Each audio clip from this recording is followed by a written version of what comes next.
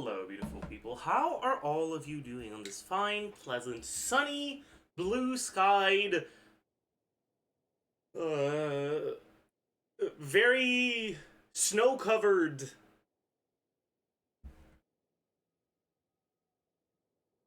Tuesday morning, evening, afternoon?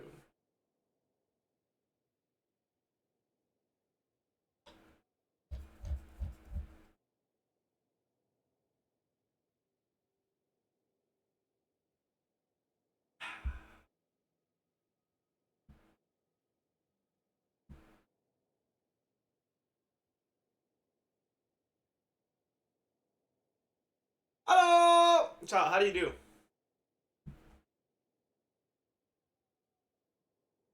How have you been since yesterday? You want to know what I've been up to? I did like 2.5 things mainly yesterday. So I went to the library. And after that, I read a little bit of the book, and I read a bunch of ORV as well. So let's talk about those separately. Let's start with ORV. So, you guys were right. ORV does actually get a lot better. After like 60, 70 plus chapters.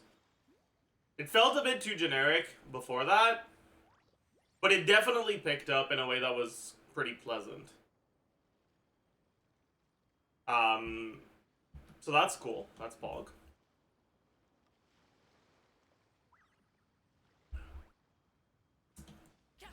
What if I said that's so One Piece of it? It's not like One Piece. Because, like, I wouldn't say ORV was bad in the first few chapters. It was just, like...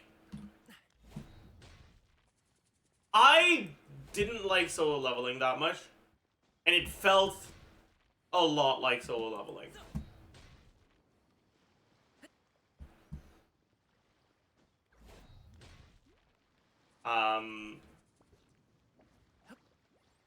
But the more I read, the more it separates itself from the tropes. And it's still not anything like that amazing. But it is nice. So I kinda like it. I'm like 120-ish chapters in now.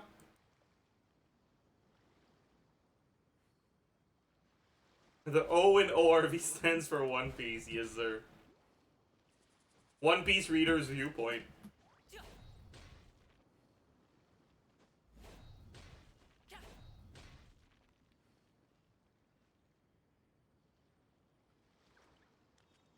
You guys want to see what the One Piece reader's viewpoint looks like? Wait. I will show you the world through the eyes of a One Piece reader. Boom booms and eyes, and boom booms and mouth. And I need to tighten up that part.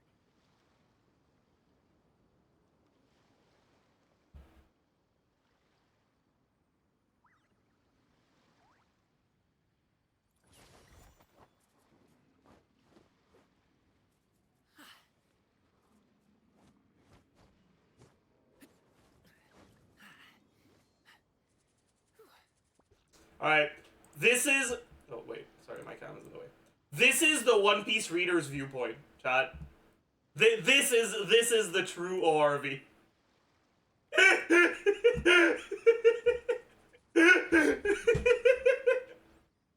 What is that on the right? That's the average Oda female body type.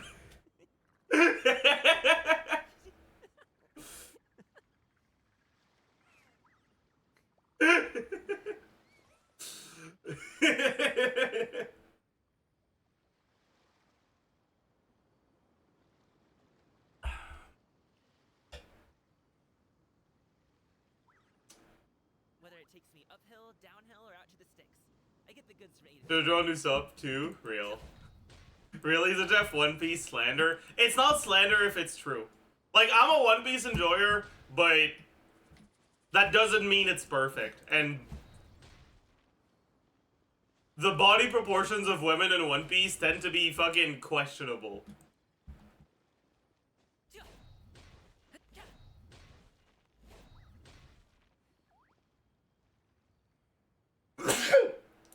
It's actually one of the few things that got worse over time.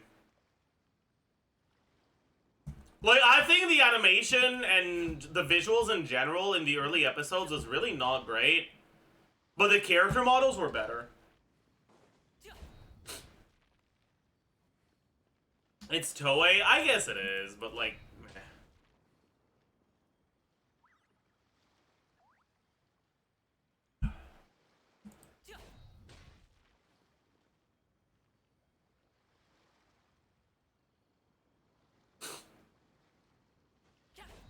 After time skip, One Piece got so much more fanservice-y, yeah. It did. Anyways, the other thing I did is I started reading the Nickel Boys. And dude, what the fuck, man? Okay, so I went to the library, right? I went with my mom because we both needed to go do some like things in an area. Anyways, I went with my mom, so and she was driving, and so I went into the library. I found the book, came back in the car, and she started driving, and I opened the book. I was like, I flipped through the first like empty pages that have like fucking copyright information and all that on them. I get to the prologue. I start reading. I read the first sentence. A pot of tea with a couple of nibbles. And as soon as I read the first sentence, I closed the fucking book. I was like, I cannot be reading this in the car. That's a dope breakfast right there. I need to be reading this when I'm at my computer where I can take notes. Cause like, dude, the opening sentence fucking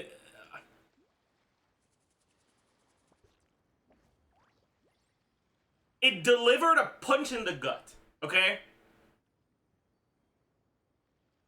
So, for those of you who don't know, The Nickel Boys is a fiction novel inspired by the events of a segregatory school in Jim Crow era Florida. Booms and mouth.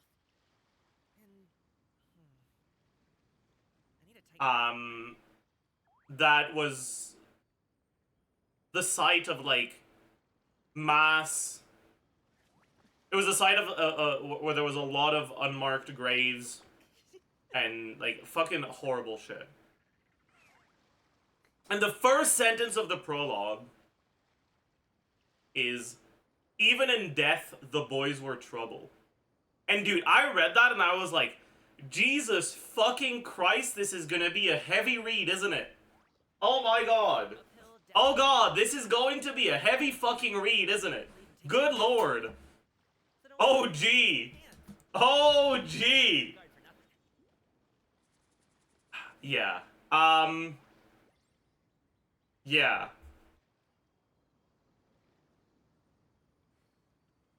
Anyways, I read the prologue in chapter 1, but I'll probably read it relatively slowly, because, like, man.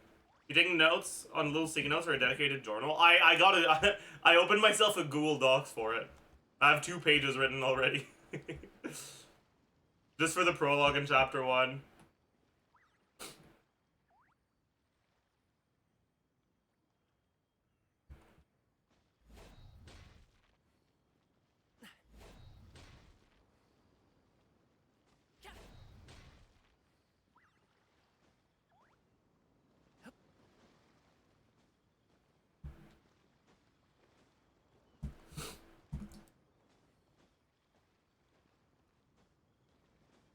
Bro's gonna come in with pages printed and bound longer than the book. True. True and real. Anyways, that's the last day of the login event, right? Yeah. Yo. Did I get my thingies? Yeah, I did. 444. 44.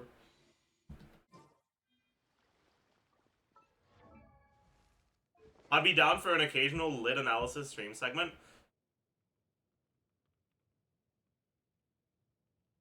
Do you guys want me to go over my notes?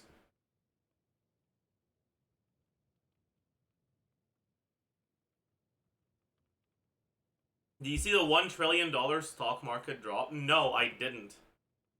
I kinda heard about it. I wonder if it affects me.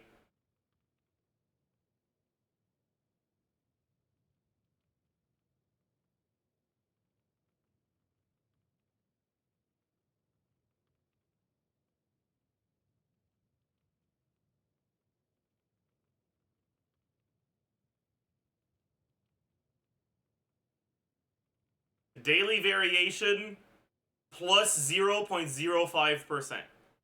I guess it doesn't. I guess I didn't have a lot of stuff in the areas that were affected. I guess I didn't have a lot in tech stocks. Huge.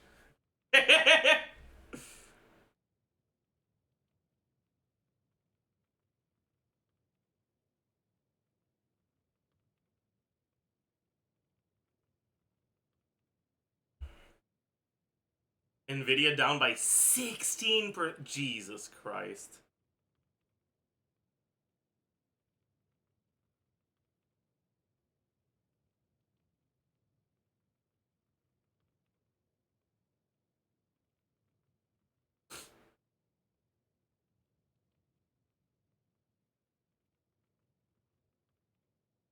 Anyways, in the first chapters, it mentions how the protagonist had a vinyl of a Martin Luther King speech. And so I listened to the Martin Luther King speech to be able to like contextualize what the character having that vinyl meant in the story. And man, MLK had some fucking fire bars, dude. Holy shit. He had some fucking fire bars.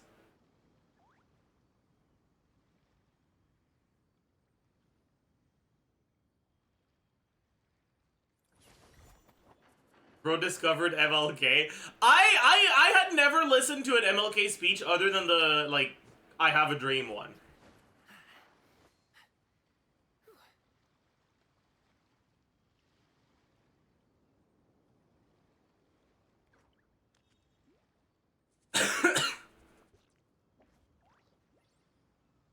Like, wait, let me A pot of tea with a couple of nibbles, some seasonal greens, and a piping hot bowl of fresh kanji. That's a dope breakfast right there. the fucking okay, wait.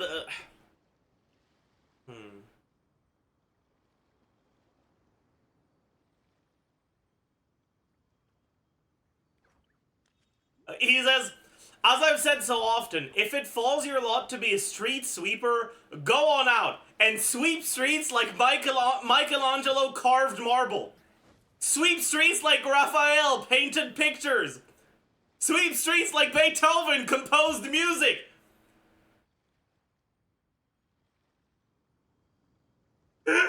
What a fucking bar, dude. Holy.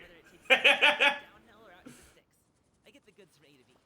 I'll even take him across the sea if needed. So don't worry, you're in safe hands. They don't call me the gold standard guard for nothing. Anyways.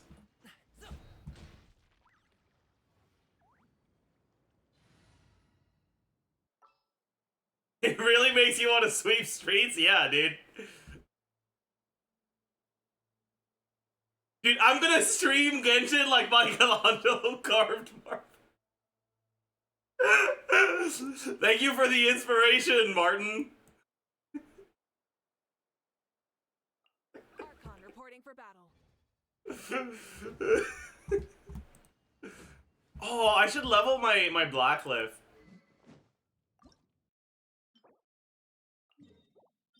Oh, that's today. Huge.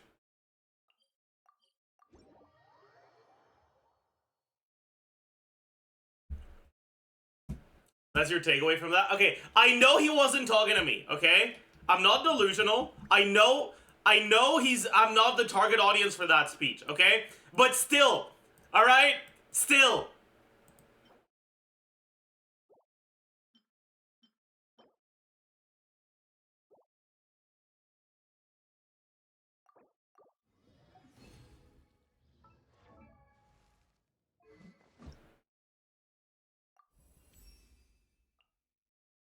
my god, I'm fucking poor.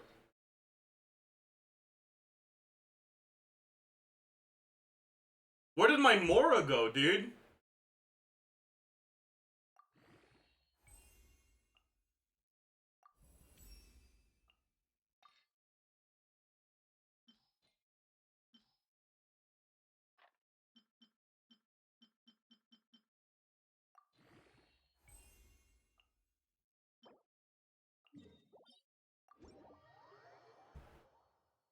Shit, dude.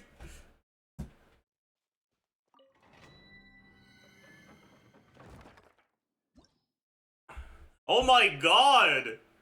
Did my Genshin account invest into Nvidia? What the fuck? That's crazy.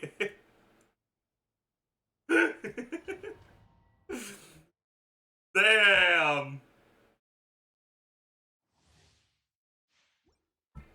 Wait, that's a good tweet. I'll get to the point where it says I don't have enough Mora for something, and then I'll tweet that. Then I'm going in. Get to work. Suffer the wrath of the pyroclastic surge. Look at me.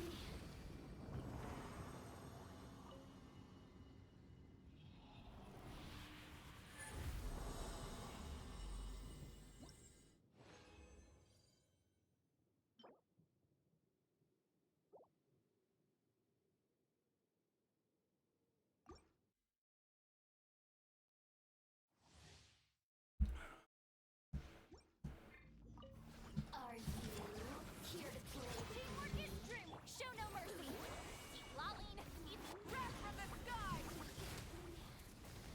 Just far eavesdropper.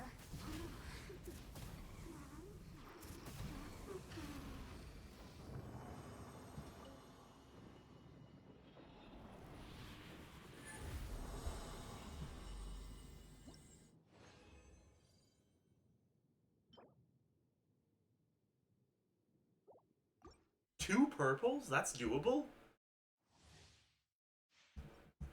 Didn't even know two purples was doable. Everybody stand and get to work. You two. Touch light of the blazing sun. Look at me.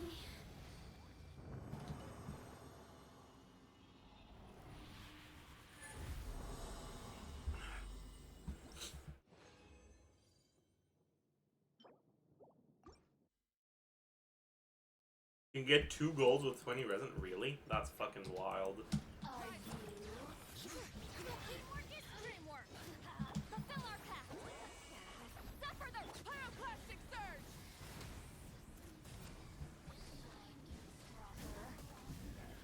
The more.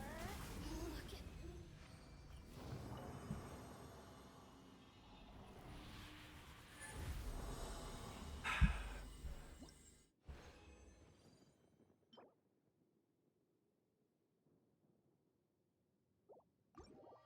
Is that gonna be enough? Maybe? If I get lucky, it could be.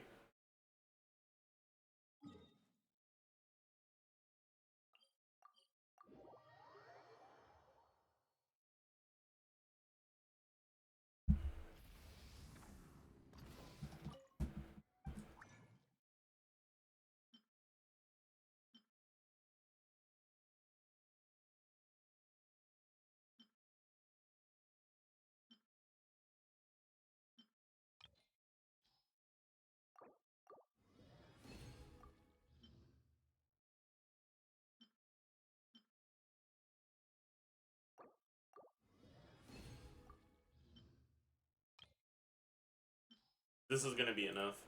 Albedo's gonna proc. Holy poggers. Never mind.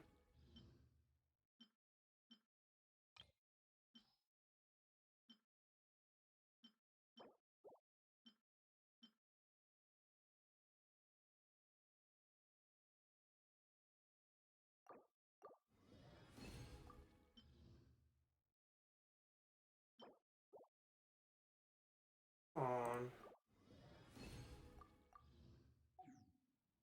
No proc.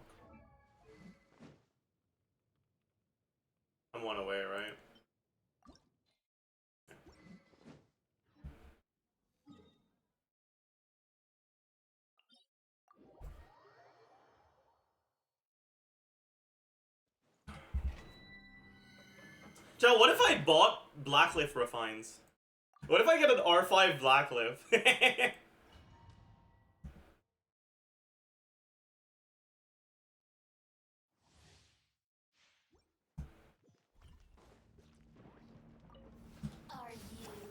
here? Everybody stand back! Show no mercy! You two! Light up the blazing sun! Stronger. The systems.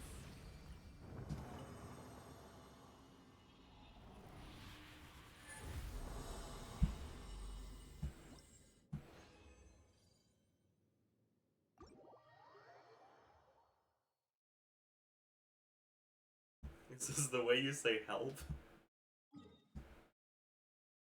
Yeah, pretty much. Pretty much, yeah. Buy the other Blacklift weapons? Meh. All right.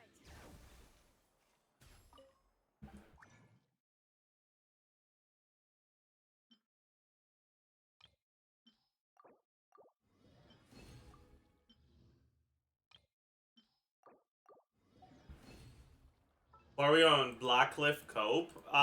Because of the drip.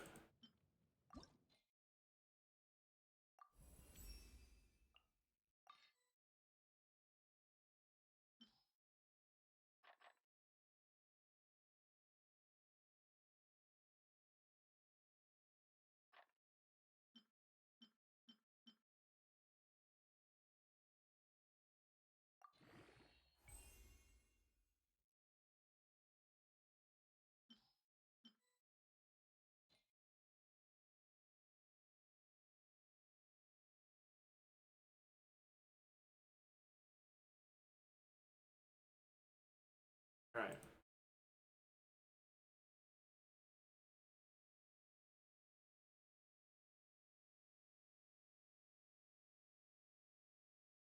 Did my Genshin account invest in Nvidia behind my back? Question mark, question mark?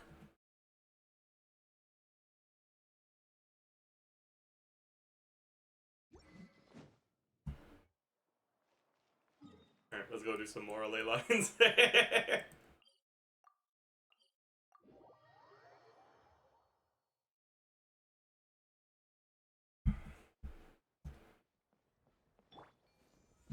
Burn it down! Try and stop me!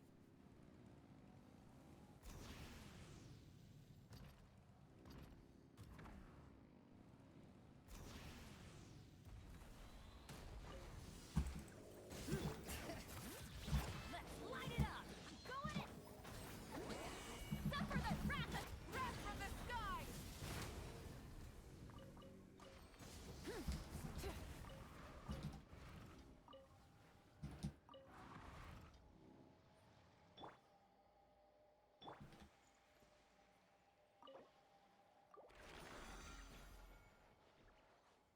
Try and stop me!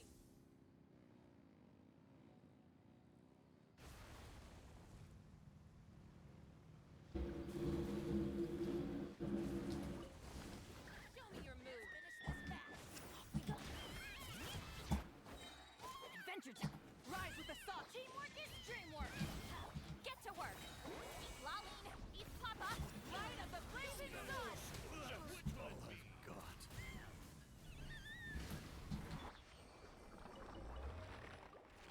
Oh, beige business. Adventure time. Huge. Oh, this is cringe to get to, isn't it?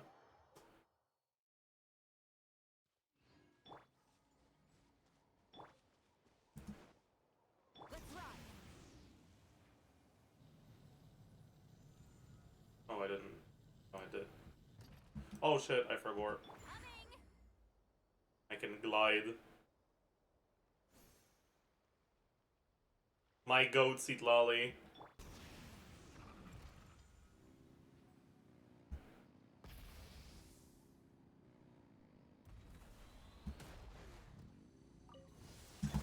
Watch out, or you'll get singed. Go in. Fulfill our pact. Suffer the wrath. Pyroclastic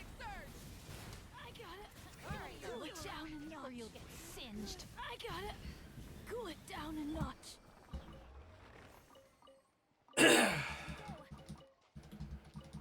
The fashion impact on Glean Grider Mawika? Yeah, I'm sorry.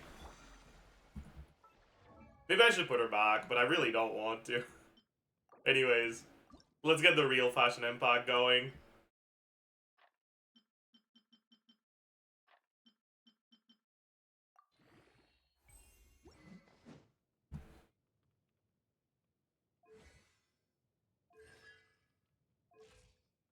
Alright. Should we give her a real glider? What is that? Oh, it's a Natlin. Oh, that does suit her really well, huh?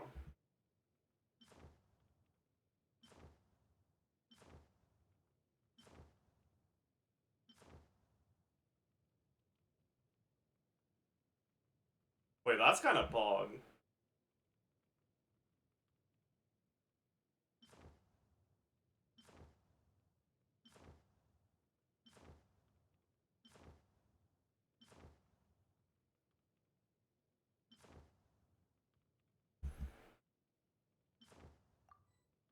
Anyways.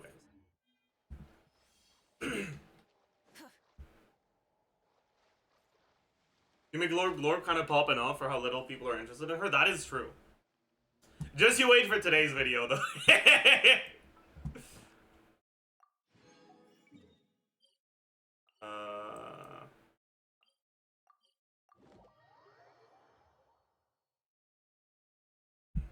Is today's the Gaming Guide? Yes. Yes, it is.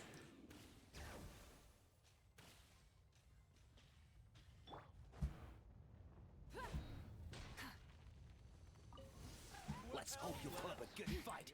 Bring it. Everybody stand, get to work. I missed my E. Lolling, eat Papa. Rest from the sky. What's your cheek? This was new.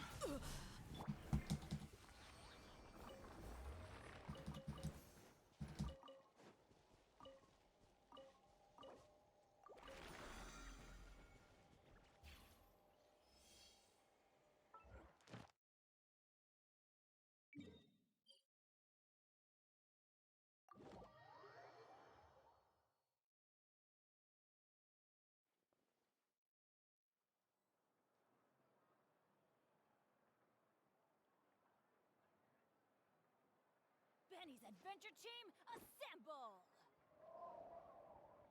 Chat, I've had Farina Sims saying slurs in my mention for like 5 days now. Like half of my notifications are from the same account. Good things come to those who don't wait around. That's what they say anyway. No, And they're not even like the opposite. arguing, they're just sending insults. That person is insane, yeah. Oh, ow. Someone's alt account, they spend way too much time on it for it to be an alt account.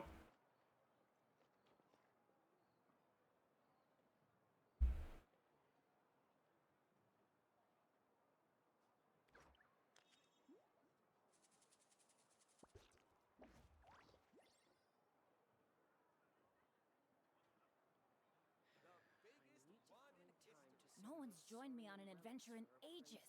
Come on, let's go.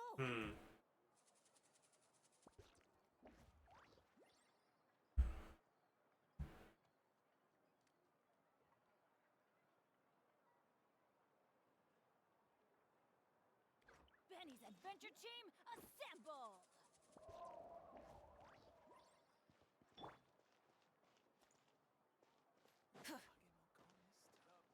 A person doesn't realize top 5 is a good thing. Yeah, like, it's actually crazy because there is a different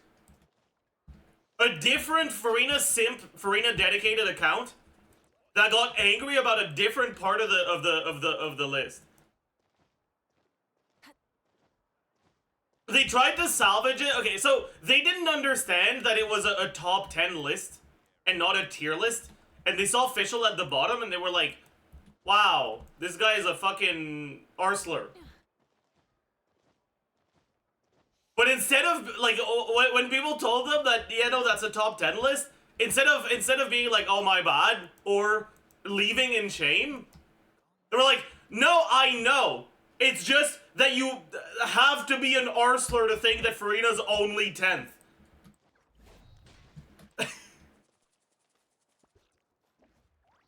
Which is crazy, dude. Like, they actually doubled down on it. Anyways, we got an exercise redeem. Is the ability to not get lost some sort of talent? You might want to get a guide if you're not familiar with the area.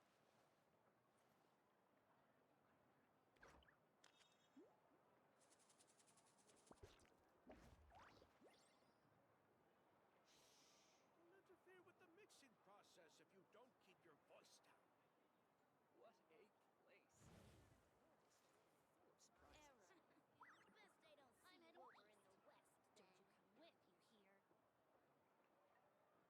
You might want to get a guide. All right.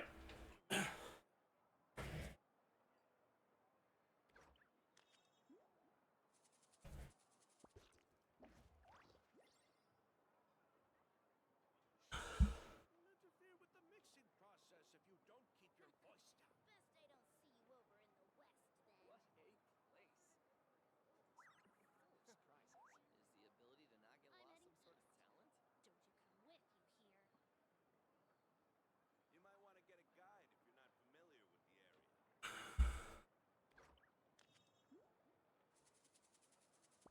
All right. Don't interfere with the mixing process if you don't keep your voice down. What a place.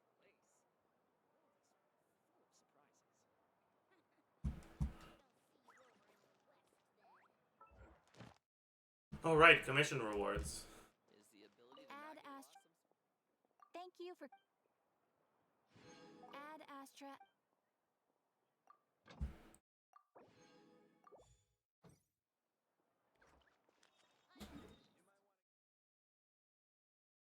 Lantern Ride is completely out today. Maybe we'll do some of it then. Perhaps. Perhaps.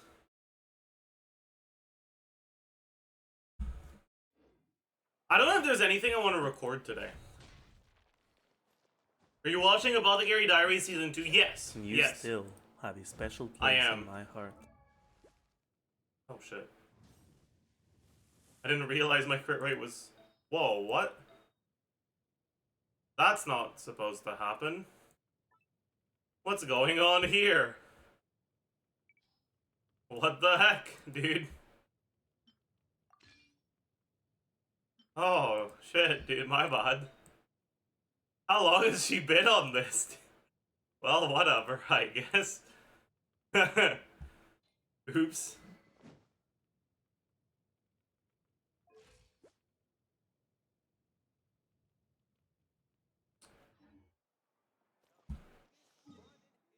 Wait, chat, I'm actually really curious. How much damage this is gonna be. With Blackcliff if I get a crit. And I get all my stacks.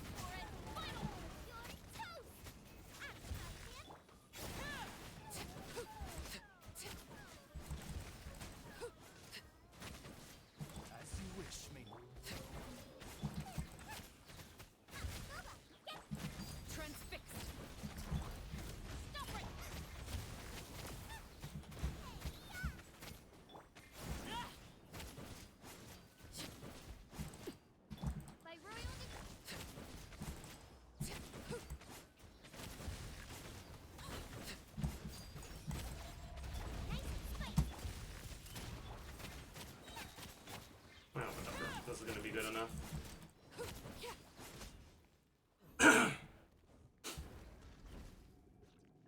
Alright. First question is, can I take care of this without using my ult? Teamwork is strict. Fulfill our task. You two. Full throttle. Pyroclastic surge. Damn. I'm actually pretty close to being able to kill this before it shields. I don't think I have the damage for it, but I'm pretty close.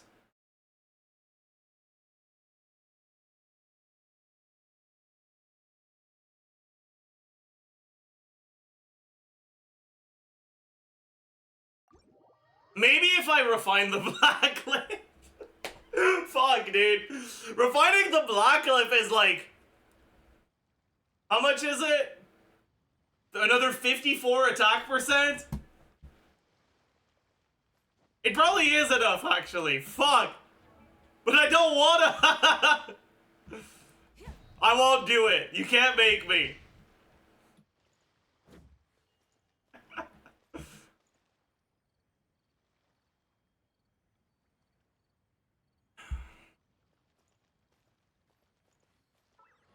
We're fine. Is that R1?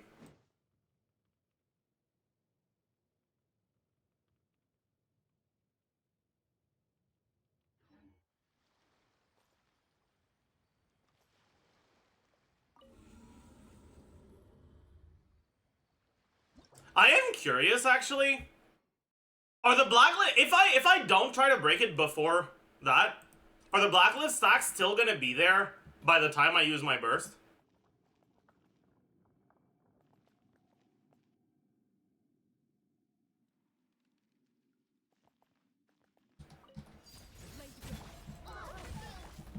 Justice will prevail. Final war.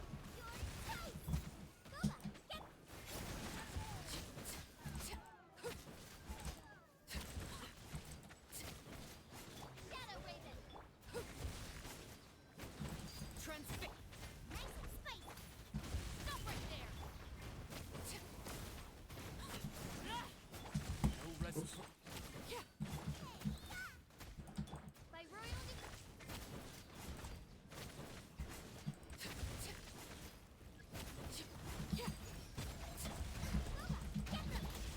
where I can see 'em.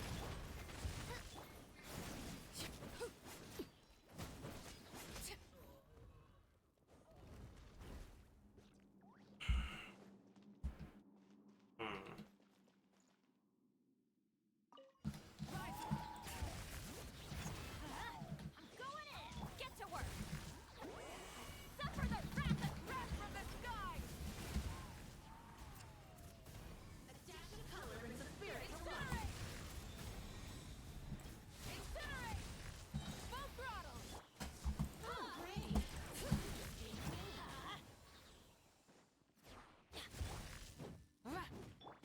Let's light it up, everybody. Show no mercy. You two. Pyroclastic surge. 1.7 mil. Not bad, dude.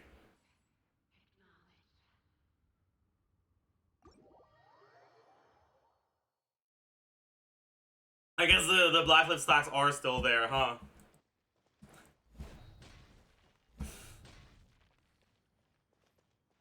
$2 mil with R5? I don't know if it reaches 2 mil. I don't think so. I think it'll be 1.9 something.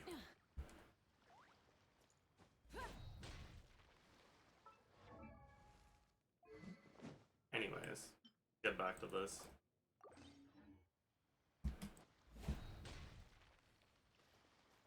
Why is your Mauiga so cracked? She's not. Buddy, my Mauiga build isn't even top 10%.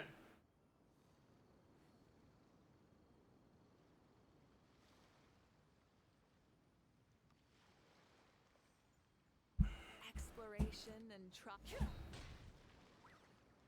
Oh, yeah. Oh. Yeah, oh, yeah. The Abyss buff is helping, obviously. 75 damage percent is a pretty big deal.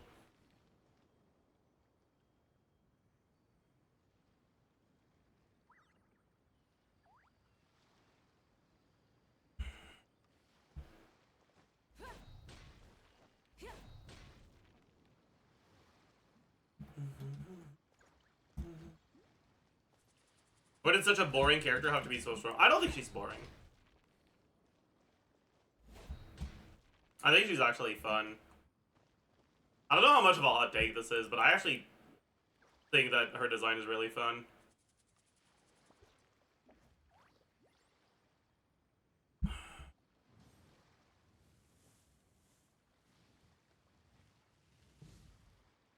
Hmm.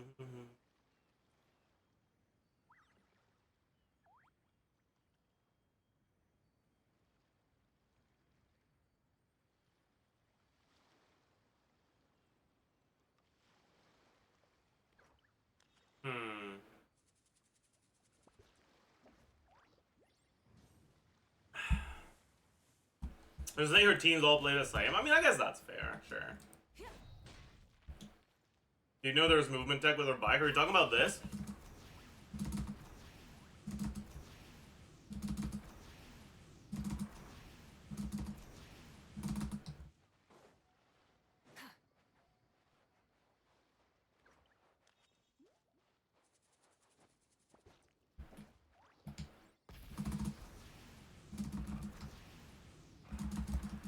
Oops. Rev the engines. Yeah, that I just found it today. Lol W.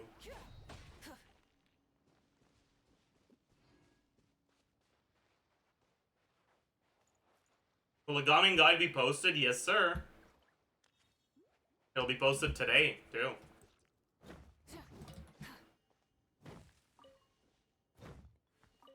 Actually, I should check how the editors visually put the juggling tech.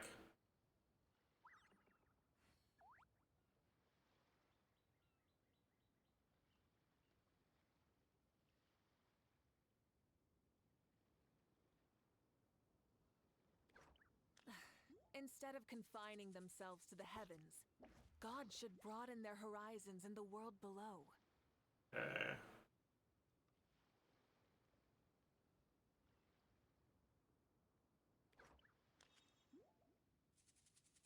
Alright. I'm actually gonna ask him. Wait. Hmm.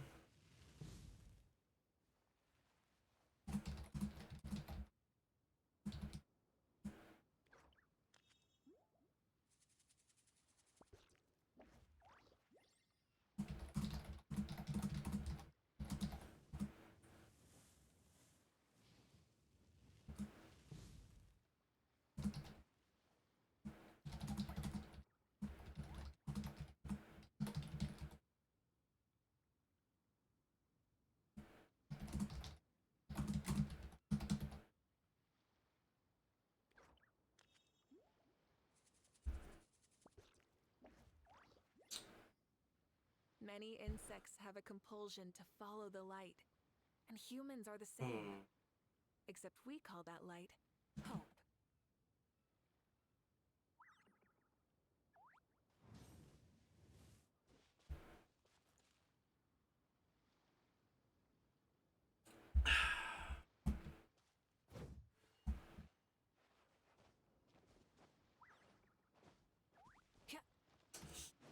Alright, chat. Is there anything I want to do now? Also, why is my Spotify weird? Okay, whatever.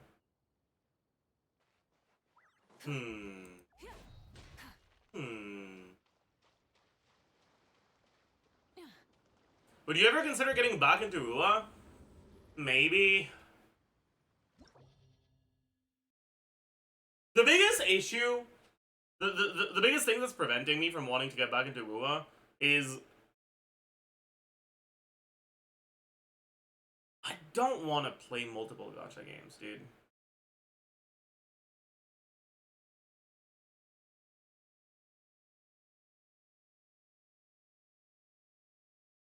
But like,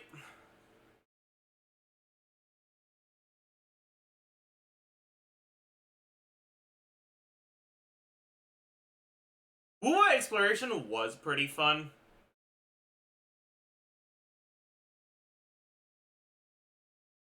And I also like their character designs a lot more than I like the Hoyo character designs.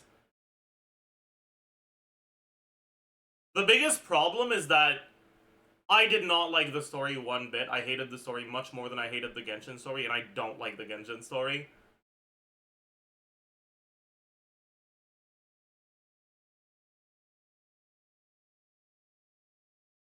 They look similar to me. I saw a post on Twitter recently that made me realize why I like the Wuwa character design so much. And it talked about how you could see an NPC and not know that they're not a playable character in Wuwa.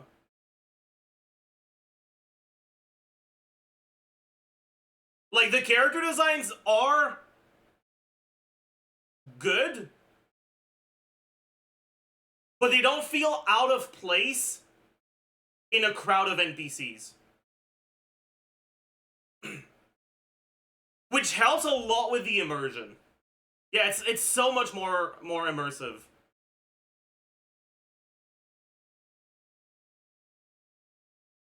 Okay, listen, Sparrow, okay? People said the same fucking thing about the story having improved dramatically from CBT2 to Live, and it was not true. It was not true at all. Okay? The story was still dog shit. And so, it's hard for me to take it, to take that statement seriously. Okay? It is difficult.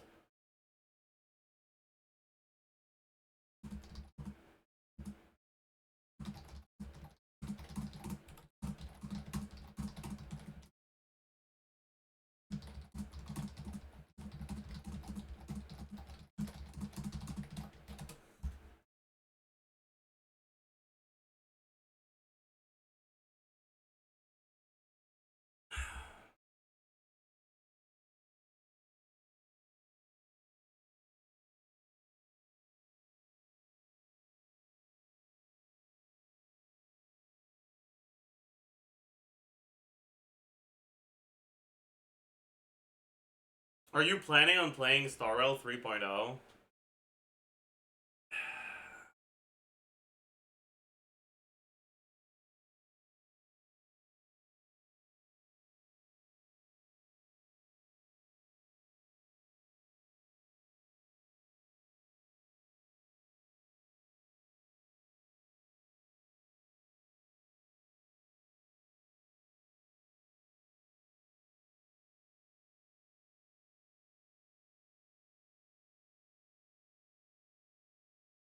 Power creep in Star Rail is so unfriendly to people who don't play often. And the longer I wait to get back to Star Rail, the higher the wall I have to climb if I do get back is.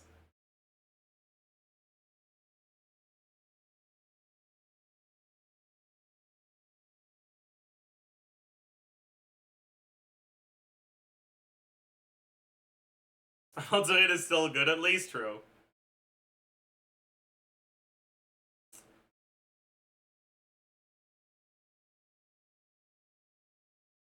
Very true.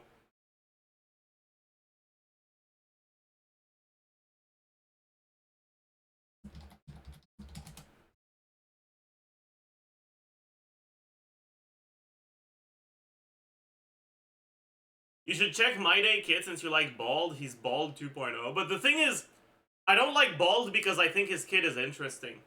I like Bald because his name is Bald. I guess My Day is also a funny name, but like, it's not as funny as Bald.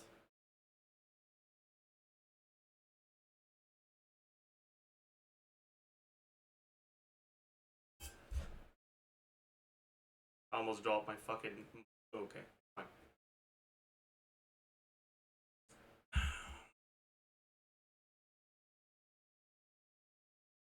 How bad is the power creep? Like, is Sparkle not good anymore? Sparkle is still fine, but I don't think she's part of any good carries best teams anymore. I'm not sure. I'm not keeping up with the meta nearly closely enough. She's better for My Day? I see.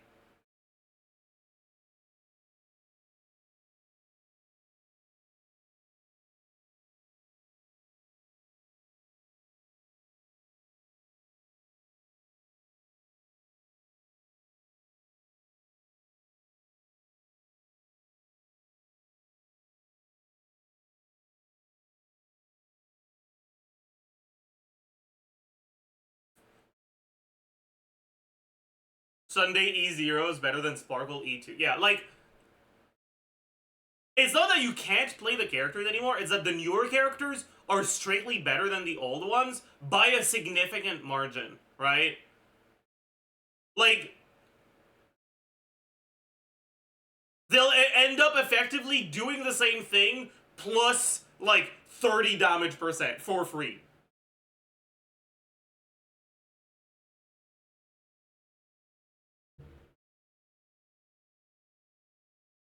And that happens to every type of unit. The oldest unit that's still part of the best team now is probably... Is Rame even good anymore?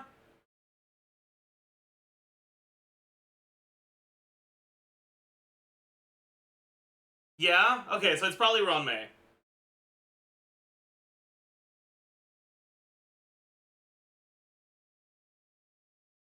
But she's probably gonna fall to shit in by 3.1. Which one? Okay, here's the thing, alright? From my understanding, it's not that Fushuan is good, it's that we haven't gotten a second preservation that is actually good after Avancerin. Right? Like, the Fushuan side fucking dies compared to the Avancerin side.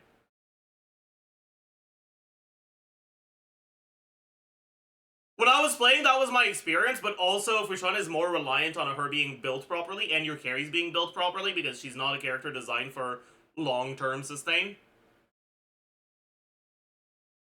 And I was already falling behind in damage, so my fights were longer than most people's. But...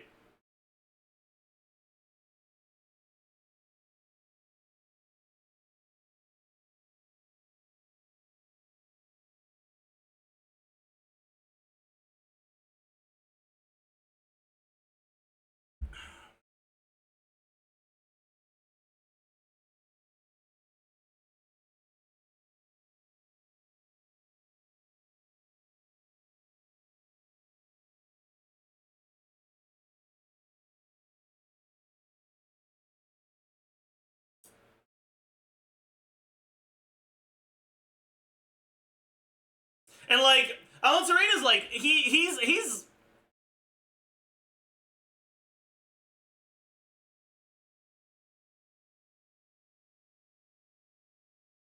I mean, really, the only reason why he's still played is because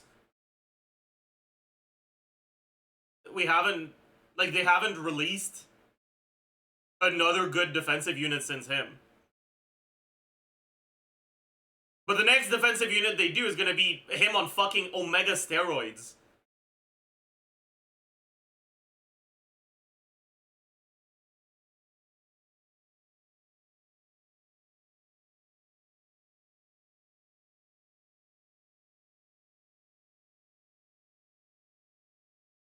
Avant Serena is a really good unit in follow-up attack-based teams, but he kind of isn't.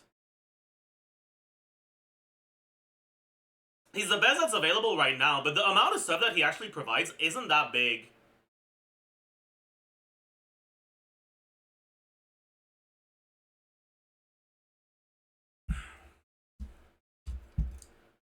Like, when you look at the ways in which new units are released in Star Rail, you pretty much take an old unit's kit and add like a 40 crit damage buff to it. Like, quote, you can quote me on this, alright?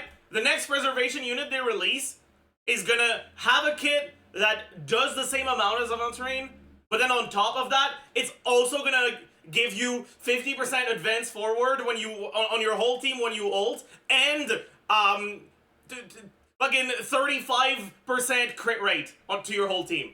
Okay? Like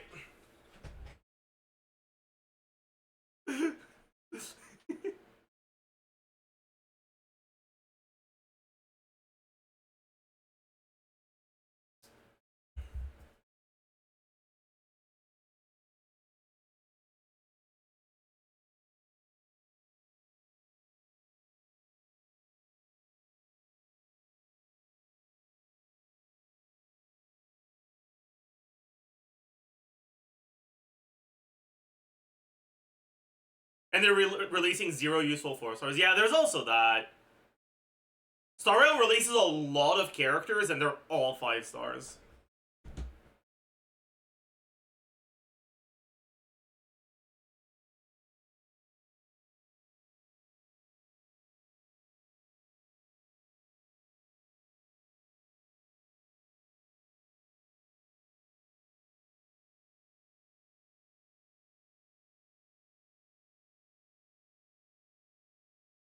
Are there any meta 4-stars in Star Rail?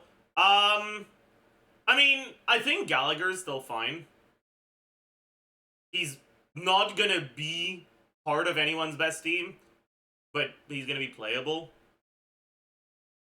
I think Pilla's still good. I mean, fuck, Pilla was the best unit in 1.0, okay? So she fucking better still be at least somewhat useful. Mose? I don't even know what Mose does.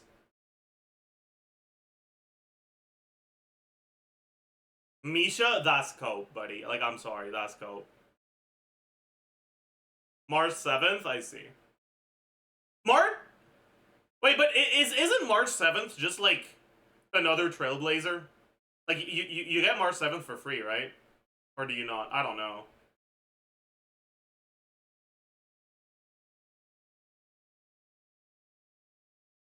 Yeah. QQ still the GOAT, clearing content, okay. Ugh.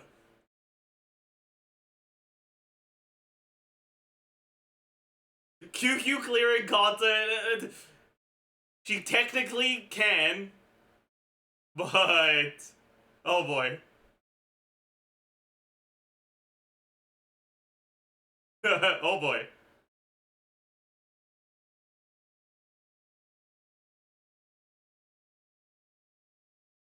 QQ feels like laying true, actually. Actually true.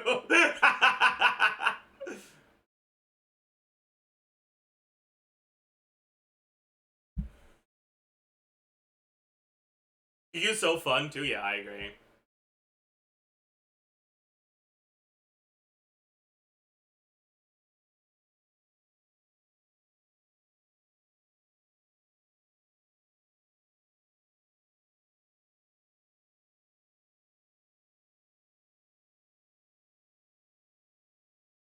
I'm actually curious. Let's take a look at Pridwin's HSR tier list.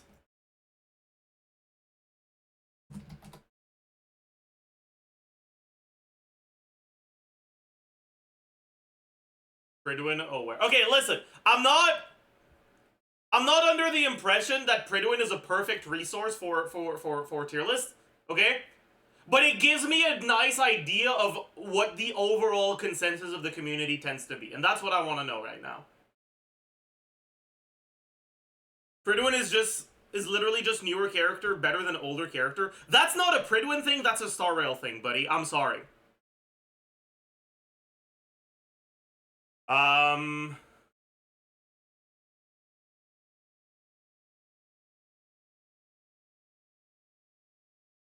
Okay, I don't play Star Rail anymore, but I know this isn't true. I know this can't be true.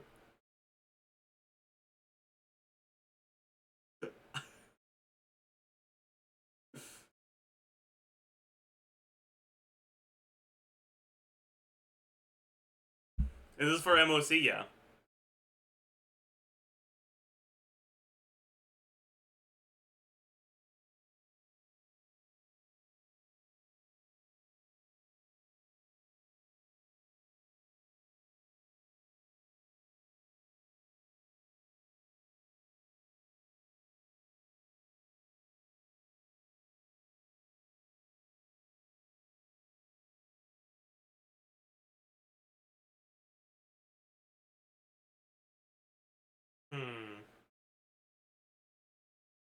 Okay, so Gallagher's relatively reasonably high.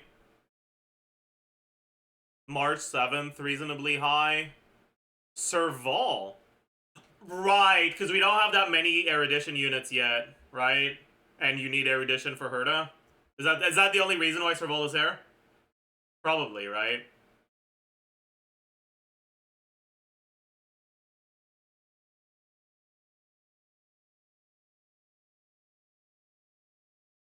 Serval is like the Candace and Nilo teams for Star Rail's Herda teams, right?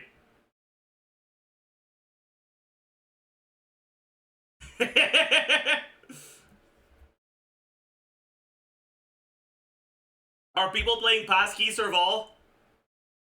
Have the people seen the light yet? Yes! I knew it! I told you guys many months ago! I told you! I told you!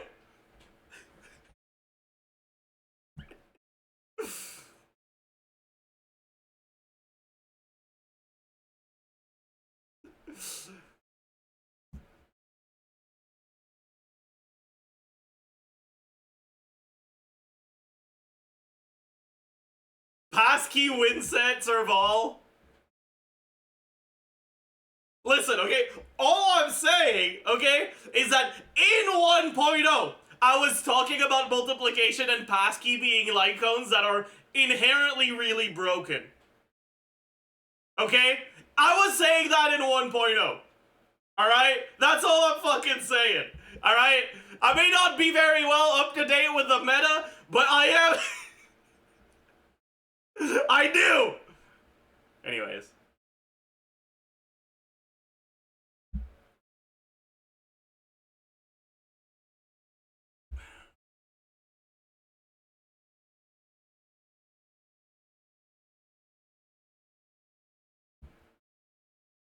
Tingyun is still... Jinyon is here. That's interesting. I wonder if they're gonna knock Jinyon down when Glug comes out.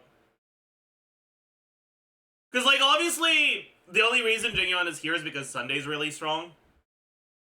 Right? And Jinyon is, like, the only carry currently out that works well with Sunday. Right?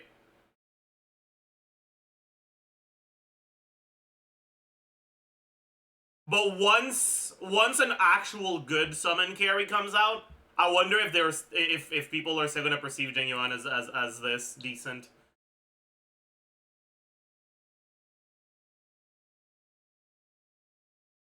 I also wonder if people are gonna knock Sunday up when that happens. Probably, right?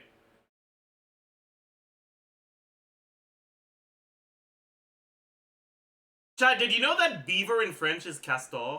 So every time you guys say castor ice, I just think of a fucking beaver.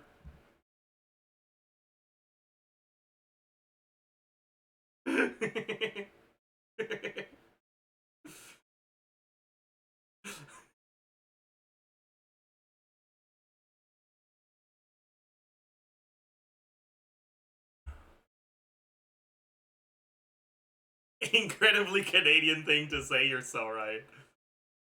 Herda not that low. Oh. Bronya's down here. Damn. Have they not released a carry that works well with Bronya since Firefly? Or sorry, since Boot Hill? Tier 5, Jesus Christ, I didn't know there was a tier 5. Is Sunday better with Boot Hill as well?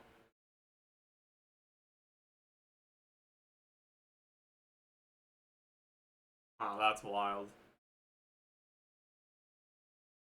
That's crazy.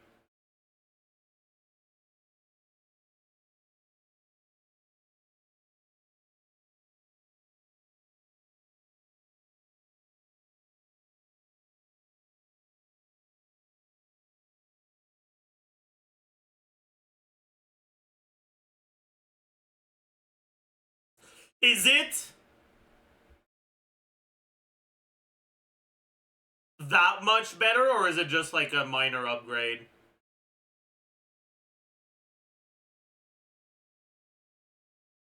Like, assuming you have a good Boot Hill team without Sunday with Bronya,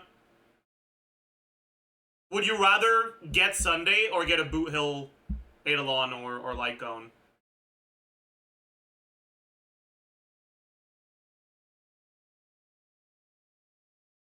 Or save your Jades for for another carry or another support. You'd rather get Fug? I don't even know what she does, dude. She's Nihility. Why would you want her with Amplifier? Wait, is she like Pilar then? HMC upgrade? Isn't HMC bad with Boot Hill though? I guess the formulas are different so that it works, right? Or there's like some sort of additional synergy. I literally haven't read her kit, so I don't know.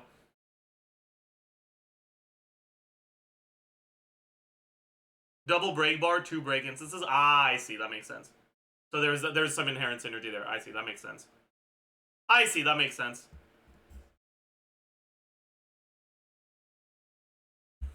So she's like a mix of Pilla and HMC then, right? Like a debuff unit for break. That makes sense. That's cool.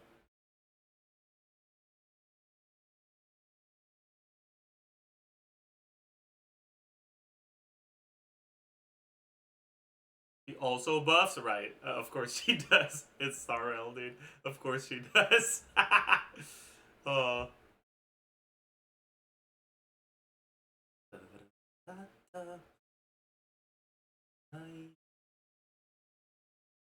An exercise redeem?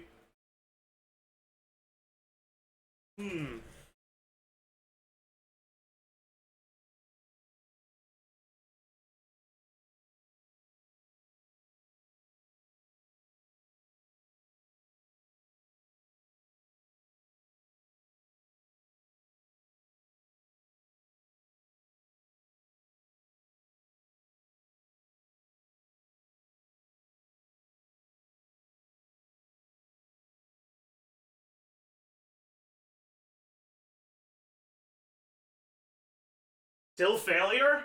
Fuck it, dude.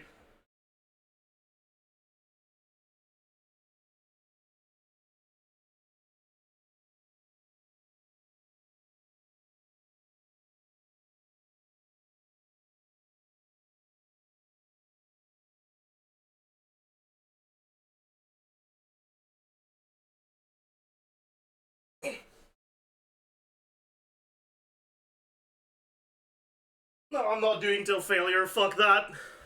My legs hurt.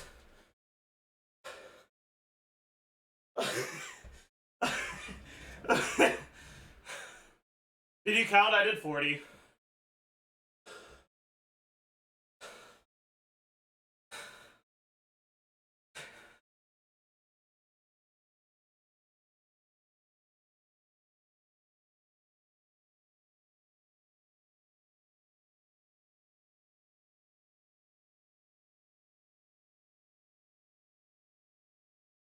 Yeah, squats aren't a good... Bodyweight squats?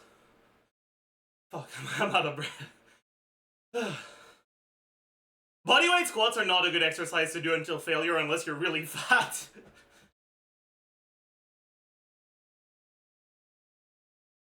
Because you're gonna get lactic acid buildup long before you reach failure. And it's gonna fucking hurt like hell.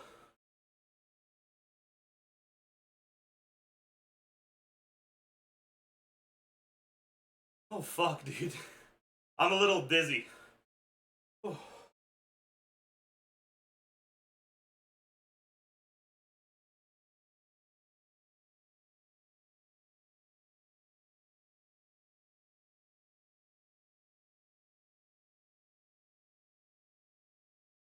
Does failure just mean till you can't anymore? Yeah, failure means your brain is sending the information to your muscle to move, but it's too heavy and you can't.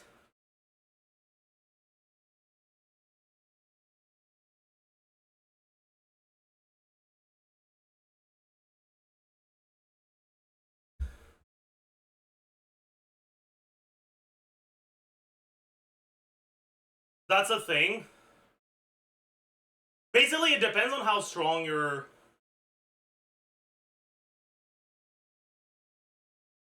muscles are compared. Like, relative to the exercise you're doing. Like, the reason why bodyweight squats, if you're not like really fat, are a bad exercise to do until failure is because you won't reach failure until long after you can't fucking feel your legs anymore.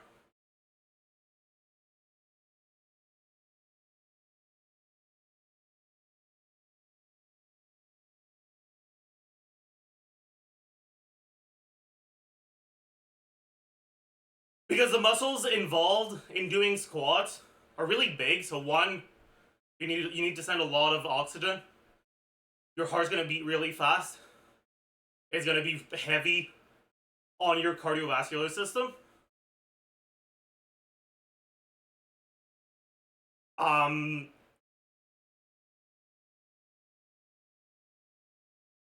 Fuck, dude, I'm not doing 40 again next time, dude.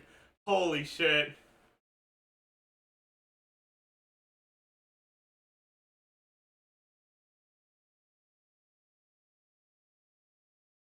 But also your leg muscles are really strong.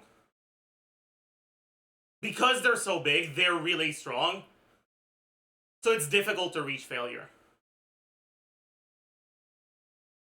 Because your leg muscles, for someone who's like in average shape of an average weight, your leg muscles have the strength necessary to do a squat really easily.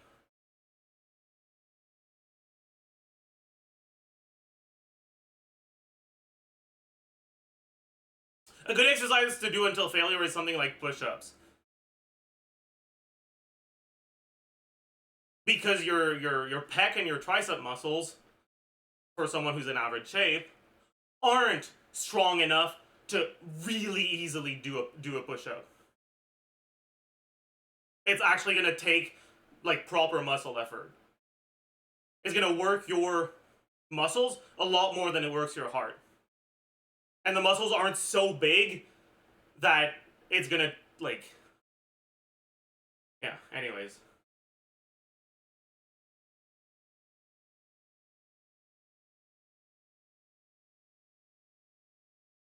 Once you're in, like, decent shape...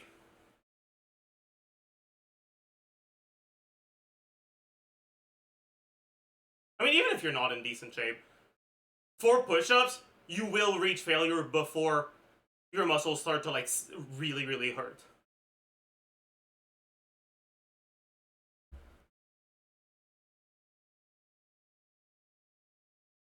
Hey, congrats, Century of Tears.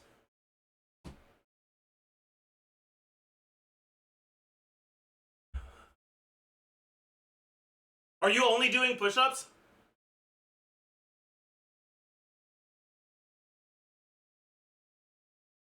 Isn't failure when it hurts so much you can't keep going? No. Failure isn't when it hurts too much, it's when the weight becomes too heavy. Working your muscles in the short term makes them weaker and weaker. It doesn't just make them hurt, it also actively makes them weaker. Failure isn't when it hurts too much, it's when you, like, it's literally physically impossible for you to do it.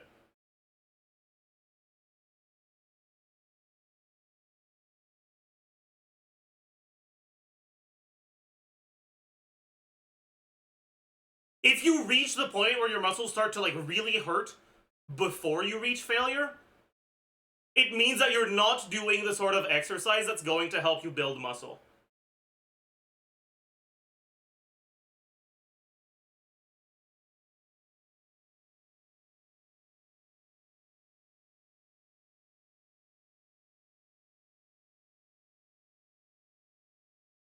Because that's effectively your body telling you, I'm not struggling with this weight. I'm struggling with using my muscle for an extended period of time, but it's not the weight I'm struggling with.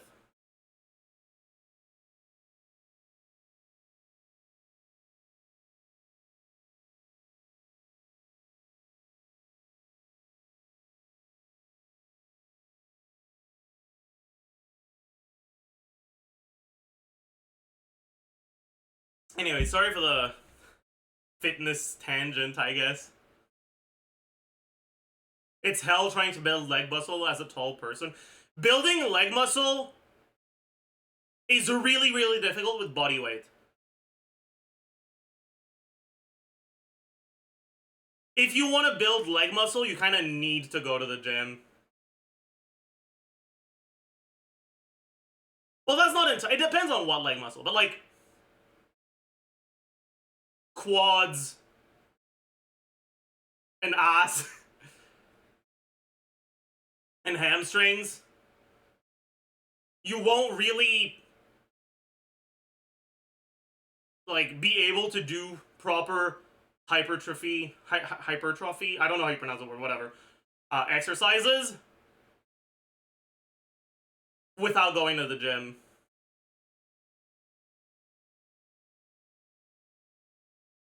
Calf muscles are buildable without going to the gym, though. Because so much of the muscles in your calves are like stabilizing muscles. And like doing equilibrium exercises,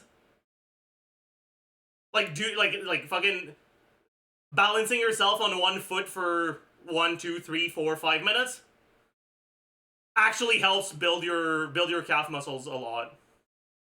If calves is what you want, it is relatively doable with bodyweight stuff.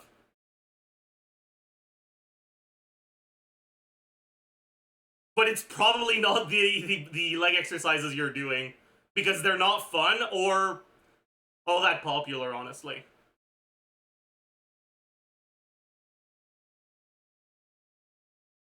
Like you feel like a fucking idiot. Oh my god, oh fuck, that hurts. Oh god. Jesus, okay. Whatever, it's fine, Ugh. You feel like a fucking idiot if you do this.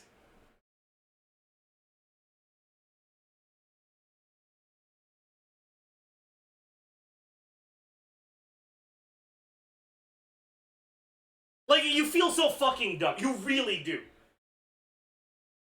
And it's not fun.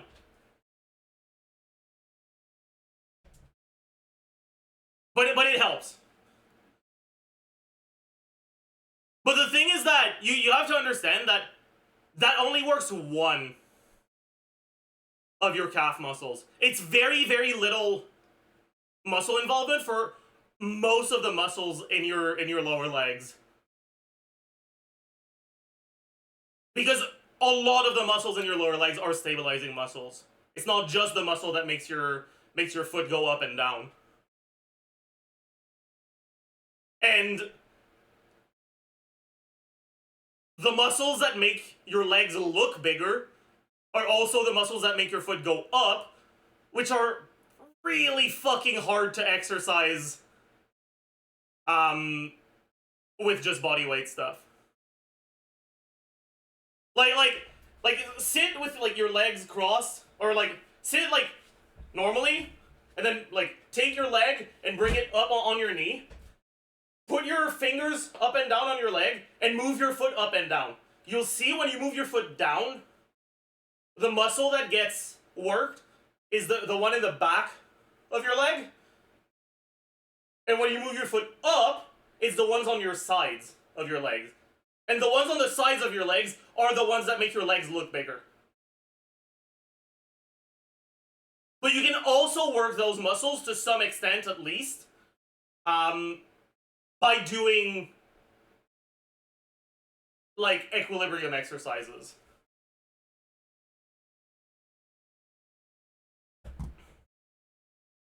It's probably, as far as I'm aware, is the best way to work them with only bodyweight stuff.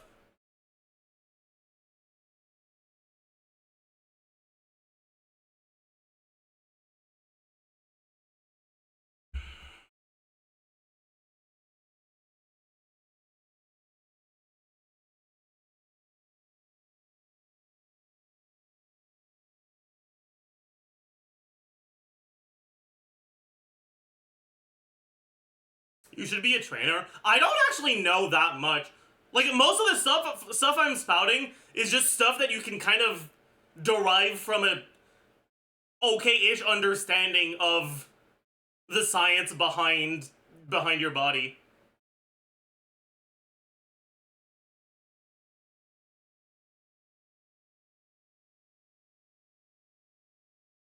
In order to work out a muscle, it needs to be involved in the exercise.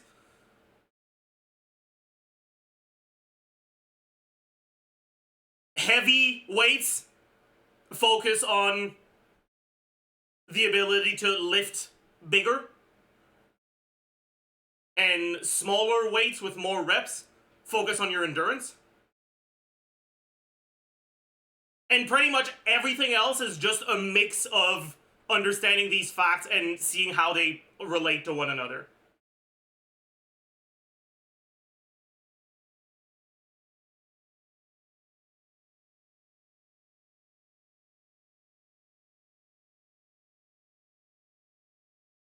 I don't have the knowledge necessary to be a good trainer because there is a lot more to fitness than what I know.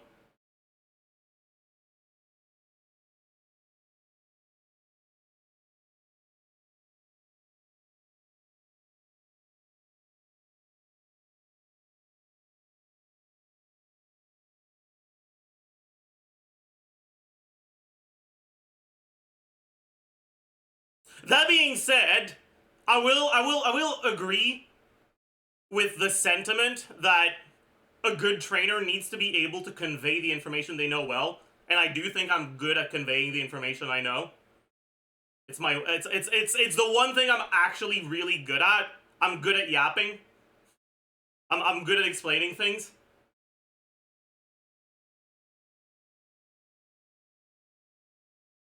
And so, compared to other people that know as much as I do, I would probably be a much better trainer than average. But I wouldn't be as good as people that actually know their shit.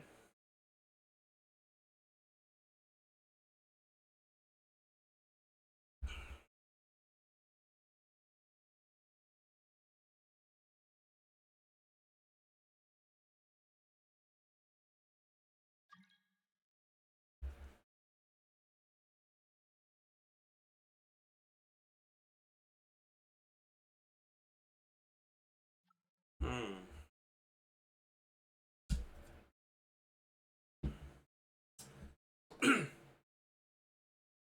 But like honestly, if you want to get into bettering your body, the best advice I can give you is have literally any sort of workout as part of your routine. Like, it doesn't matter what sort of workout it is. Literally any fucking workout. If what you enjoy is jumping jacks, do fucking jumping jacks. But do them every day. And eat less. Eating better and eating healthier is a fucking lie. Alright? Like, yeah, it's good if what you're interested in is being a bodybuilder and making sure you don't develop fucking cholesterol problems when you're 50, okay? But it won't help you reach your ideal weight faster. Just eat less.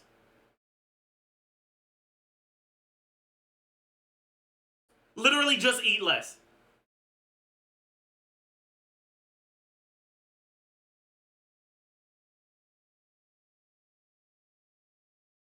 You'll see better improvements eating McDonald's every day, but only one meal a day, than you would eating a fucking well-regulated diet of a chicken breast and salad and rice twice a day plus toast in the morning.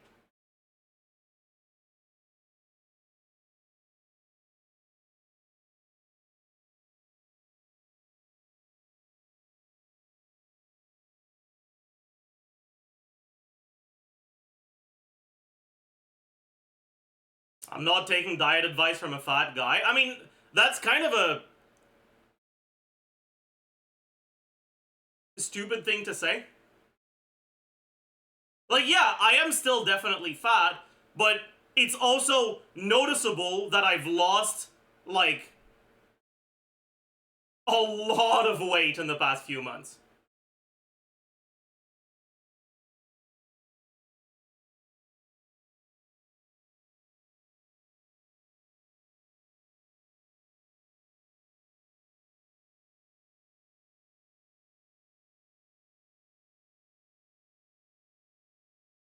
There's a lot of stuff that goes into what your weight is gonna be. And the reality is that what works for someone may not necessarily work for someone else.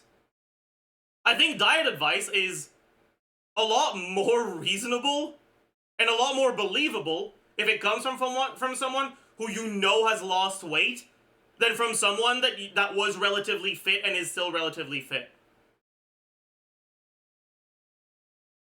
Because it's very possible that they just have a really fucking good metabolism genetically, and that their diet is awful, and that if you copy their diet, it's not gonna work for you.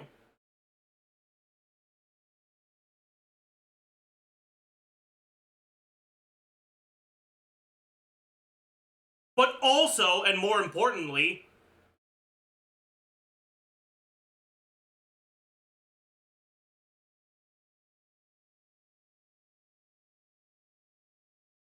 you can understand the way a body works even if you don't put it in practice.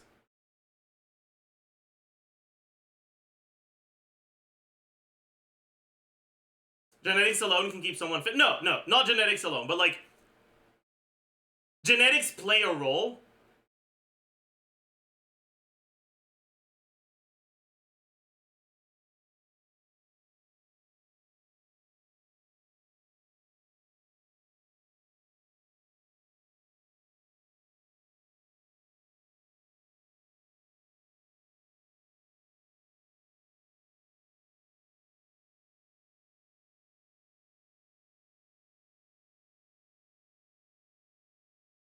Anyways.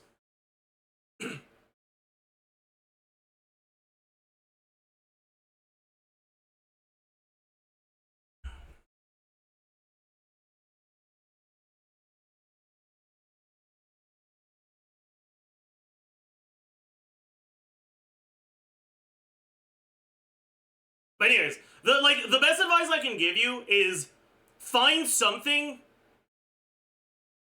that helps you not want to eat.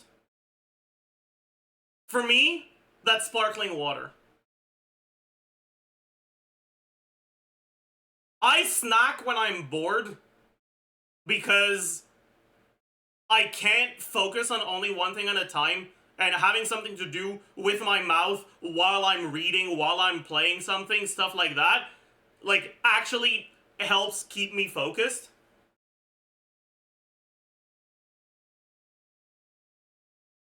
And that's part of why I used to eat so much.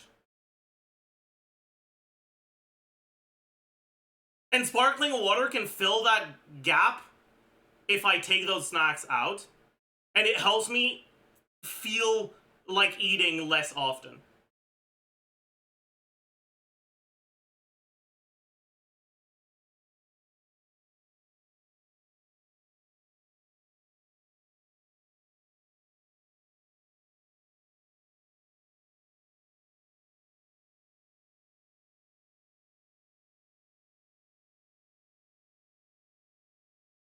Anyways.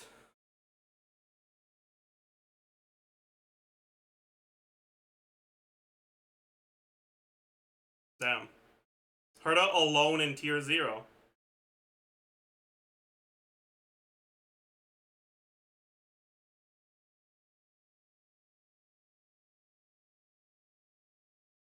Intermittent fasting helps a lot too. Yeah, I don't understand the biology of intermittent fasting, so I don't want to talk about it too much, but I have heard it works.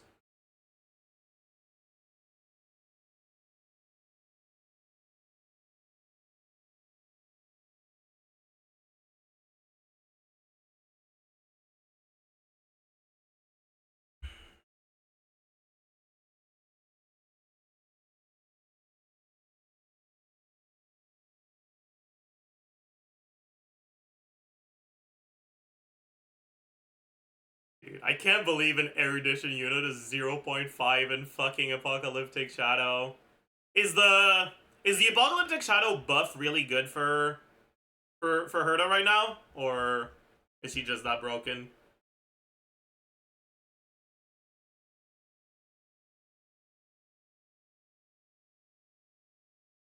One side is very good for her, I see, okay.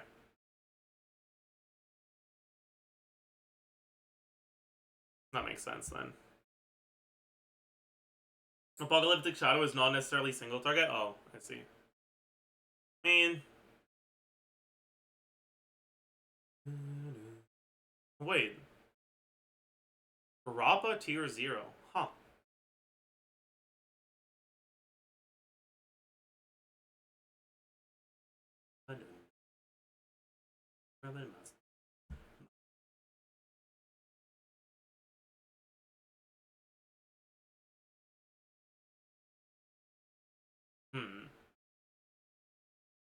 Rappa's really good thanks to Fugu. Whatever. I'm not, yeah. Fugue. Yeah.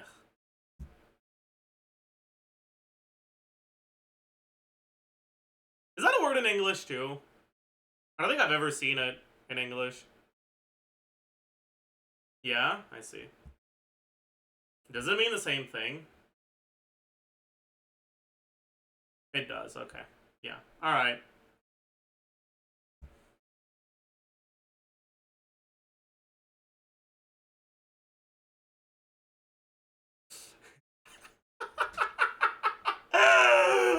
Oh, poor Yukong. Poor Arlen.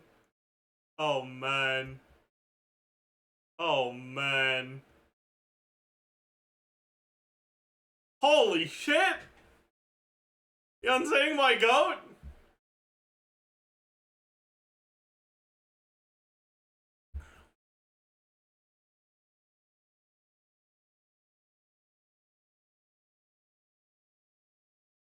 Man.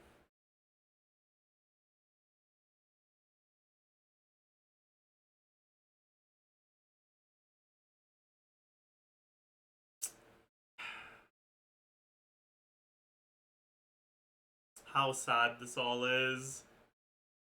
How sad this all is.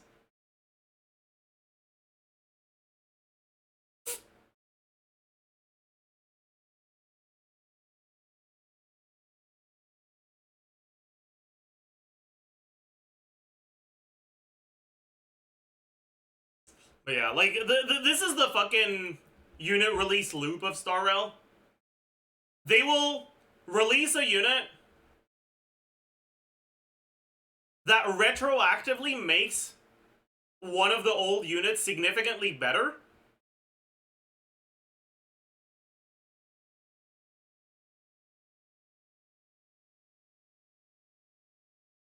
And then they'll release a unit that power creeps that old unit. Like, the one that's currently experiencing that is Jingyuan. Right? They released a unit that makes Jingyuan a lot better, and then next patch they're gonna Omega power creep his ass.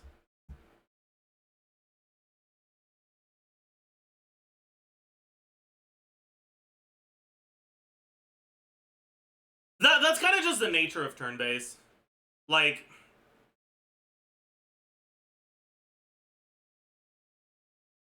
they could do their power creep in a way that isn't,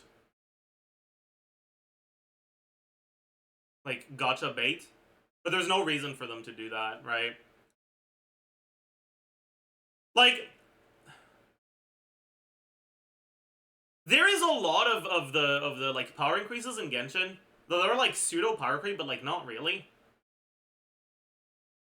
Now there has been power creep recently, don't get me wrong, but I'm talking about the old stuff, right? If you look at like the catch, you look at Emblem, you look at Marechaussee, you look at like all that old stuff. It's like it makes things stronger, but it isn't something you have to spend primos on.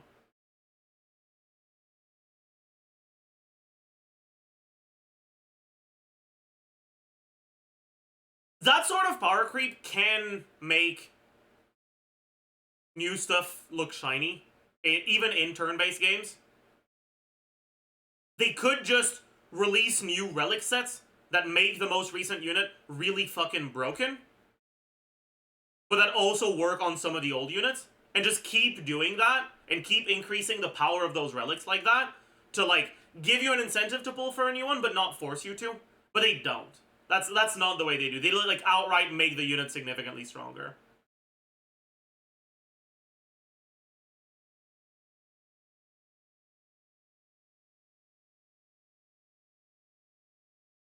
They also do that with the sets, like, don't get me wrong, but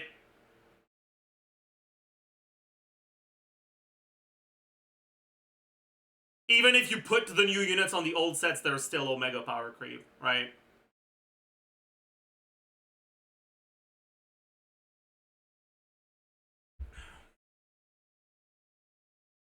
They need siege wins. They don't need siege wins, they need Kaniches. That's what they need.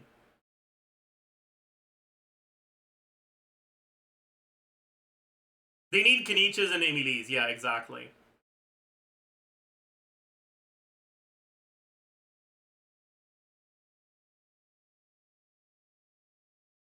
What does that metaphor mean? They need more units that are designed to be balanced. Like, I mean, I don't know the meta well enough, but like,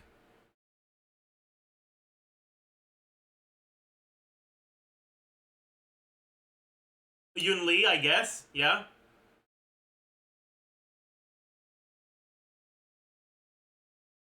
Is Kanich balanced? If you look at Kanich calcs, and more importantly, if you look at Kanich calcs on artifact sets that are not his signature set or the burning set, you'll realize that he's a really balanced unit who's kind of pulled ahead by the power of Obsidian being just that good, and I guess to some extent the burning set also being pretty good if you don't have Obsidian, right? If you could put Obsidian set on the old Genshin carries, a lot of them would maybe not necessarily catch up, but like be on this a similar level to Kanich. Which means that it's not his inherent kit, it's the power of the new artifacts. Which is the sort of balance that means that they can always just release other, like, artifact set releases in the future will keep being stronger and stronger. And that means that if they release a new artifact set that has synergy with an old character, that character will get stronger because of it. It's the sort of quote-unquote power creep that doesn't outright feel scummy.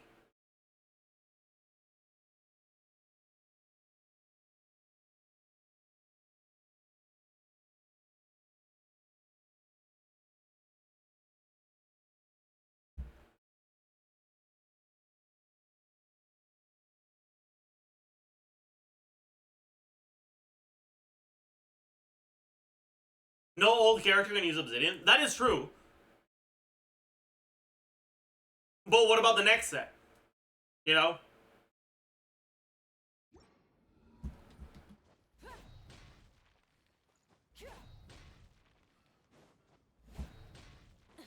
Unless they only ever release sets that will, like, outright disqualify other units from using them in the future, then the fact that Obsidian and Cinder City are Natlan exclusive doesn't matter all that much in the grand scheme of things. Because the set they're going to release in 5.5 won't be, you know?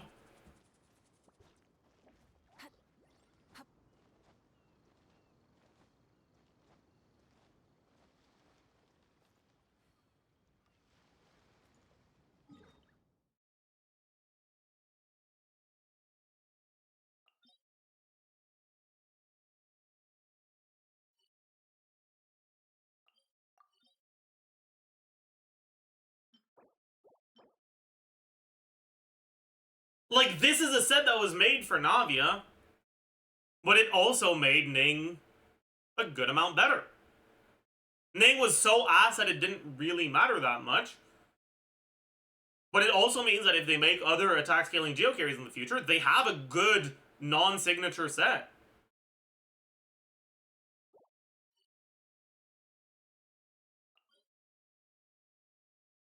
Same for the burning set.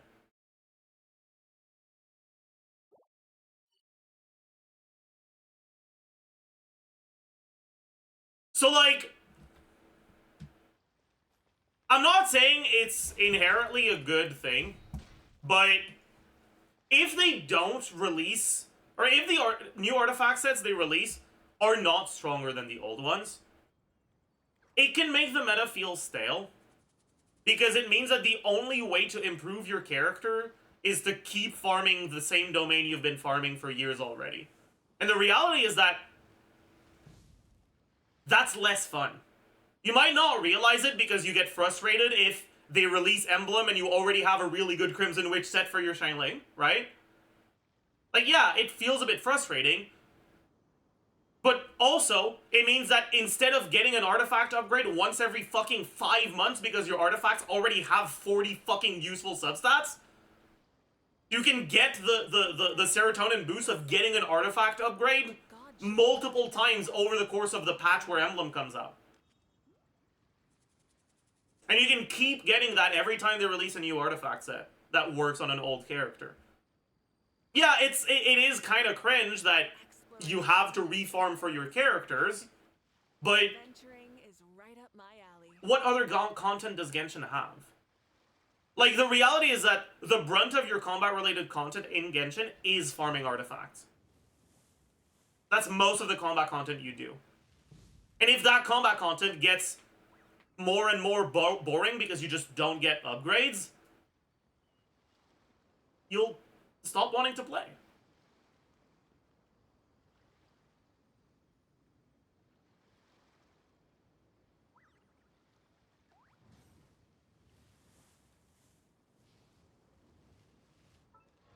Not to be that guy, but that say HSR released a decent amount of mid units. I don't know if they do.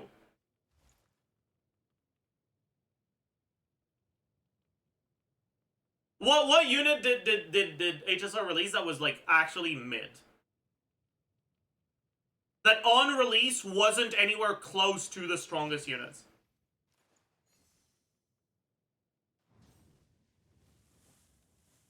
Jade?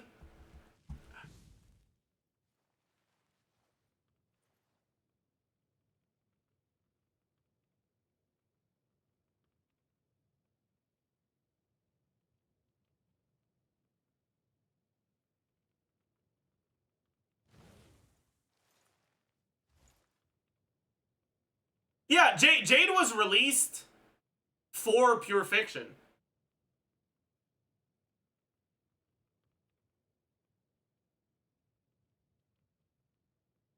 The fact that Star Rail has 3 different types of, like, endgame content means that it's difficult for a unit to be mid. Because for them to be mid, they need to be whatever in all 3.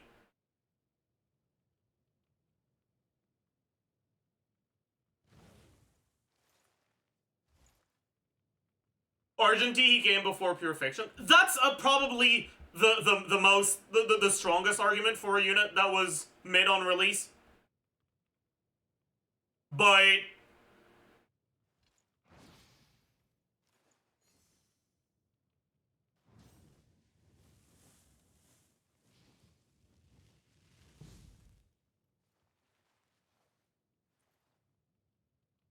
even then,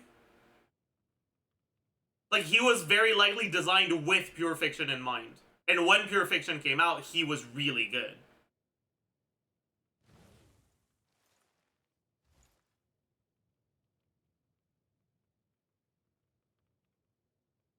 Topaz is probably the other most reasonable one.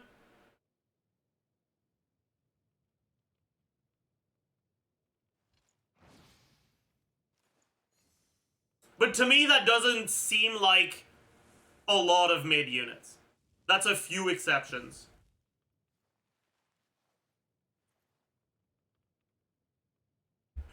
And then, like, the really early character when the power level was a lot weaker. Because they wanted to give you something to compare the new units to. Like, I am, like, 99% sure that the reason why Zila and Jingyuan, and I guess to some extent Bald and Silverwolf were like fairly weak is because they wanted to give you a massive contrast when they started releasing the really strong units. I'm like 99% sure that it was intentional, because in the very, very start of a game, people don't really understand the meta well enough to know if the new shiny unit is good, and there's gonna be inherently an insane amount of content made by content creators that are gonna fucking bat chest the limited unit because it's the only unit they built.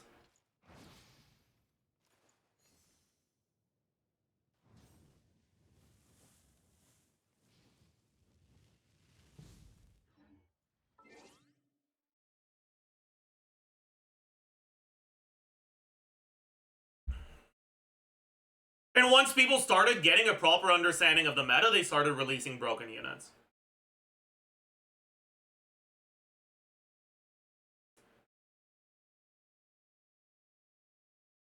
Zila was probably the strongest on release. Zila was very similar to E6QQ on release. I guess she was a bit stronger because Zila is a unit that, like, if the enemies have 20% more HP, it's gonna take her a lot more than 20% more time to clear. Because if her skill does 100k and the enemy has 100k HP, you kill it and you get a whole ass additional skill, your damage gets doubled. But if the enemy has 101k, your damage doesn't get doubled.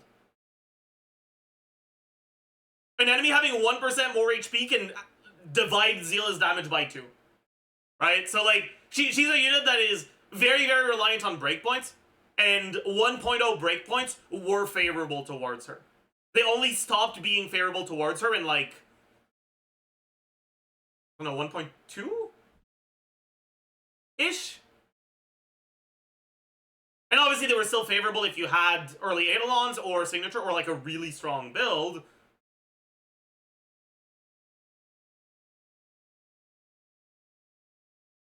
But that's when you started to notice how much better QQ was at the time, right?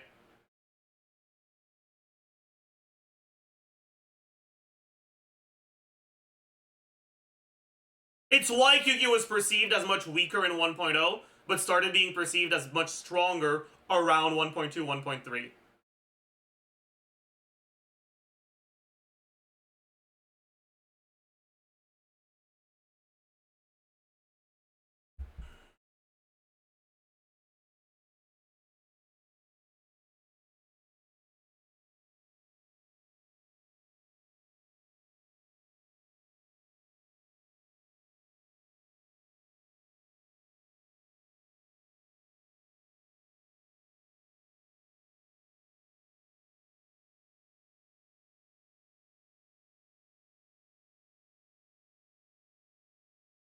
The skill point management. Okay, unironically, the biggest issue with QQ is not running out of skill points.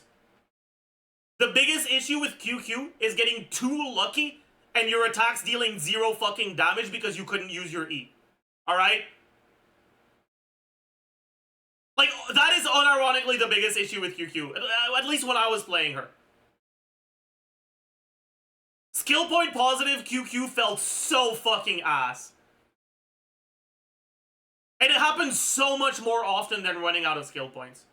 If you're playing Sparkle. I guess if you're not playing Sparkle, then sure. But yeah, anyways.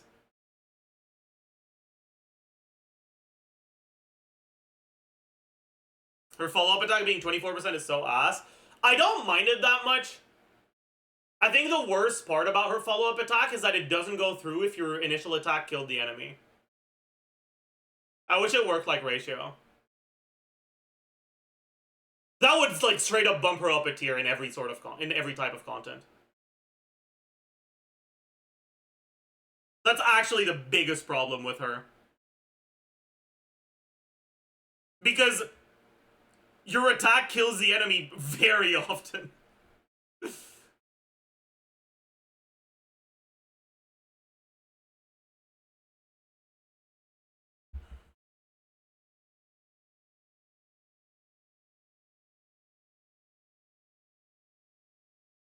But yeah, like, since 1.2, pretty much the only units that on release weren't, like, arguably part of one of the two best teams in the game have been, like, Topaz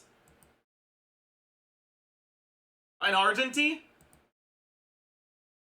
But Argenty became part of one of the best two teams in the game in one type of content when that type of content was released. And I don't know if you could say Topaz did, probably.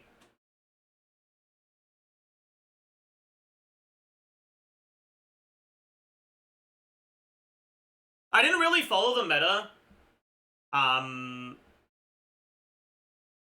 after early Penacony. But like on ratio release, Topaz was one of the better teams in the game. And then on Robin release, she again came back. And I'm sure on Feixiao release she also came back.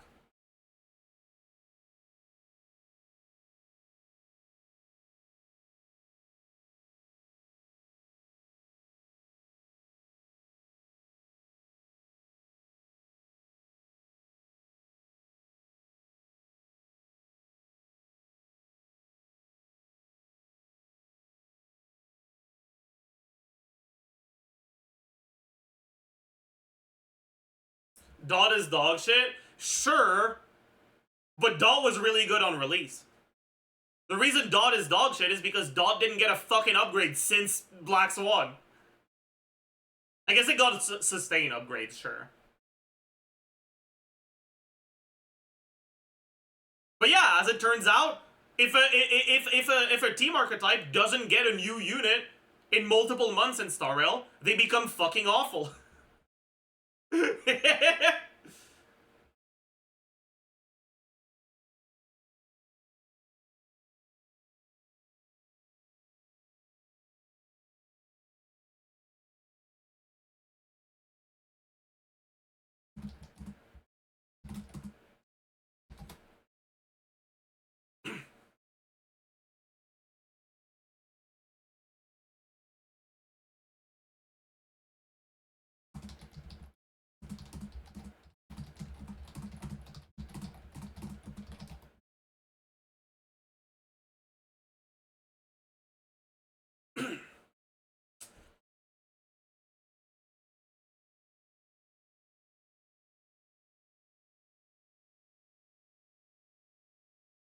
I play Kafka every day. Please don't let the next Dot support just be her power grade. Yeah, like the the Star Rail roulette. If you like a character, is okay. Are they gonna release a unit that goes in their team and makes them significantly stronger, or a unit that directly power creeps them and takes their place?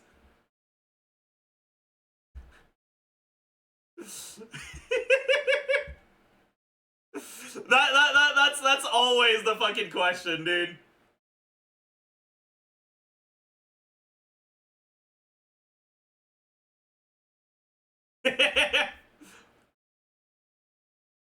Unironically though, I'm willing to bet on this, okay? I'm betting 5 subs, okay? 5 subs, and you can clip this and quote me on it when, okay.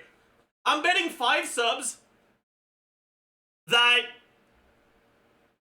either Kafka will never get directly power crept and will always be part of the Dot teams, or the Kafka power crept is going to be the same thing as the Herda, and is going to be Kafka 2. Okay? I am willing to bet on this. I think Kafka simps are too intense for them to ever be willing to give that up. We're gonna get the Kafka. We're gonna get Franz. Not France. France.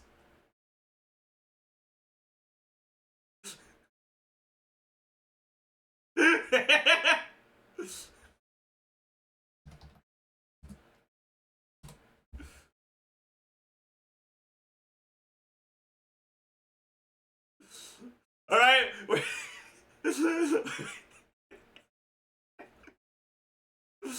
I'm telling you, okay? We're gonna get France, okay? Oh. You know, I've never read The Metamorphosis. I should read it.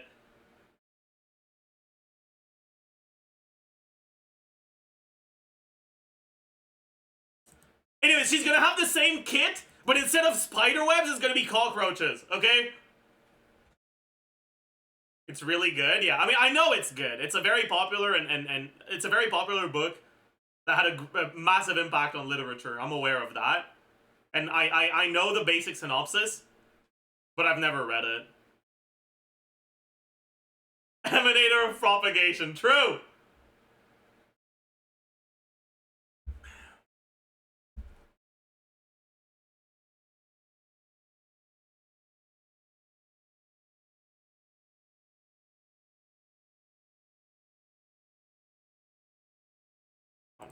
Wait.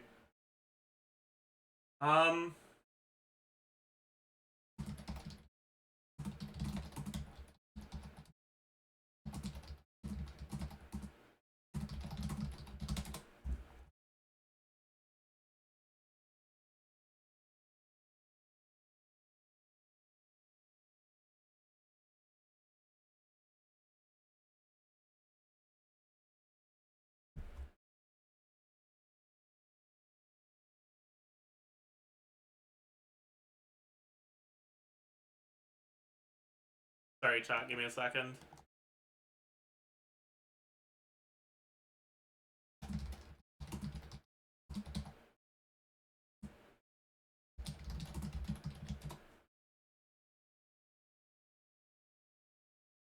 I actually have to check something, though, real quick. Oh, fuck. Never mind. I can't check it yet.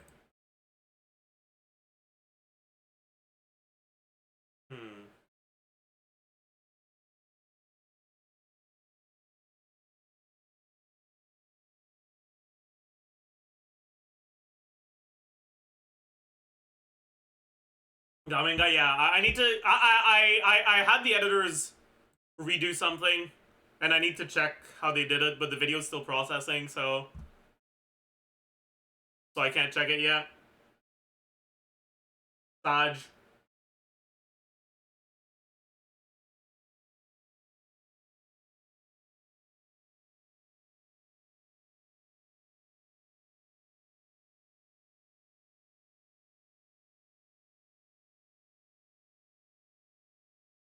Surely they release Monday a Harmony units that allows Dot to crit. Isn't there something that already allows Dot to crit? That's a Sim Universe blessing, right? Or something? Oh. Is the processing done? Oh. It's still being processed, but the big stuff is done.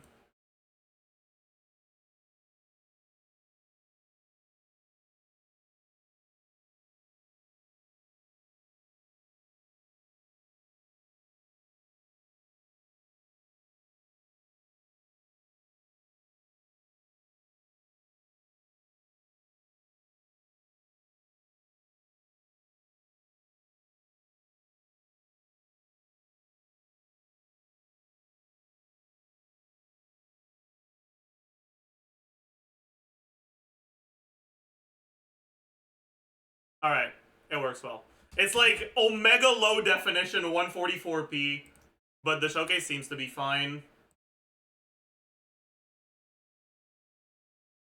Patch Manchai back. However, if you delay your first elemental skill a little bit and try to catch your Manchai while you're in the air after using your elemental skill, but before using your plunge attack, you'll be able to spawn Mantai from that first plunge attack. And as long as you keep doing that over and over, you'll effectively be layering the amount of time that it takes for Mantai to roll away and then fly back towards you with your own plunge attack animation. Using this trick... Okay. Cool. That works. That works. That works. That works. I gotta wait for the video to finish processing for it not to look like garbage, but that's okay. Who edited it? Buggo hasn't edited a video in a while. It's pretty much been all Sam since... When's the last video Buggo did? It's been a fucking while, dude. Jesus.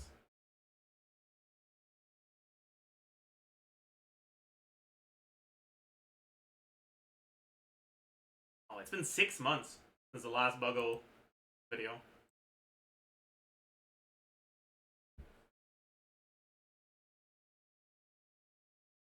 Is Sam even sleeping? True!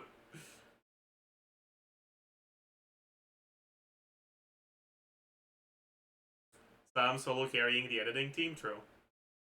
Are you paying Sam well?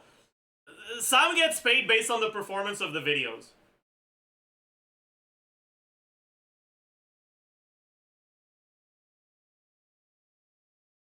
They get 2/3 of the video ad revenue.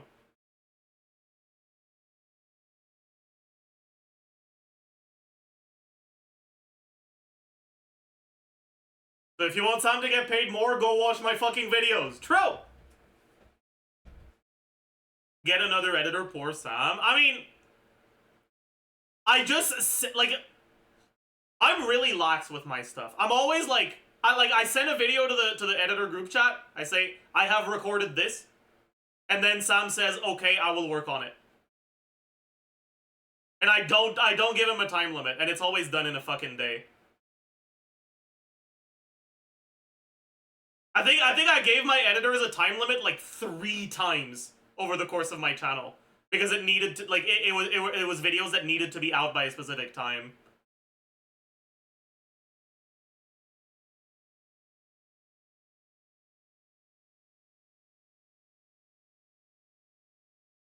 Sponsor stuff? It might have been sponsor stuff.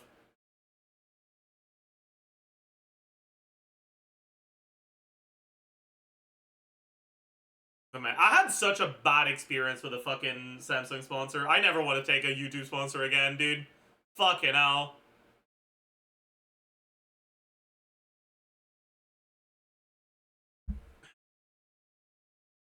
Zajef is the model capitalist. I mean, unironically, I don't think it's very capitalist.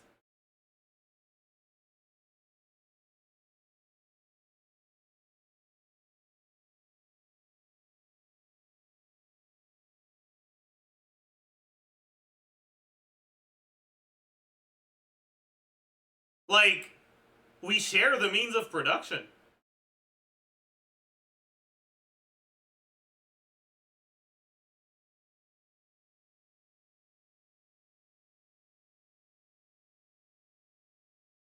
Whoa, chills? I know, right? Does your thumbnail maker use... I have no idea. The thumbnails are also made by the editors. Whoever edits the video makes a thumbnail. And I have no fucking clue how they do it.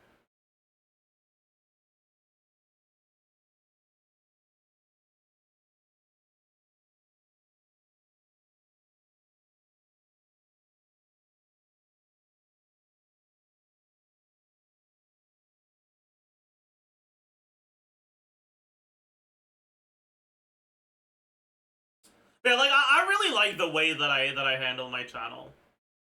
Because it's like...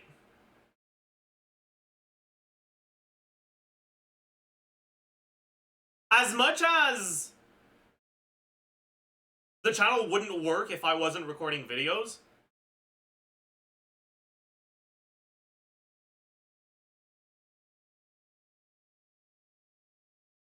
I also understand that the editors put in a lot more work than I do.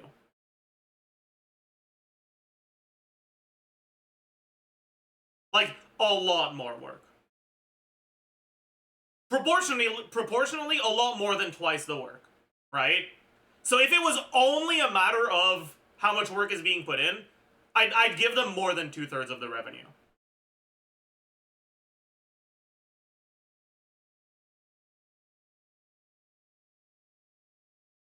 But it's not just about the amount of work. There's also, you know, the involvement of like my image and the reach of my channel. And that's why I feel comfortable taking proportionally a larger percentage than the percentage of work being put in by me for the videos.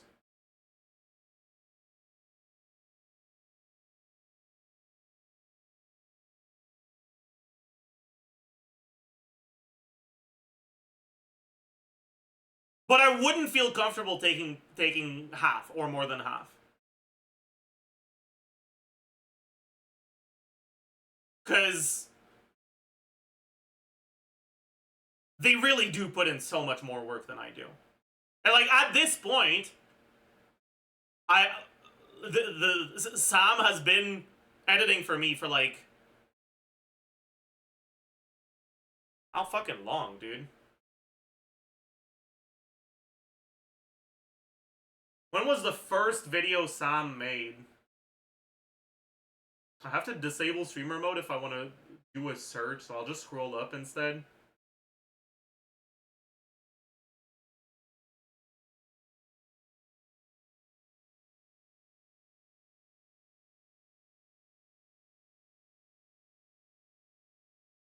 (2022)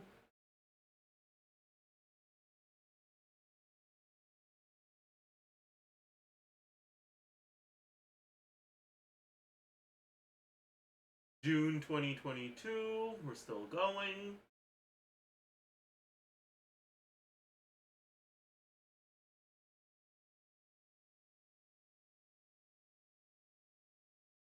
May 2022. So it's been 2 years and a half?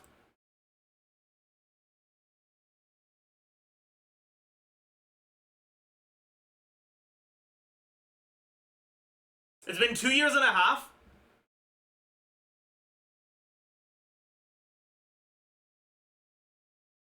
since Sam started editing videos for me.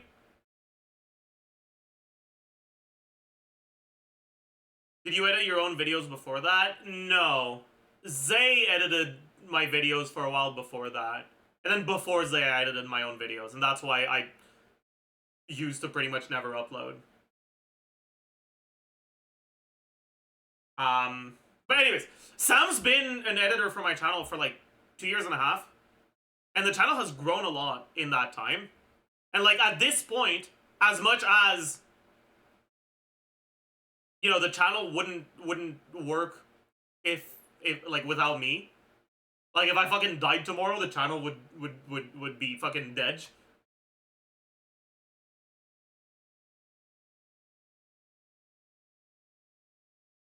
Sam is also a massive reason of why the channel has grown so much.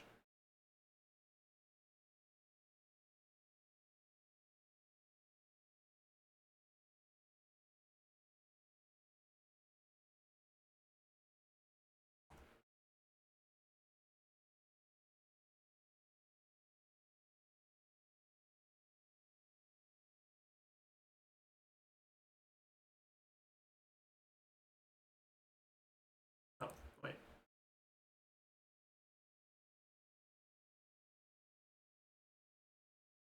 But sorry. Why is it not?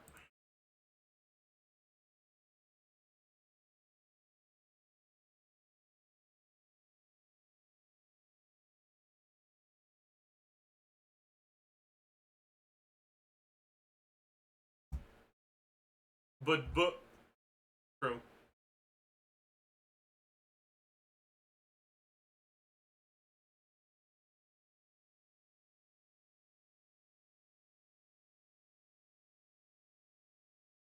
Okay.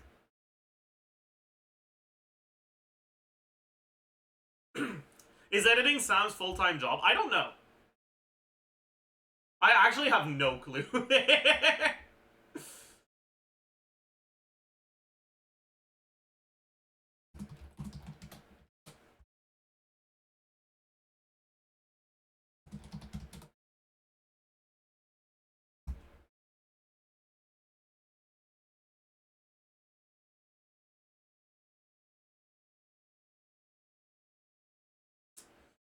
The, Actually, I'm curious, chat. How is the cost of living in Mexico?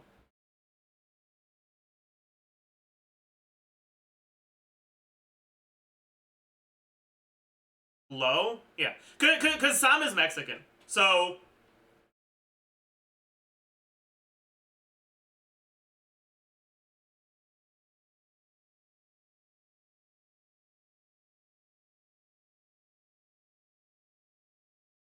like, I wonder how good of a job being a YouTube editor is for someone living in Mexico.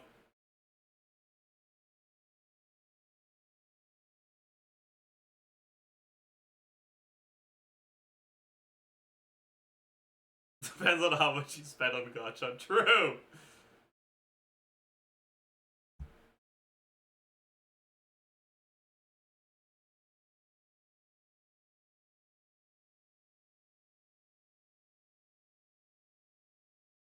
It's increasingly common for people to move to Mexico while working remotely for a US place. So I imagine it's decent, yeah.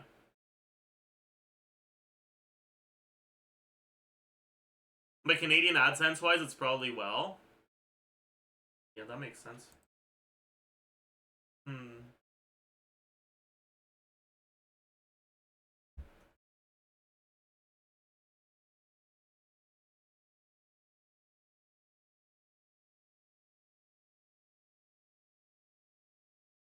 Rent is like 400. Jesus Christ, that's nice.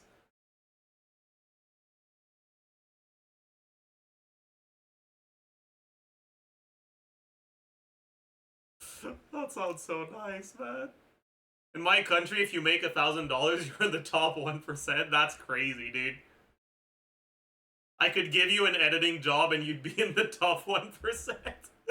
That's fucking wild, dude.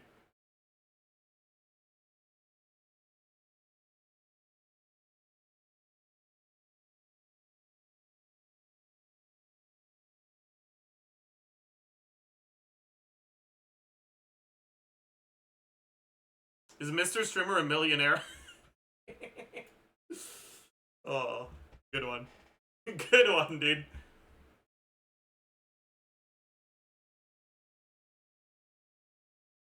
That's a really funny joke. We have an exercise redeem? Okay, I'm not doing 40 this time. Oh, fuck. I don't know if I can do 20 even. We'll try. Oh, boy.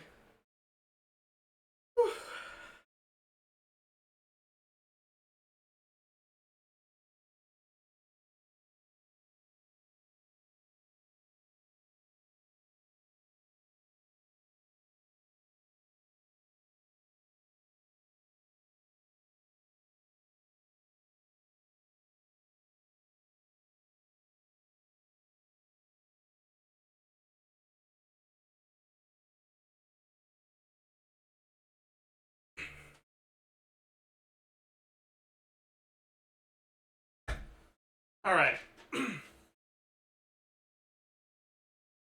Yeah, I don't mind talking about how much I make.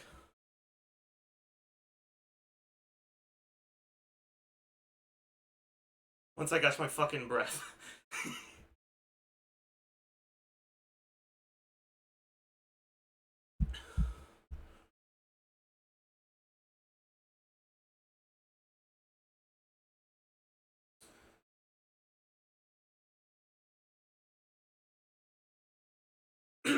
Anyways.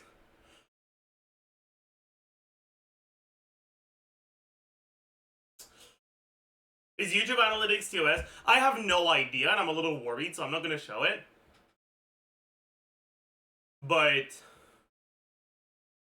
But I'll talk about it. So, in 2024, the YouTube channel made a little bit over $21,000.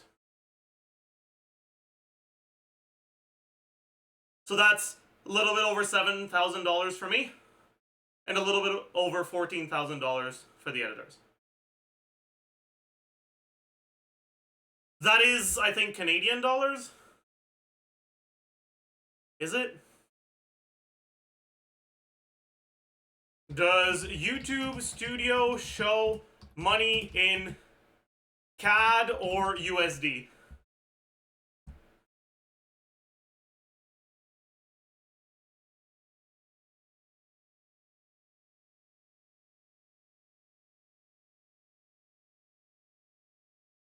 It's USD?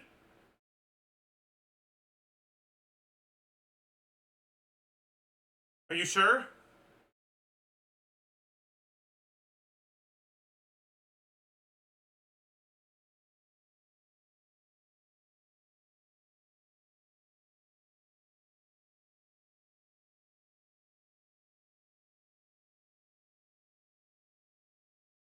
Shouldn't there be a unit? It says dollar.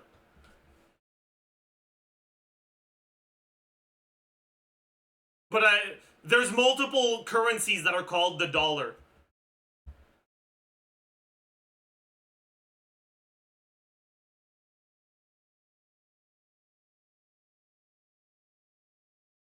Okay, no. My default currency is Canadian dollars. So it is Canadian dollars.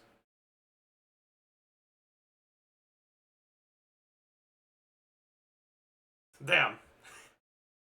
Anyways.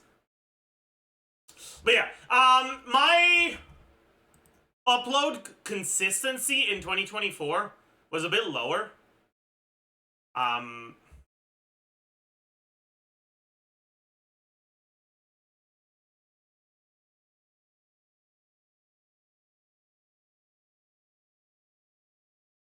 But my channel was bigger than 2023. But in 2023, I made 35,000.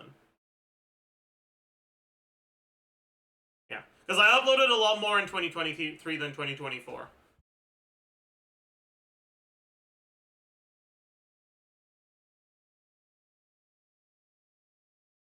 But yeah, like the video on my channel that has made, if I go lifetime, the video, the single video that's generated the most revenue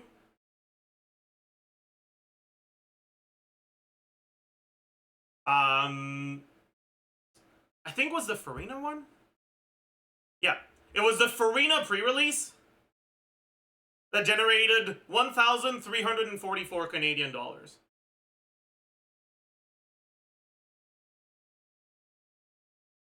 The second highest was the day of post-release with 970. Wait, Chad, the Genshin Iceberg is my third one? That's crazy. Wait, that's actually crazy.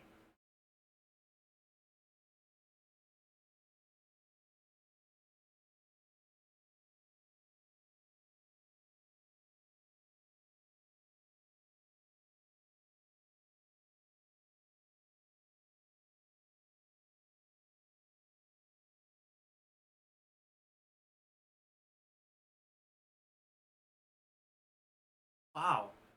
It collected a lot of views over time. Wait.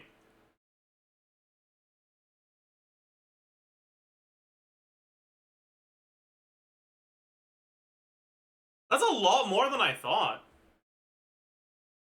That's good, though. Because that's a video I was really happy with.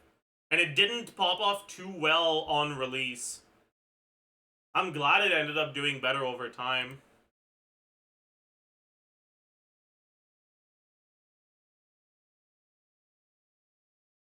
Can you look at the top viewers country? I can look at my audience demographics, sure.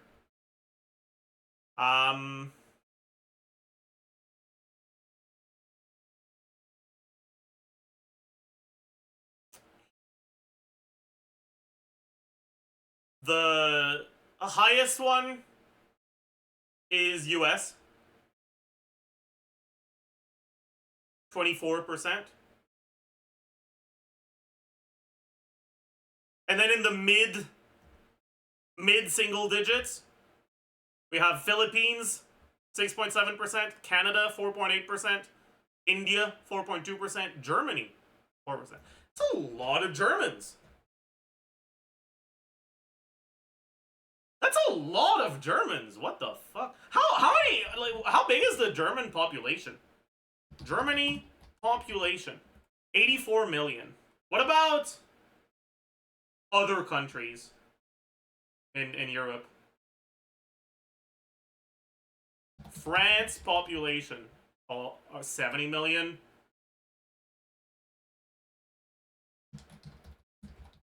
Sweden, 10 million. I mean, yeah, the Scandinavian countries are less populated.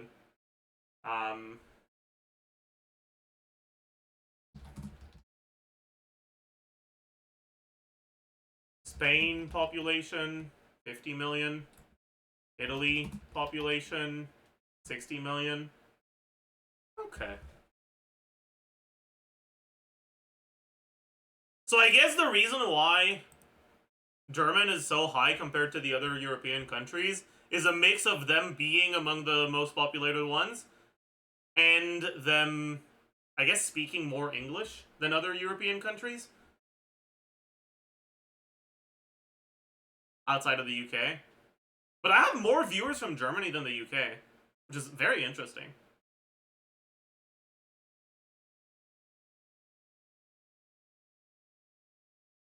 Plus, Genshin is very popular in Germany. Is it? Interesting.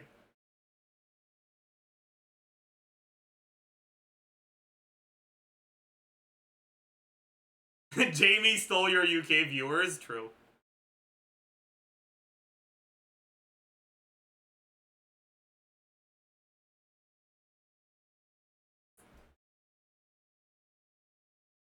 Will British people watch UK streamers because they're British? Or will they watch them despite them being British? That's the real question.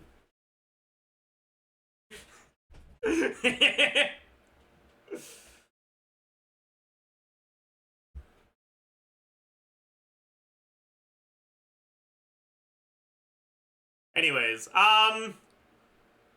Brazil, 3.7%. Brazil population. Yeah. Brazil is much bigger, but there's a lower English-speaking community, right? Like there's I know there's big Brazilian communities, but most of them are like, they're kind of like people from Quebec in that they don't want to learn English, right?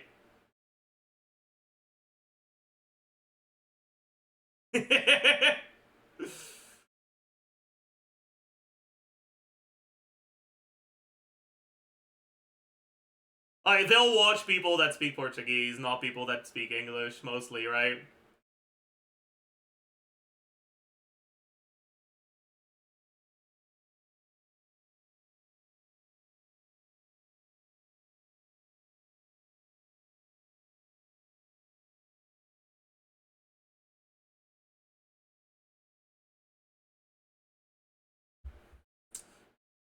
Anyways, UK 3.6%, Indonesia 3.1%, Australia 2.3%.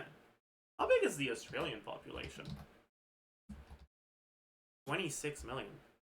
Damn, that means proportionally a larger portion of Australia watches me than most other countries.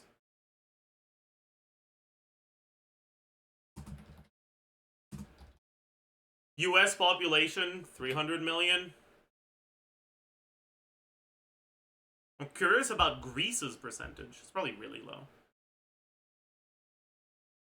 Greece is 0.4%.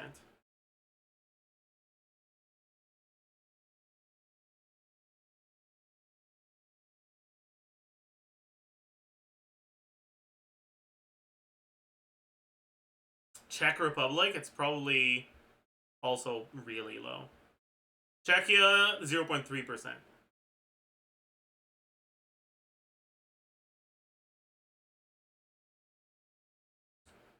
Well, at least it's a little bit more than Israel, I guess. Oh boy.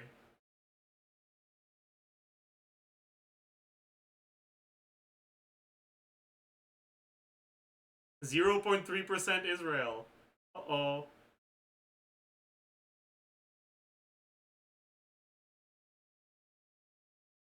Surprised I don't see Turkey. Turkey's probably relatively high. Oh. Turkey's 0.8%. Any Swedes other than me? The thing is, Sweden is such a small country, not in like size, but in population, that it's probably really low if it's there. It is there. Sweden 0.7%. Okay. That's not that small. Proportionally, I think that's actually more than like Germany. Because it's like 6 times less people, but the country's 8 times smaller. Finland, 0.5%.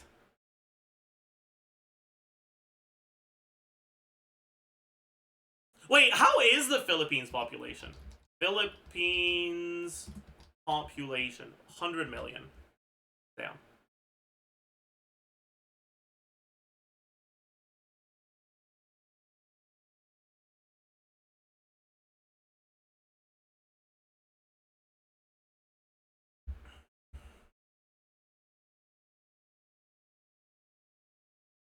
Philippines is massive, yeah. Proportionally, it's similar to the US. Because it's about 3 times less, but it's also about 3 times smaller.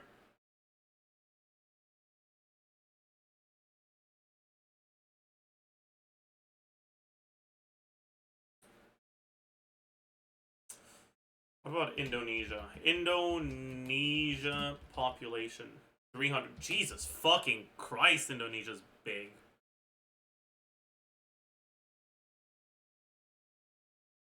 There's a lot of people there. Holy. I didn't realize Indonesia was that populated. Holy fuck. Like, I knew it was populated, but I didn't realize it was that populated.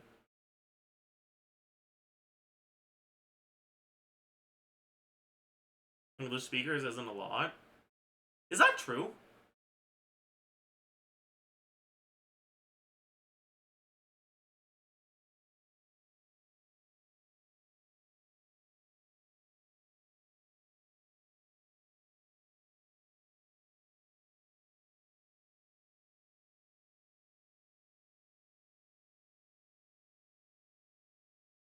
How many Indonesians speak English?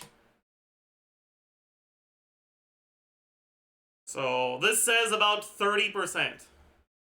How many Frenchmen speak English? About 57%. That's crazy. That's a lot more than I thought it was.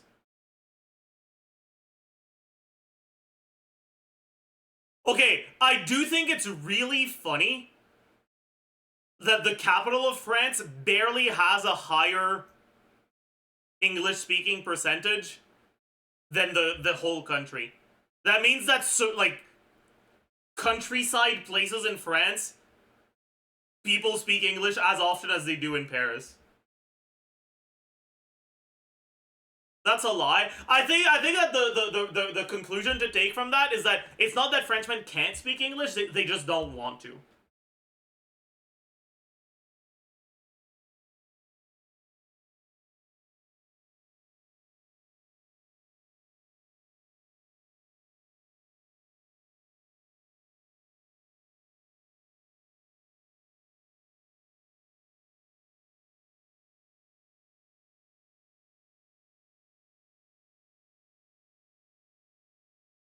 What about Germany? Germany's probably really high.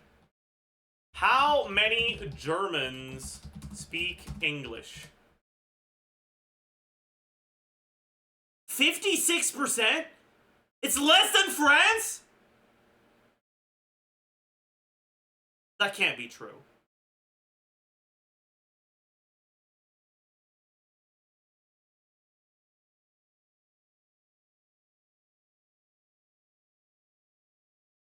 I'm guessing that the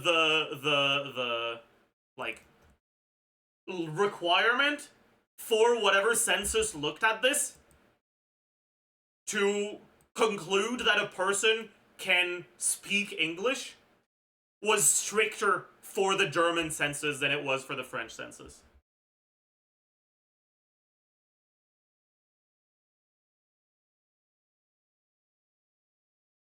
Cause like, there's no way.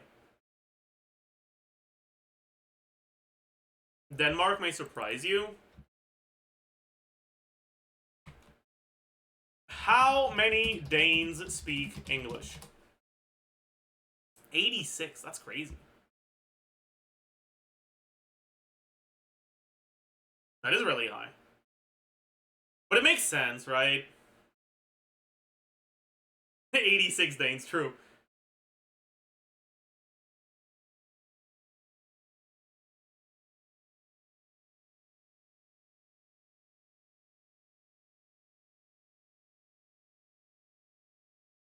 Makes sense because Danish is not a real language. I mean,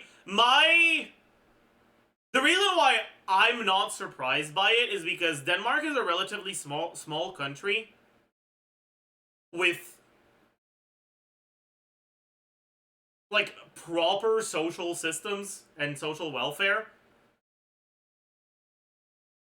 And so the quality of life is probably high enough that people have more freedom to actually have access to like proper education and have access to the internet where speaking English is gonna be fucking necessary.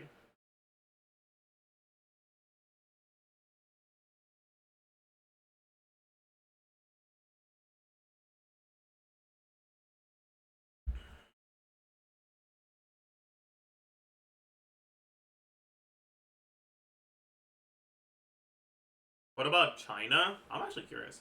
How many...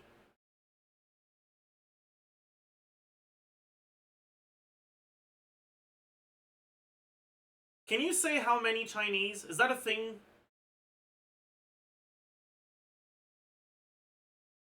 I feel like you can if it's plural, but it's weird if it's singular. Right?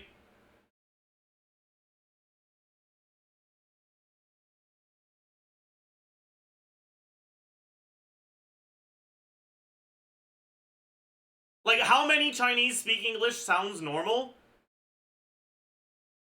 but the Chinese I spoke to yesterday sounds racist.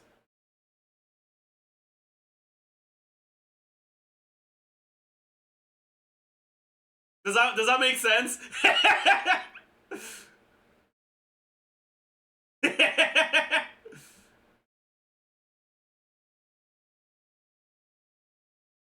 Any race would sound racist that way? No. The Indonesian I spoke to yesterday. Like, it doesn't sound like you're using that in a derogatory way. You're just conveying the information that the person you spoke to was Indonesian.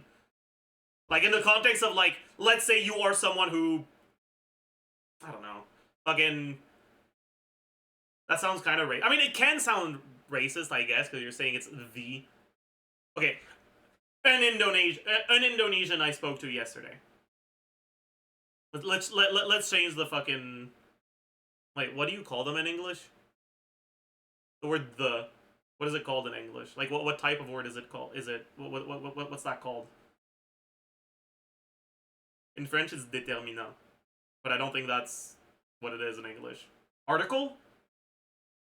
Is it article? The article makes it sound weird.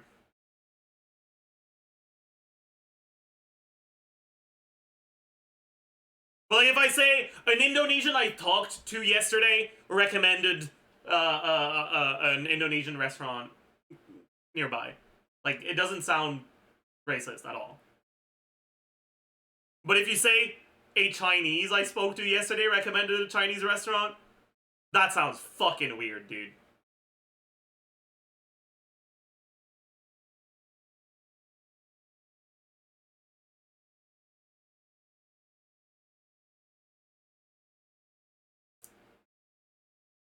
Yeah, like, Chinese as a singular noun just sounds wrong.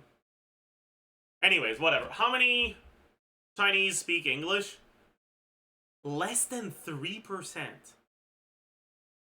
Jesus fucking Christ. Yeah.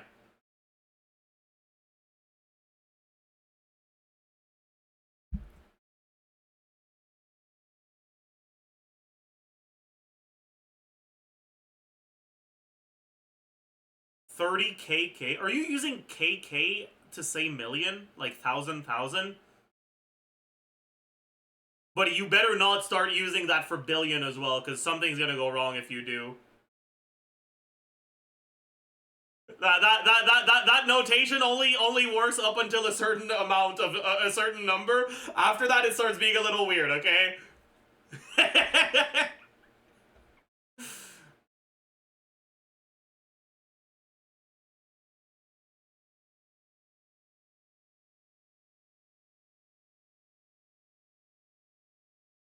It's four if you get past a billion. Right? If you get to a trillion, that like it's fine if you get to a trillion.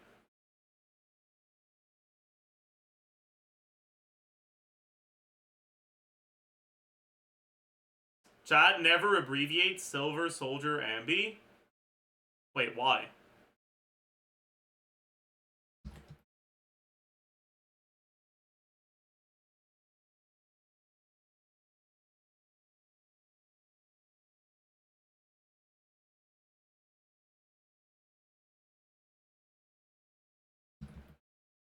Oh, the Silver Soldier part. Okay, yeah. Okay, sure. Like, don't call her SSMB. Sure, that's fair. Sure. Okay, like okay, sure, fair, understandable. That's fair. Like, okay, sure. That makes sense. I was like, what's wrong with SSA? Oh, I see. I get it.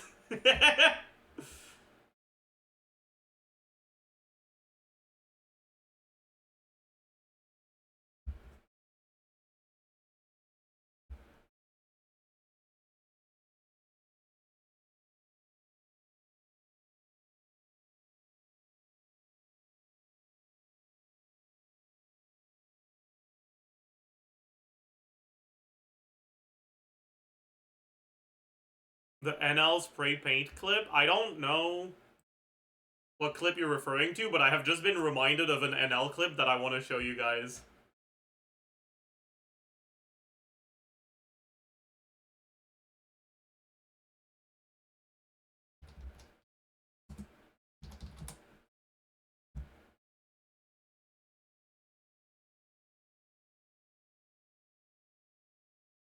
Thoughts on Elon not being a real gamer? I don't know. Based on what people were typing in the chat today, it seems like he might have outed himself as a real gamer. But I mean, I'm not on Twitter anymore, so I don't know. I'm not in touch with the world as much as I used to be. Kirkland's signature cage. Dude, oh, that killed me. What's that? Is that the aforementioned NL clip? I'm guessing it is. I should have had him. I just like, Dan, it's you and me against the world. Okay. I took one. One is like kind of right here by orange. Stand up in the corner, coming in. Got one. Got the other. Okay. No fucking wait, you guys can't see his face. Wait, sorry. I got. Dan, it's you and me against the world. Look at his face. Okay. Look at his One. face. One is like kind of right here by orange. Stand up in the corner, coming in. How have I Got not one. seen this clip before? That's fucking crazy, man. That's insane. Oh man. Dude, I love Northern Lion, man.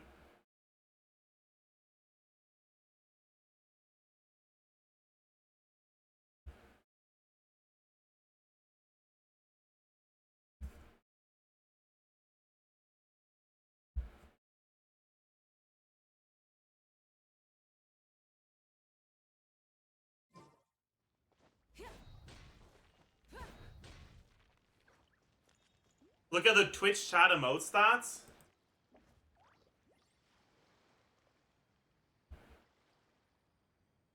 Holy. You mean this one? 350k ohms. Is that all time? Confining themselves to the heavens, God should broaden their horizons in the world below. Yeah, it's all time.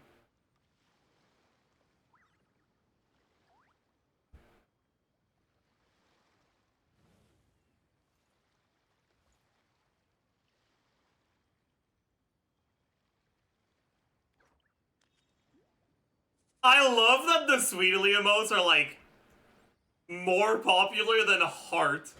That's crazy, dude. That's based though. That's actually based though. Like whenever I get into a channel that doesn't have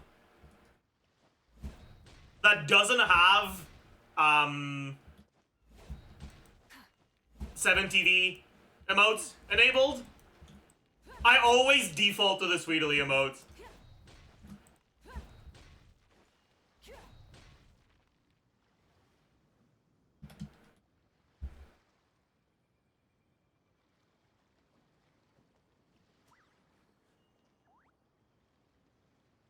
Unironically, I need to ask Sweetly to add a fucking emote.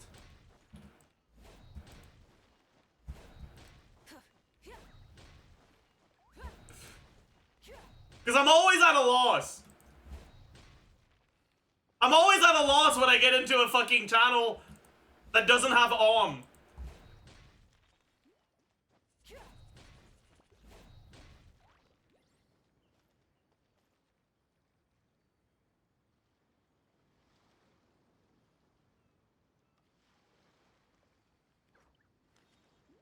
You have to lol like a nerd. Dude, I hate it so much. I hate it so fucking much, man. I hate having to use it. Also, how... Lud, what are you doing with your life? How do you have over 150,000 messages? How do you have over twice as many messages as Nightbot? Lud, what are you doing?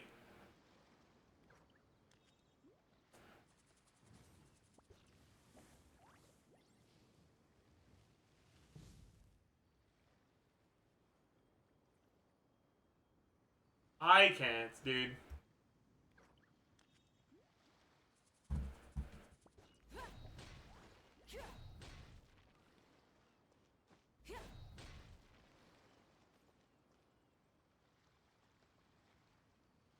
You got a 7TV emote request? Chat, should we do a 7TV cleaning? Oh, that's a great emote. We only have 22 slots left on 7TV. So we might have to do a purge, yeah. Wait, I'll be back. Exploration and trials. Adventuring is right up my alley.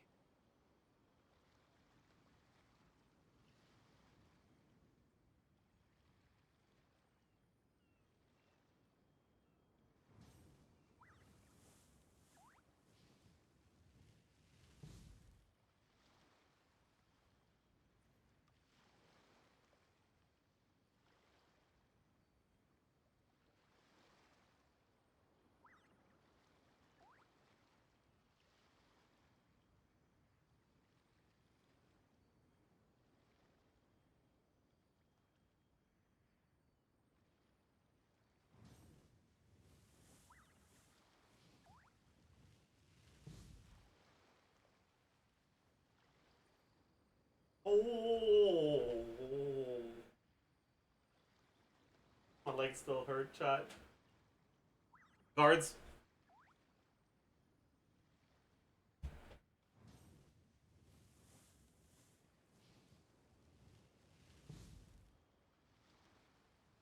Chat, would you rather bath with Yai or with Sitlali? Dude.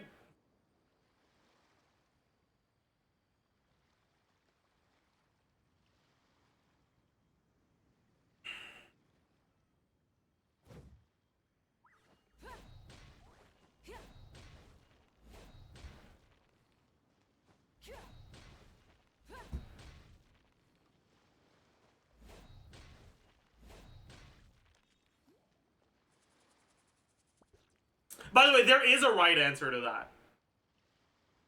It's bath with Yai because that means Citlali's gonna bath at a different time, and while she's bathing, you can steal her fucking pillow.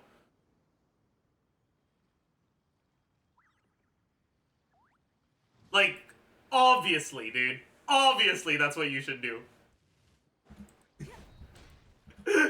Bro had an action plan. You fucking bet I did, man.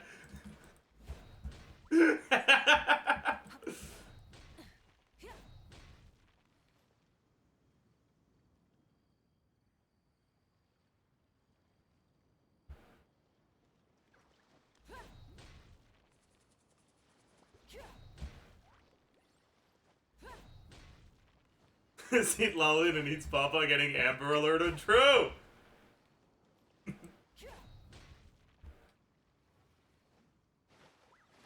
Citlali reads Yuri, she doesn't bathe. Okay, that's...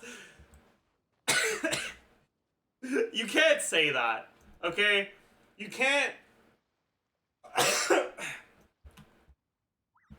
You can't say that.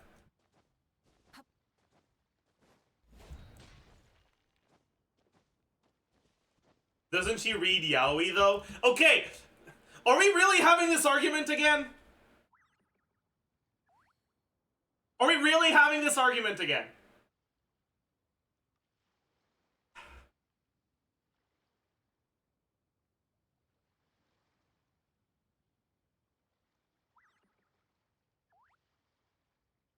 At least it's not the... Instead of confining Blood, why? themselves to the heavens, Why would you say that? they should broaden their horizons in the world below.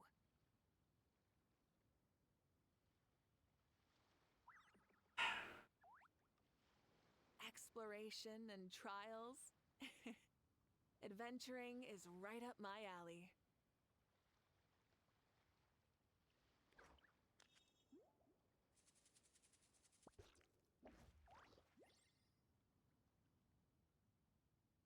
Many insects have a compulsion Okay, to follow chat! the light, I have to get something off my chest, okay? except we call that light hope. I have to get something off my chest.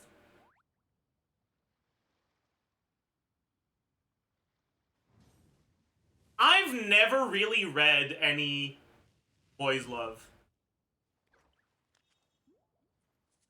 Whenever I read romance stories, the male characters are always so boring. And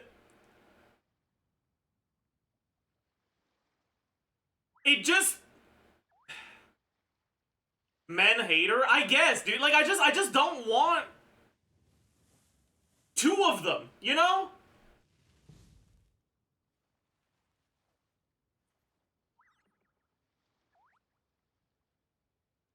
Like, I don't think I've ever seen a male character that was actually interesting in a romance story.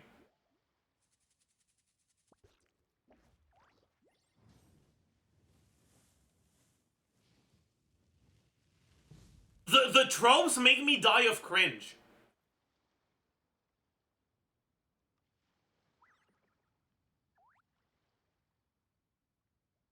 For romance, shoujo has boring men and shonen has boring women. That's why you gotta fucking watch Dandadan. True!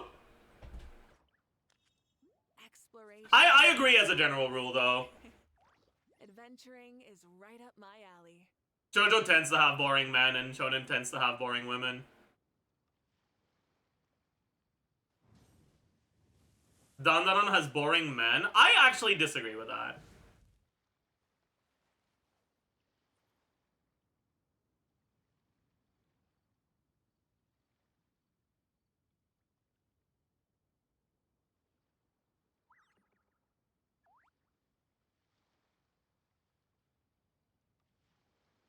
Is Dandadan that good? Yeah, it is. Pretty much. It is that good, yeah. What's up, Nick?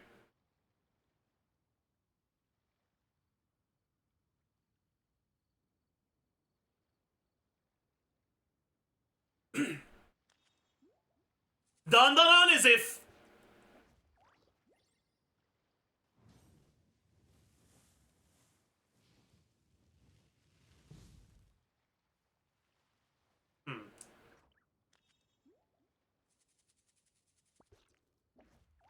Dandadan is what you should watch if you finished reading Mob Psycho and it left a hole in your heart.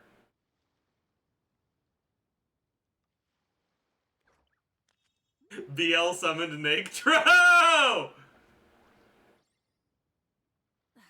Instead of confining themselves to the heavens, God should broaden their horizons in the world below.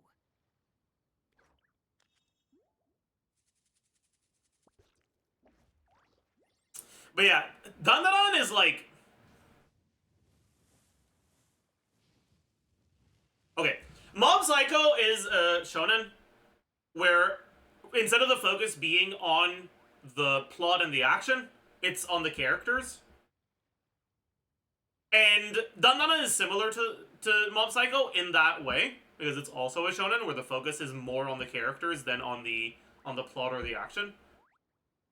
But the ways in which it explores the characters are very, very different.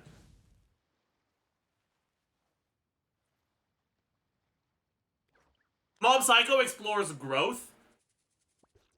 Dandadan explores romance.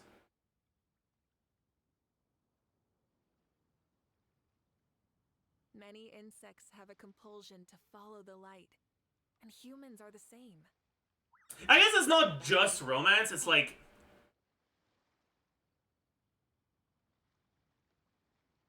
Mob Psycho explores individual growth through relationships.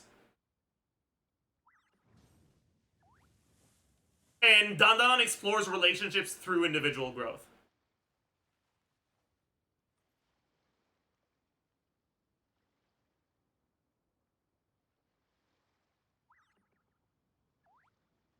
In Mob Psycho, the focus isn't how the relationships change.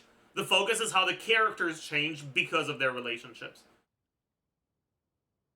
In Dandadan, on the other hand, the focus isn't on how the characters change. They do change, but the story explores the ways in which the relationships change as a result of those characters growing.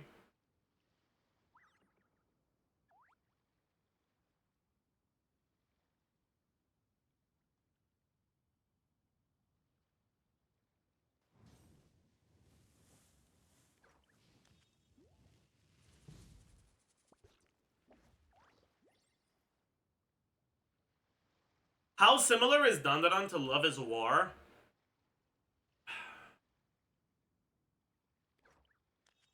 It's not. They're similar in that they're both good stories with a relatively heavy... Or that they're both good shows with a relatively heavy focus on romance. Exploration and trials. But where the romance isn't the only driving factor behind it.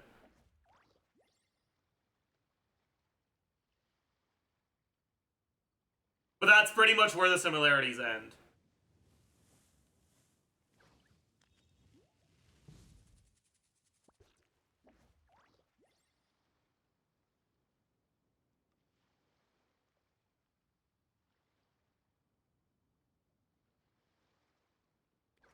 Which one would you recommend between Dandadan or Mob for a starter? Like, what do you mean a starter? Like, you haven't watched either, which one should you watch first? Or you haven't watched anime before? Or barely any anime before? Which one should you start with? God should broaden their horizons in the world below. If you've never watched anime before, I'd watch Mob Psycho first.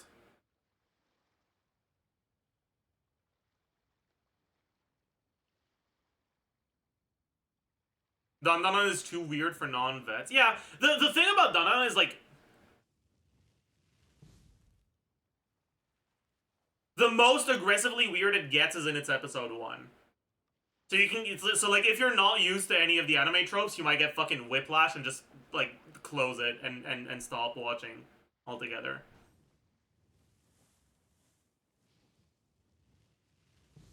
Have you seen the bathhouse scene? Yeah, but it's an inherently different scene. It's also fucking weird and creepy, but in a different way.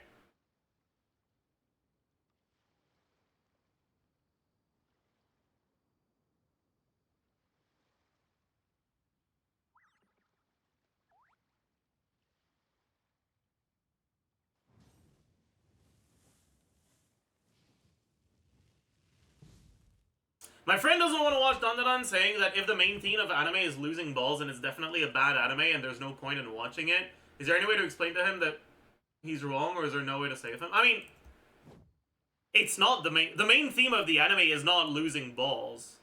Losing balls is a plot element. If you think that plot and theme are the same thing, you're a fucking idiot.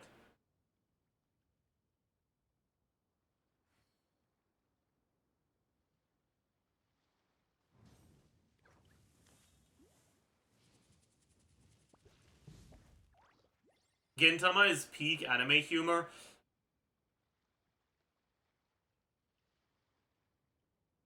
Maybe I'll try a rewatch. I'll retry watching Gintama, cause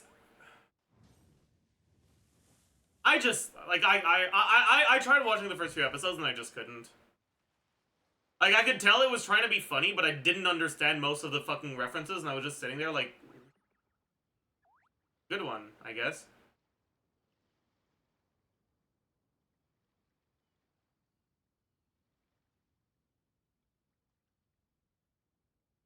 Exploration and trials. Adventuring is right up my alley.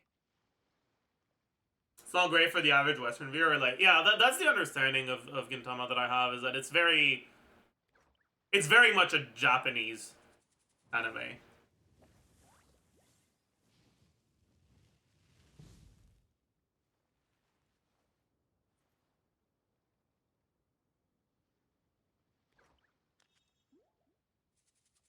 I don't believe people's opinions anymore. Everyone said that Konosuba is funny, but it turned out to be the most unfunny shit imaginable. Yeah, Konosuba was really funny to me when I was fucking 15 when it came out. Is that when it came out? When did Konosuba Season 1 come out? Konosuba Season 1 release date. 2016. Yeah, so I was 16 at the time. And I thought it was really funny. And I rewatched Konosuba a few months ago, and it wasn't nearly as funny anymore. I don't think it was that bad, though. But it also wasn't particularly good. You need a certain tolerance for unfunny jokes, and there's some funny jokes in there, but there's also a lot of unfunny ones.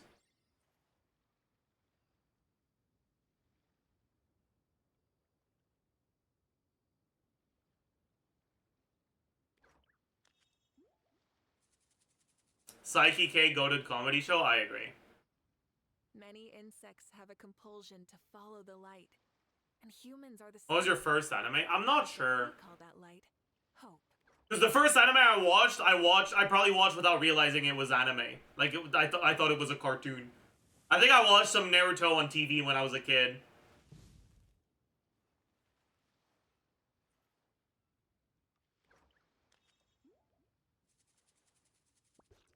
Maybe some Pokemon.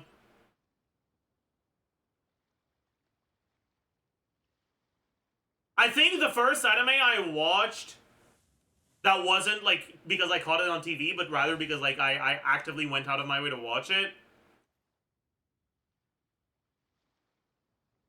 It's one of two. I don't remember which one I watched first. It was either High School of the Dead or Beelzebub.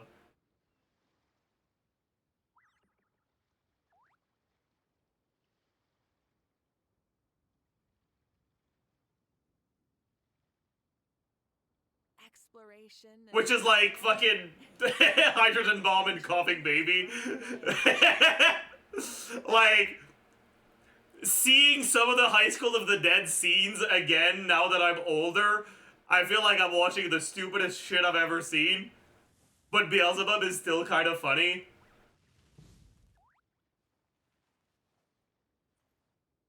But yeah, I remember watching them on Daily Motion, dude.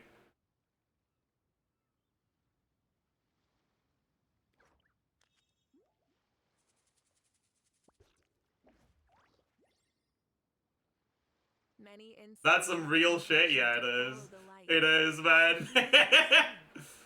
Except we call that light hope.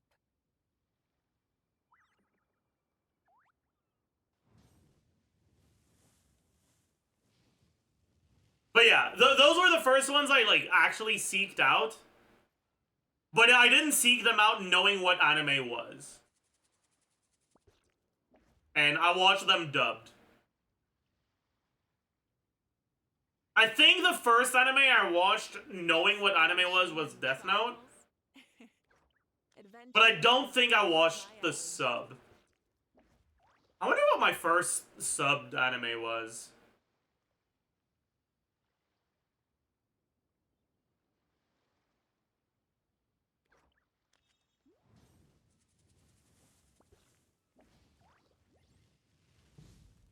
Dub was not good back then. I mean, the Death Note dub was iconic.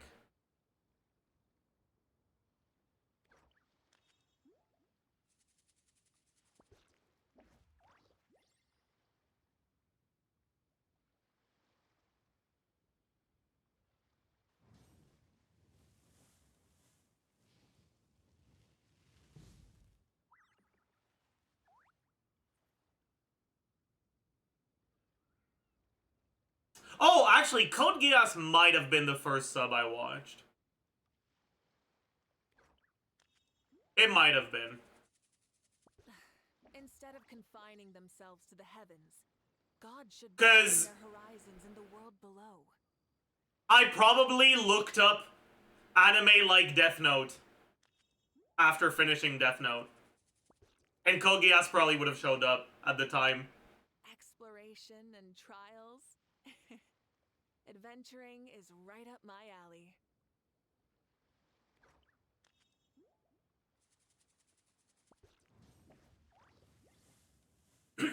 I live in Russia and everyone watches dub here. I don't really get the sub hype.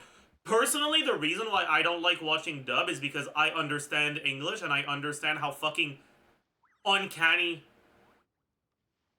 anime voice acting is. It feels too unnatural compared to acting in live action shows. And because I don't understand Japanese, I'm not as bothered by it. Many insects have a compulsion to follow the light, and humans are the same. Except we call that light. Also, I can't fucking use the right arrow to watch faster if I'm watching a dub. Because I read a lot faster than I listen. Who would you say your favorite fictional character is? Honestly, I don't know. God should I've watched so much good stuff lately that I'm not sure anymore. Like, there's a few characters I really like. I really like Reagan from Mob Psycho. I really like Nendo from Psyche K. I really like Mao Mao and Jinxie from Apothecary Diaries.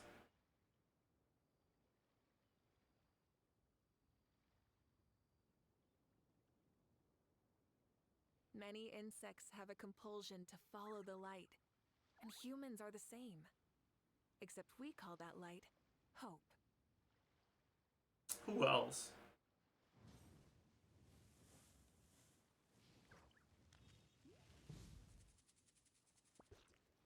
"2024 is like the year for female protagonists."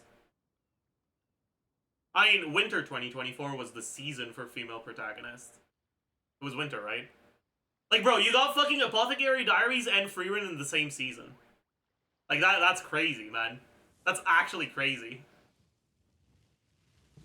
Like...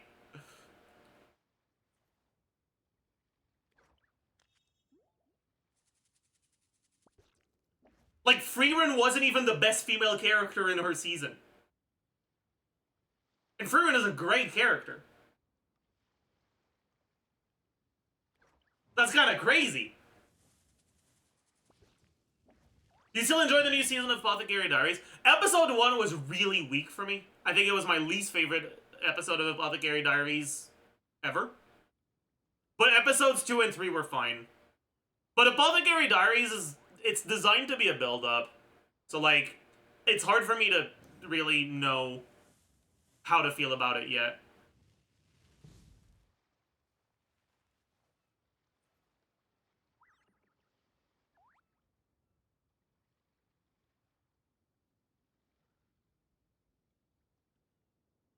Apothecary Diaries scratches the house itch somehow. Okay, unironically, I think Wilson might be one of my favorite fictional characters as well.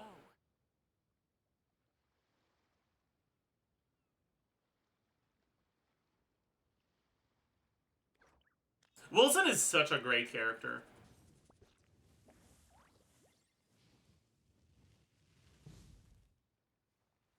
The dichotomy between how empathetic he is professionally and how fucking awful he is on a personal level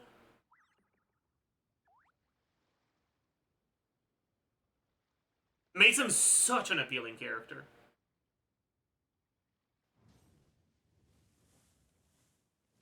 Have you seen Doctor Who? I've seen Doctor Who. I haven't seen Old Who, but I've seen New Who up until Capaldi.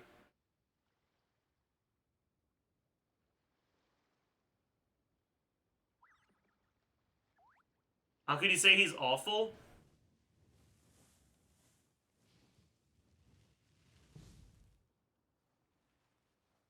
I don't tend to look very kindly upon people who are repeat adulterers.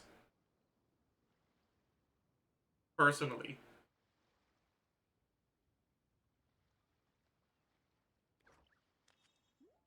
Many insects Like, have Wilson is an compulsion to awful follow person. the light, and humans are the same. Except we call that light. He's also a great person in other ways. Right? Like, he's an empathetic doctor that cares a lot about his patients.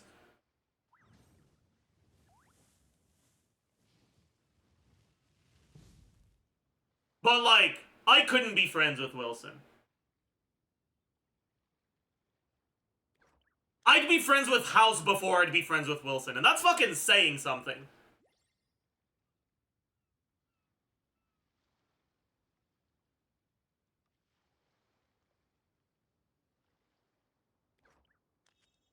Because I don't want to be friends with House either. Confining themselves to the heavens, God should broaden their horizons in the world below.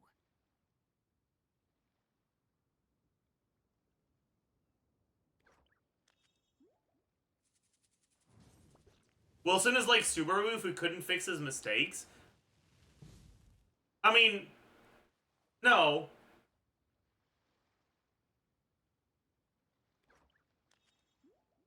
If Wilson was in Subaru's place, he would have slept with Rem when she confessed and then dumped her.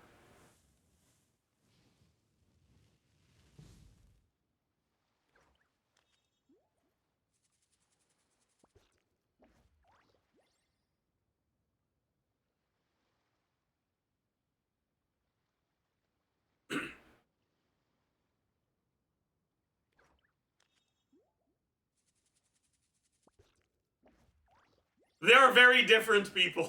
But, like, he's a really fucking compelling character.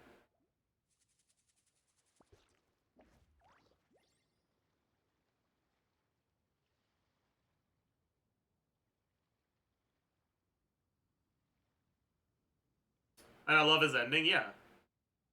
Exploration and trial. So do I. What do you think about Cuddy? Adventuring is right up my alley. I don't know, man. I don't feel very strongly about Cuddy. I'm kind of neutral.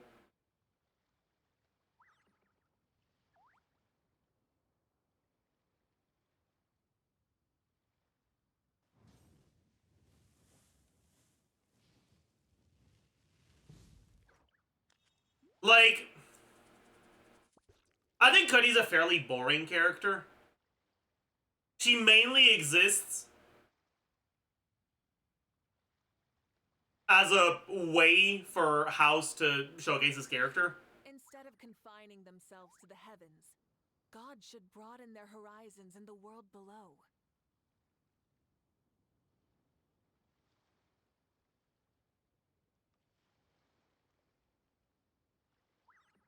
And I feel like she's too boring outside of her relationship with House.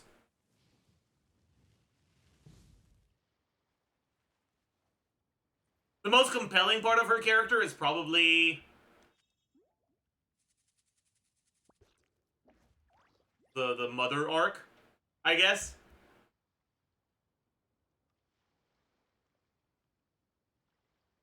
Ooh, a House MD character tier list. Wait, that's a great idea. That's a great idea.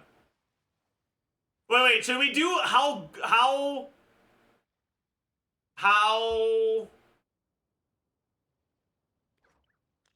good of a character they are? Or how good of a person they are?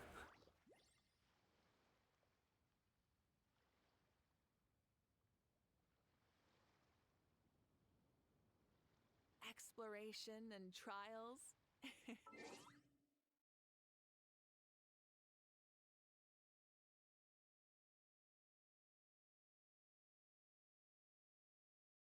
Let's do how good of a character they are. So I've already said Wilson is my favorite House character.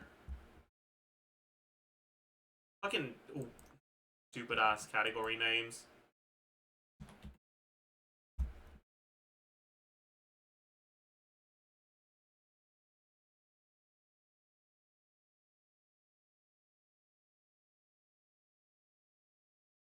Okay,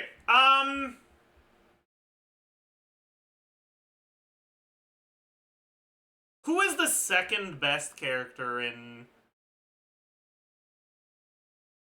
House?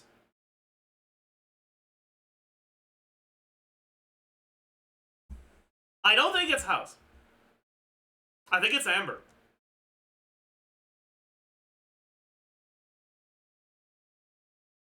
Then it's House. So I guess it's Wilson and Wilson and his bitches.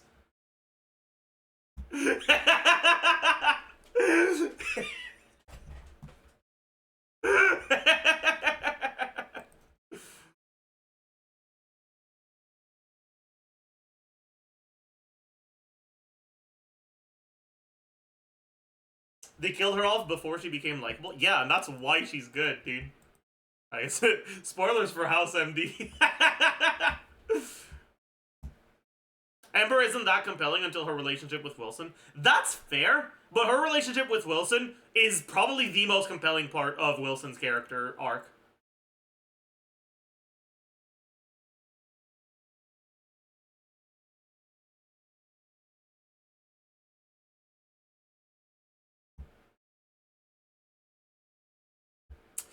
Anyways,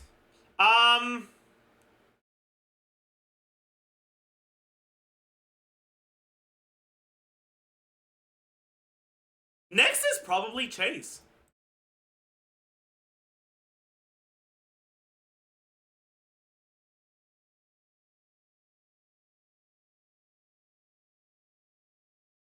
Maybe Chase actually makes it an S, actually.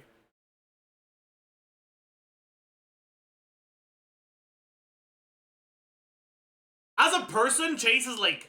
Wait, actually, Chase isn't even that bad of a person. Wait. Let's, like, actually...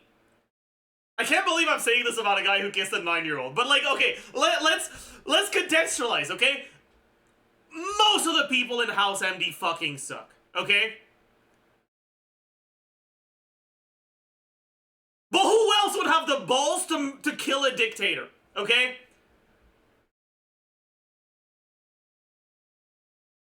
From a utilitarian point of view, Chase is definitely the person who saved the most lives on the show.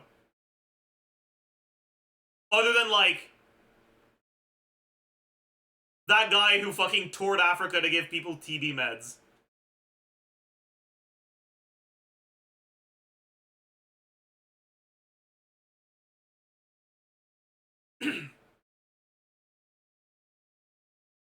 Chase killed Darth Vader, yeah.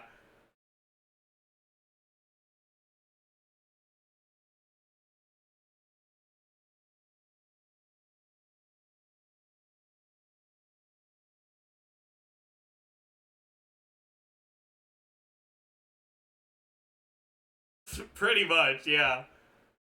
Anyways. But, like, how good of a person he is aside, he's a really good character because both the actions that make him stand out as a good person and the actions that question whether he is a good person, they're all such interesting stories. Like, as much as it's fucked up that he kissed that kid, there's a reason people talk about it to this day. It was a great fucking episode, alright? I stand by that episode being a great episode. And it's not presented as him having done a good thing. When everyone else finds out, everyone's like, what the fuck is wrong with you?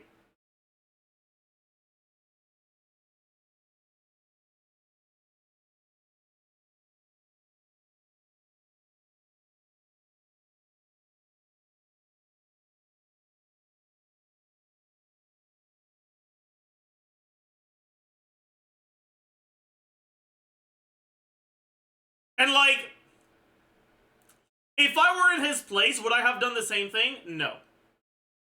But can I understand the thought process that went into his decision? Yeah. And can I outright say that what he did was objectively a bad thing? Honestly, no. It's a nuanced thing. It really is.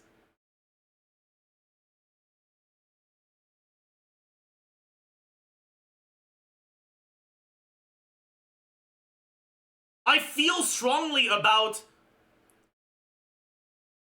the fact that if I were in his position, I would not have done it. I would never have wanted to do it.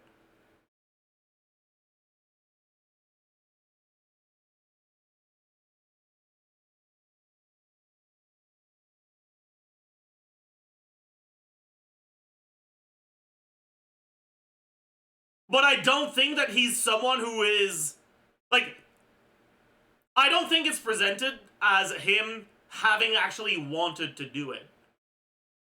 Like, the way it's shown in the episode, and okay, for context, alright, for those of you who haven't watched House MD, there was a 9-year-old girl that was dying of cancer, and she asked Chase, who's this guy, if he could give her a kiss, because she wanted to kiss someone before she died. And he did it. And it wasn't like a fucking French kiss, it was like a peck.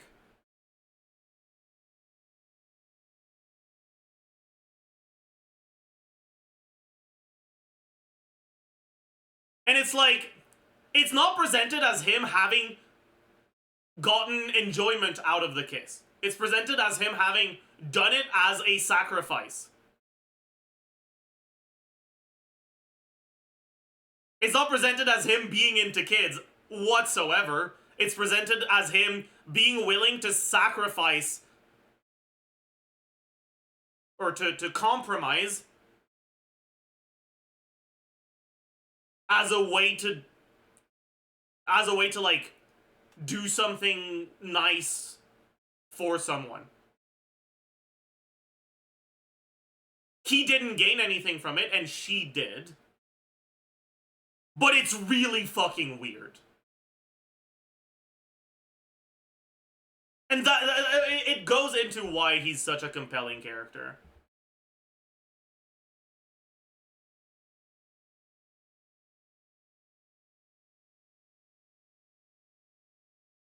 There's no way you're... Okay, Reddy, you gotta fucking calm down, alright?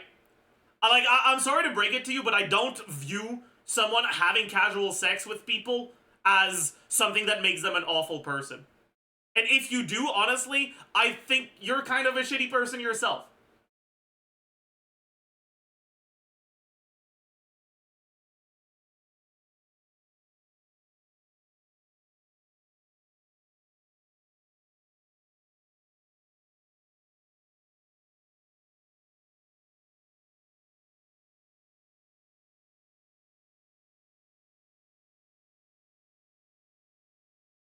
Exercise routine. Alright.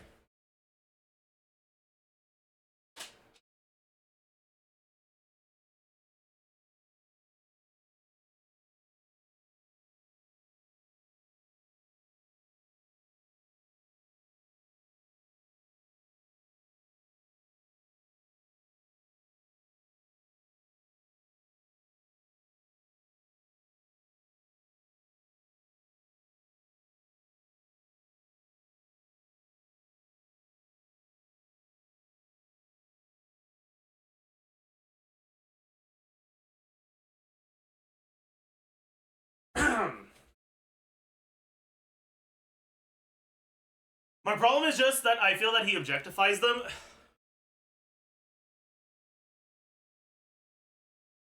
I mean, I don't know if that's necessarily true.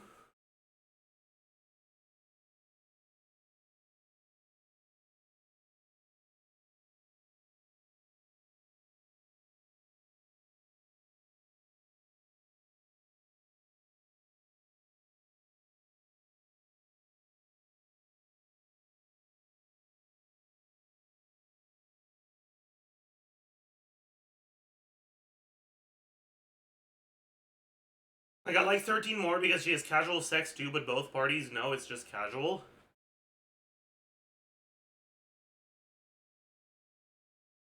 But that's the same for Chase.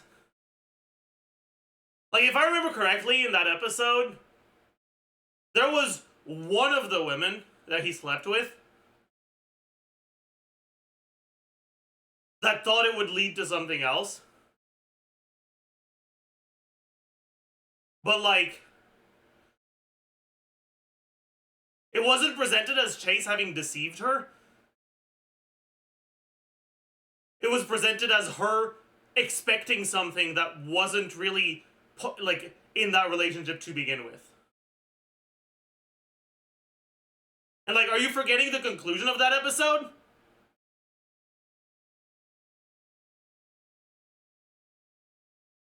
The one who was behind the whole thing was someone who was pissed that Chase talked to her and then left. Like,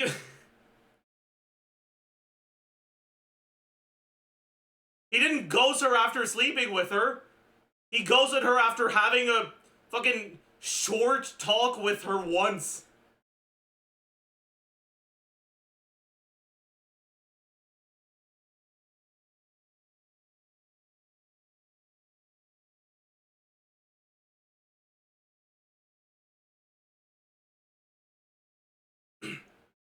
Like, I think that it's characters that have a lot of casual sex, not just characters, I guess people as well.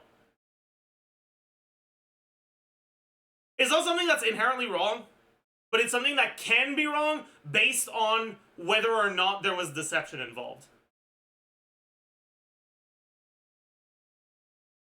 And I don't think there's anything to suggest that there was deception involved in what Chase did.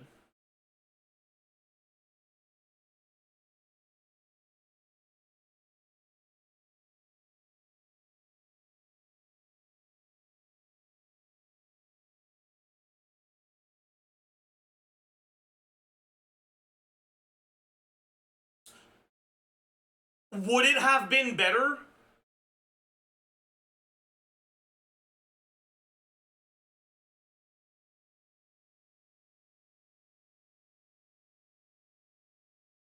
Would it have been better if Chase had openly said, "Hello, young lady. I am looking for casual sex and we will not be speaking again after tonight"? I guess. But, like, who the fuck would say that?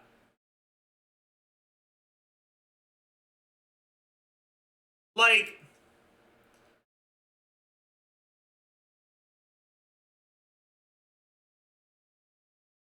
if you sleep with someone right after meeting them, the default expectation is not, we are now in a relationship and will be speaking to one another forever.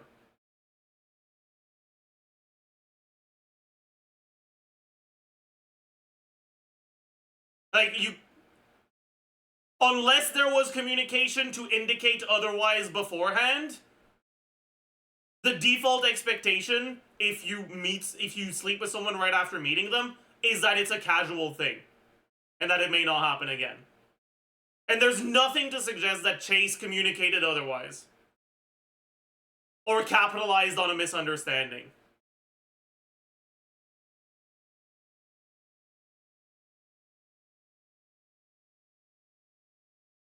Yeah, if anything, I think 13's approach to casual sex is a lot more harmful than Chase's.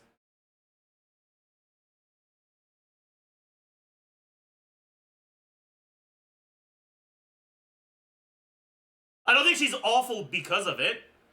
but I do think it's a lot more questionable.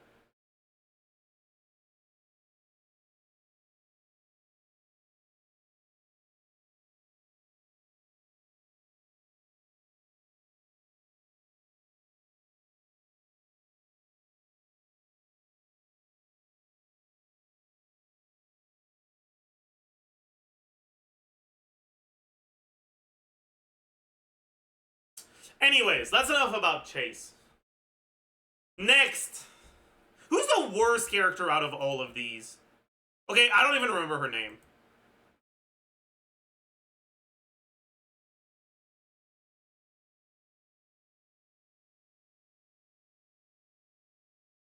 The late season characters are not it, man.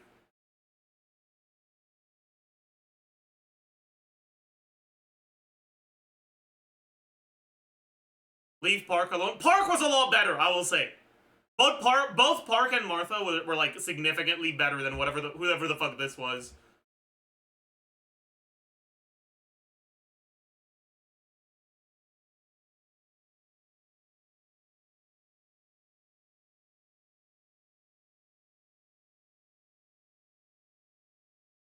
Or Masters. Wait, was her name Martha Masters? Is her name not Martha? Whatever. Anyways, okay. Out of the remaining ones, okay. I don't know how to feel about Cameron, dude. How do I feel about Cameron?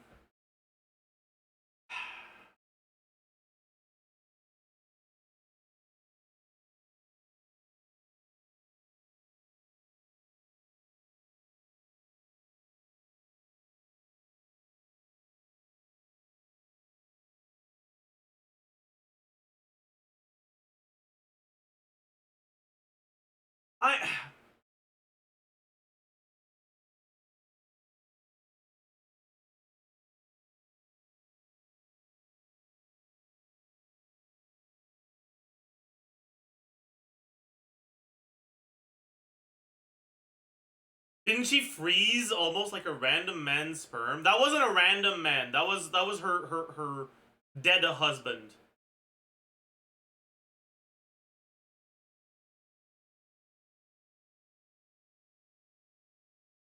Yeah, her late ex-husband.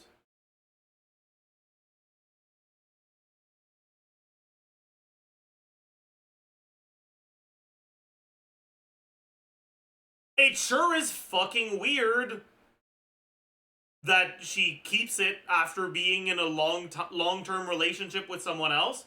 But, like, I understand the justification for it.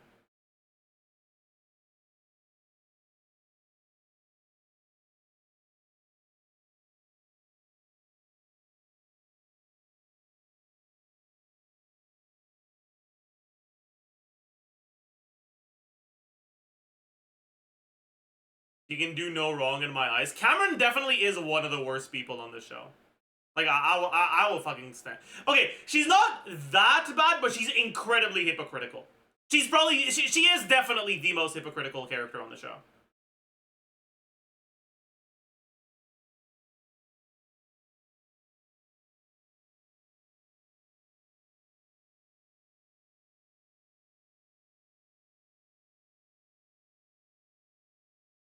She's like the exact opposite of Chase.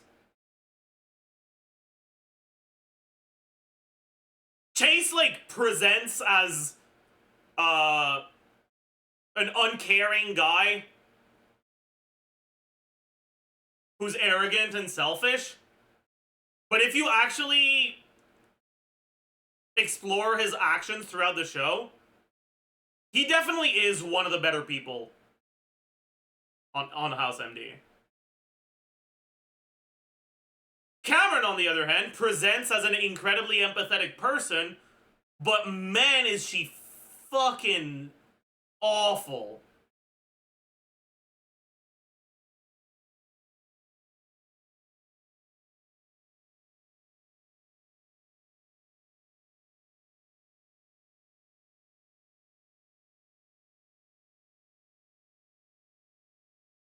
I wouldn't say she's awful.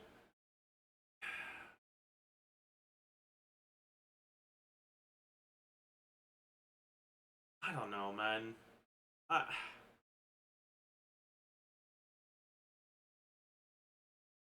She just has horrible trauma responses, I guess.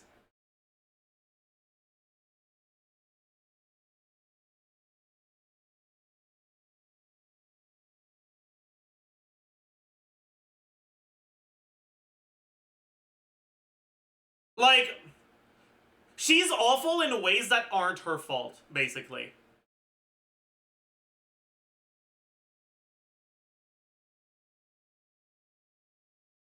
Like, yeah, it's pretty fucking awful to keep your dead husband's sperm as a replacement because you're not confident in your long-term relationship that you've had for years now. Like, yeah, that's a fucking awful thing to do for sure, but it's also not something you have that much control over. Like, you could fucking throw it out, sure, but you can't help the feeling of being scared that your relationship won't work out, right?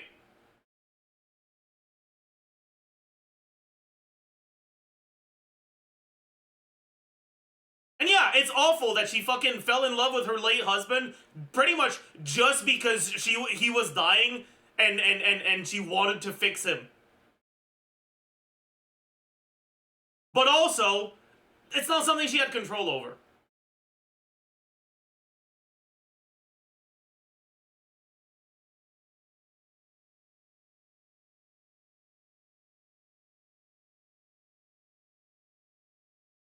She did the same with House? Yeah, pretty much.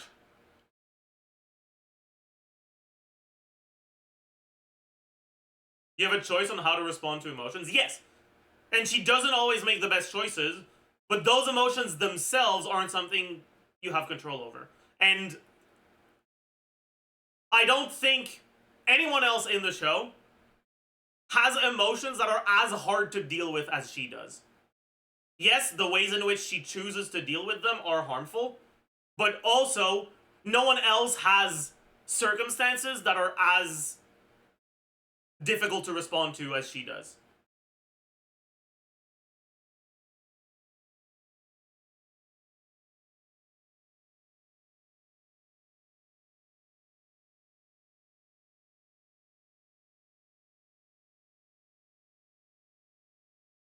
Of course, House and his ex have about the leg. I don't think the leg thing is anywhere close to the fucking Dybala thing.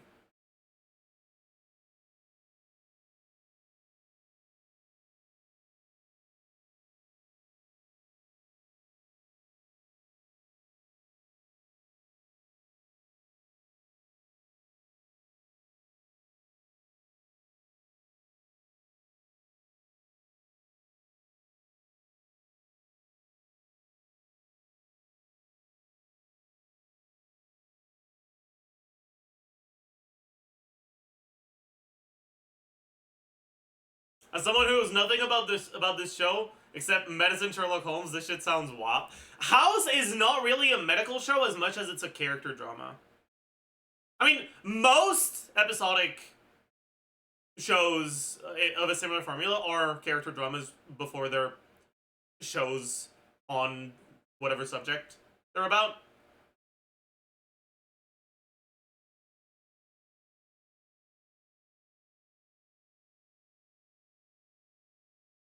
But like, yeah, it's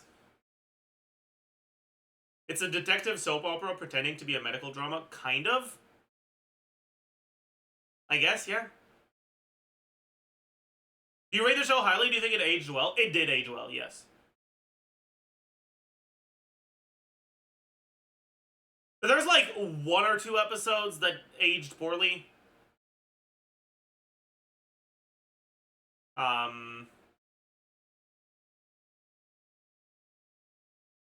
But even if they did age poorly,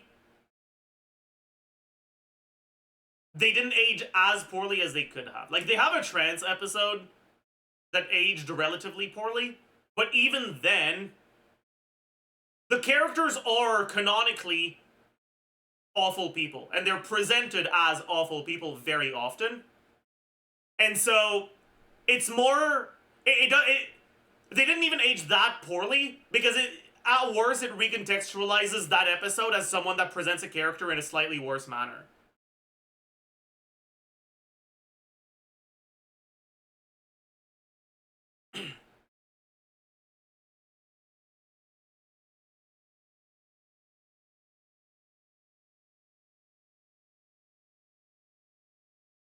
Yeah, there's like 1 or 2 episodes that aged poorly, but like that's it.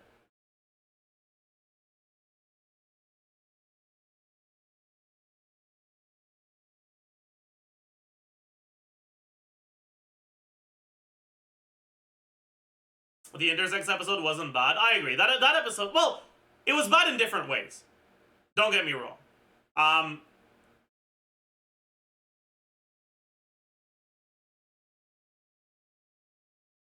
I think. Okay, you can reasonably say that the reason why House is horny about the teenager is just to present House as a bad person, which he often is. But I feel like he layers it a little too thick in the episode. And it definitely made me uncomfortable.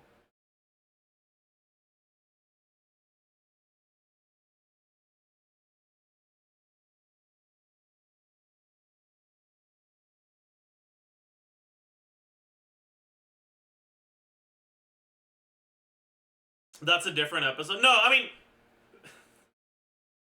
there is more than one episode in which House displays sexual interest in minors.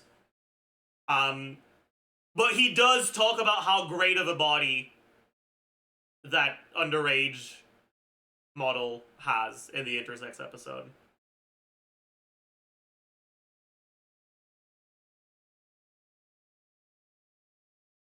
I actually don't think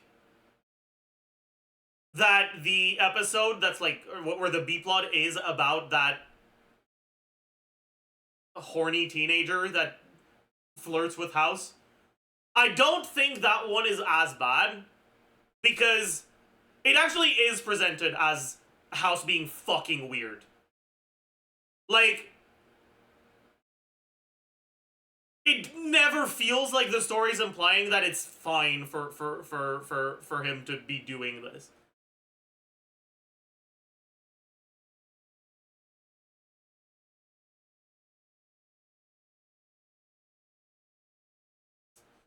Anyways, that's enough of that. Okay. I don't like the way they wrote Kuttner out of the show. I think Kuttner was a good character before he died, but the way they wrote him out was fucking character assassination.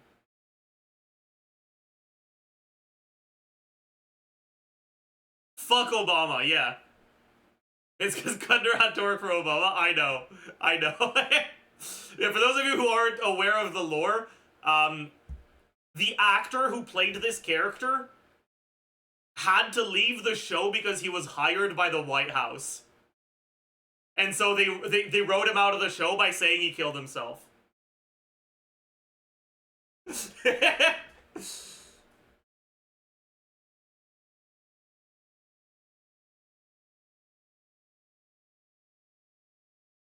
Yeah, which is such a wild thing to say for anyone who's not familiar with it. But yeah, like, yeah.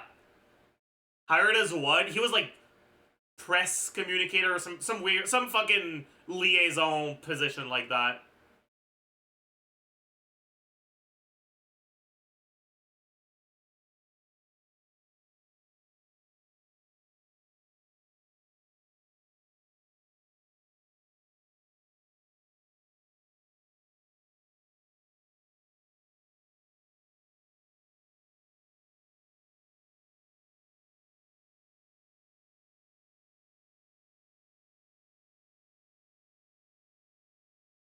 Anyways,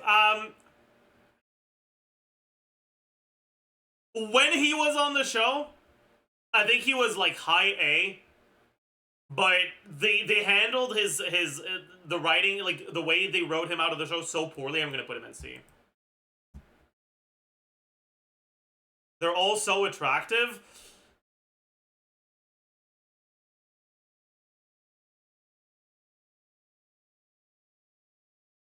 You know that, like, format where there's, like, 9 squares, and it's, like, a sentence? And then the middle square has not you on it?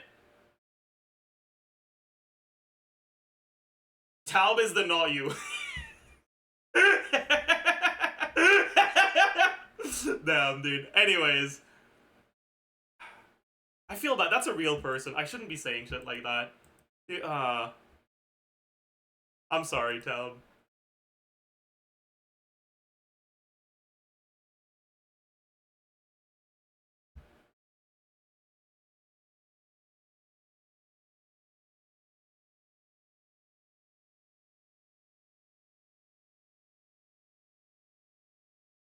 Taub catching strays outside the show, too. Yeah. Anyways. Who's my favorite of the remaining characters? Definitely Foreman.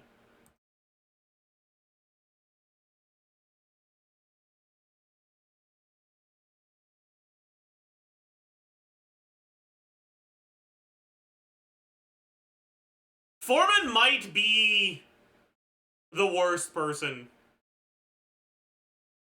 on this list.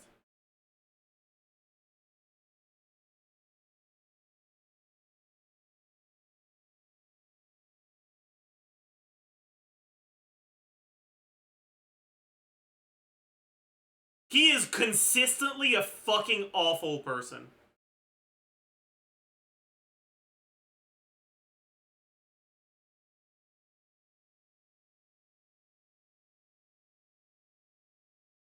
Elaborate? I tried the stupid. He is House V2. I think he's worse than House. Much worse than House.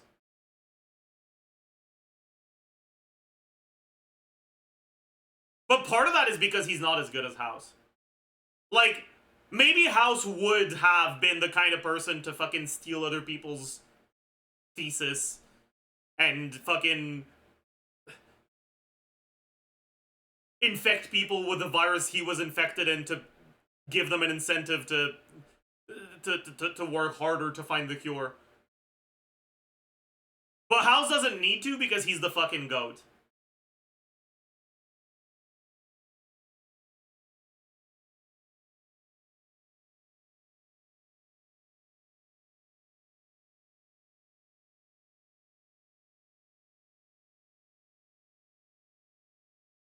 Foreman is House without talent.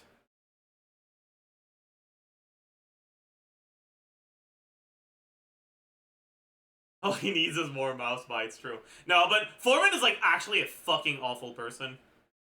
Like, he's so incredibly mean. Foreman is the second smartest? I don't think that's true.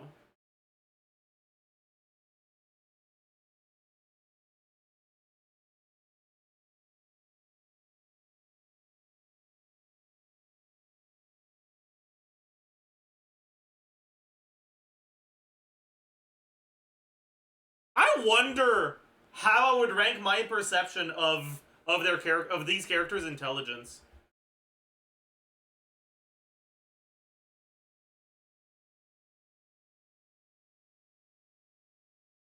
That's Chase. Yeah, I would also probably have Chase as second smartest.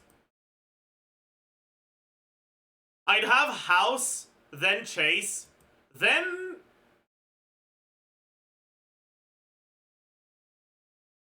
maybe...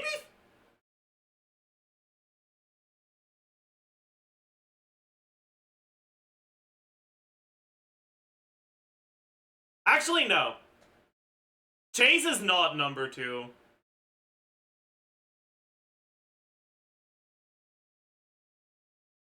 I think Masters is number 2 by the end of the show.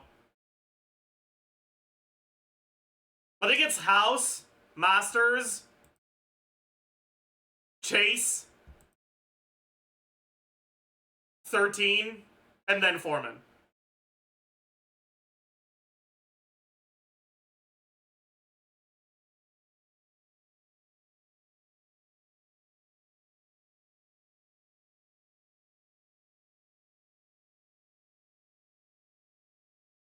Who's Masters? This one.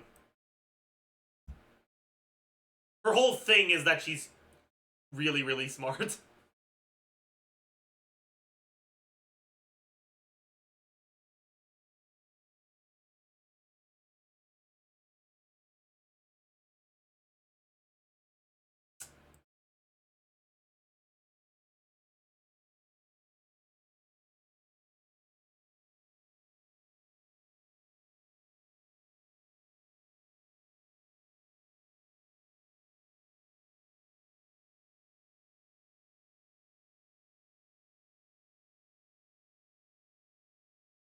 Hot take 13 is Olivia Wilde's best role ever? Maybe. I don't know, dude. I don't know what else she's been in. I do like 13, though. 13 probably makes it an A.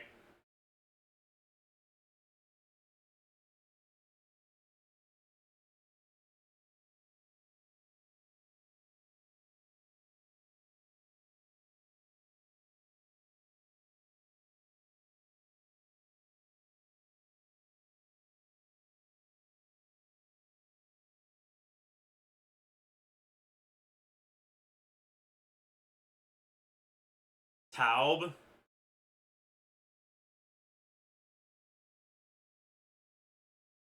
I don't like Taub that much. I don't hate him, but I don't like him that much.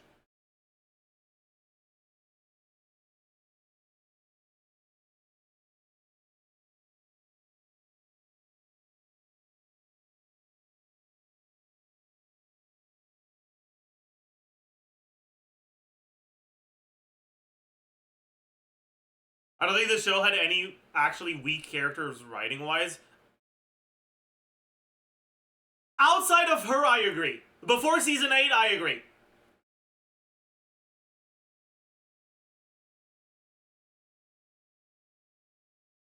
Okay, major characters.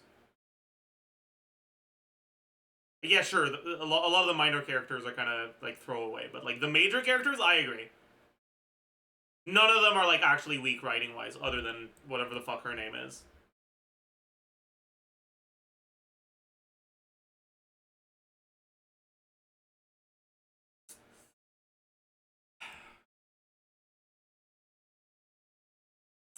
Cameron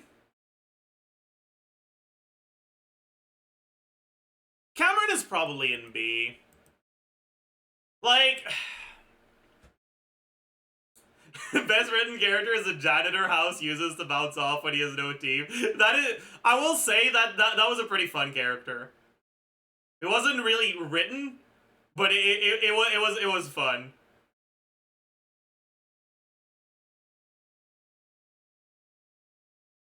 It was fun for sure.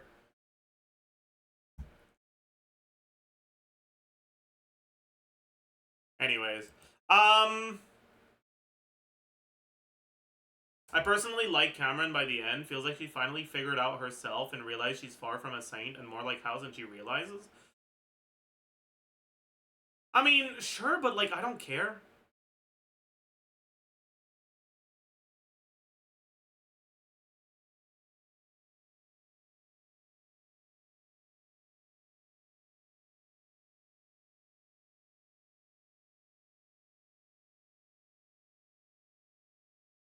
I feel like every single plot she's a part in is weaker than whatever surrounds it.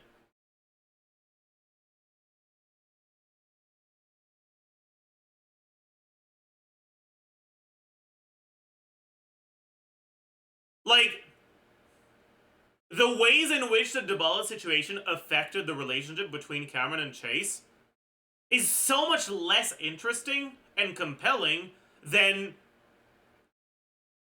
the ethical dilemma that Chase struggles with by himself. She doesn't help explore that in a more interesting way.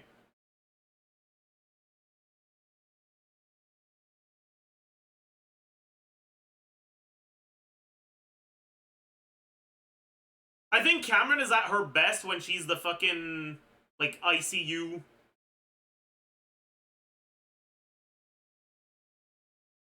Like, when she's working in the ICU. And she's effectively a minor character.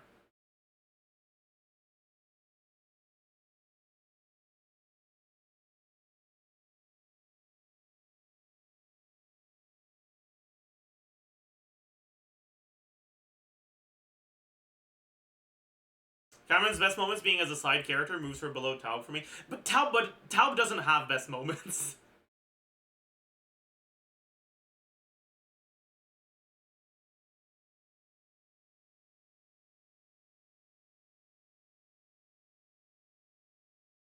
Like what is a good Taub moment? Like actually.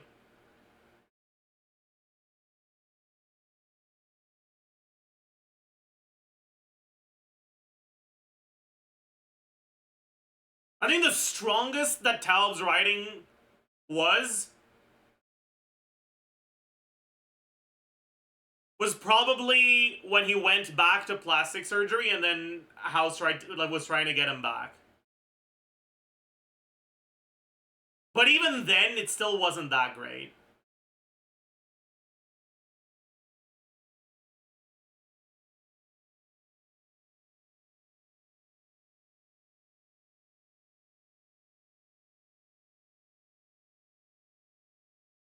Like, when it comes to House mind games,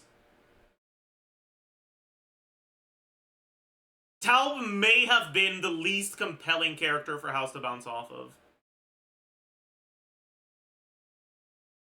Like, Kuttner was better. 13 was better. Amber was a lot better.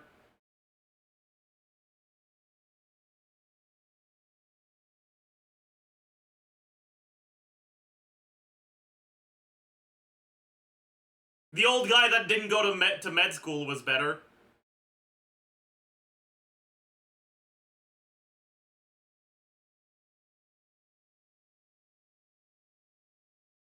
To be fair, the old guy that didn't go to med school was the best one of them.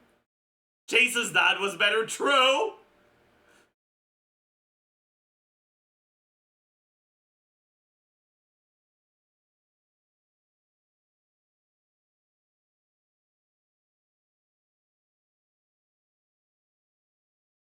Amber was a female version of House, and that's why Wilson loved her that much. I actually disagree. I think Amber was actually very different from House.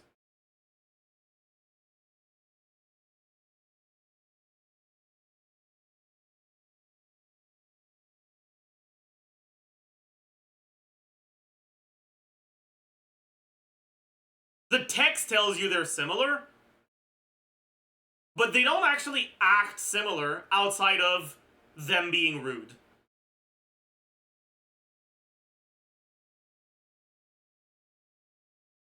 Like, that's really I guess them being rude and smart, but like, there's a lot more to House. House is a character that's defined by his trauma a lot more than he's defined by his intelligence or his rudeness. And Amber's just not like that at all.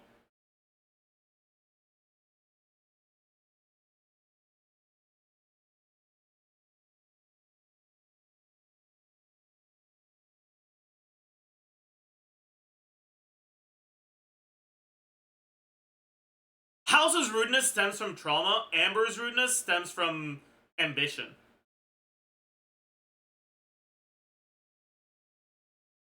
And so while it presents as them behaving in relatively similar ways, I think they are wildly different characters.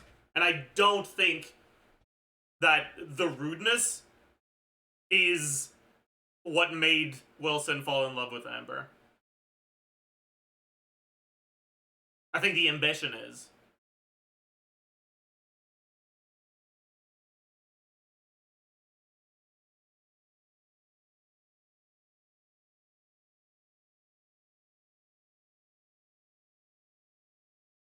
Does that make sense? You guys agree or disagree? Anyways. What's her name again? Is it Josie? Jody? I forgot.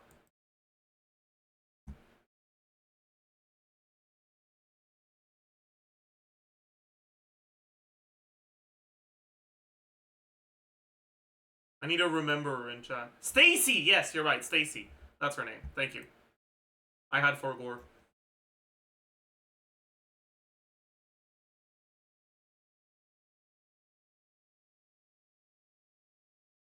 At first, Amber got to Wilson just to spite House, if I remember correctly. I don't think so. I don't think that's true.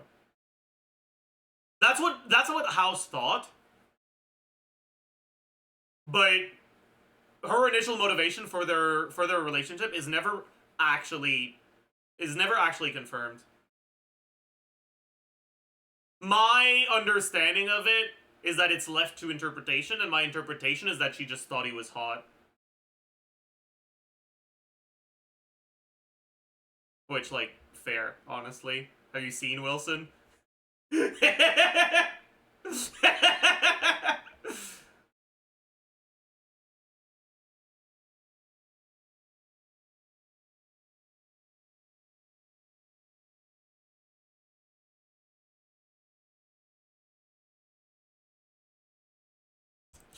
Anyways, Stacy.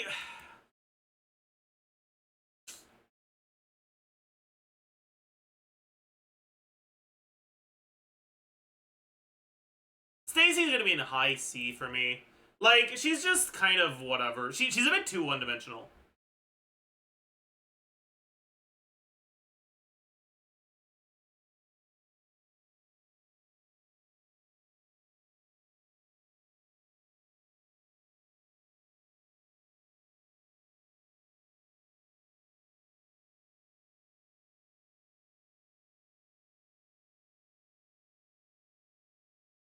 He created fun antics, but not anything more than that, yeah.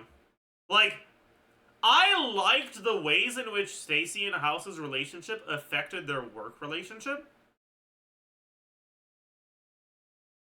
And the flashback sequences with Stacy were really compelling. But their actual interpersonal relationship in the present in the show was pretty bad. Like, pretty boring.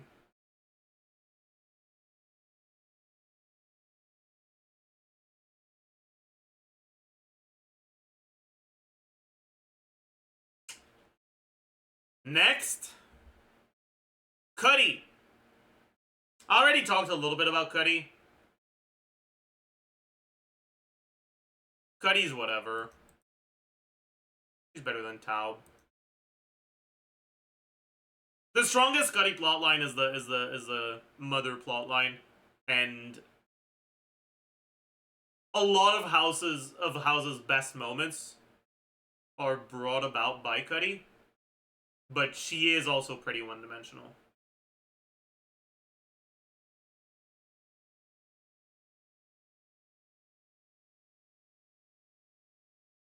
But, like, that fucking scene where House tells Cuddy, like, good thing you didn't become a mother because you fucking suck at it. Like, it's such a good fucking House moment.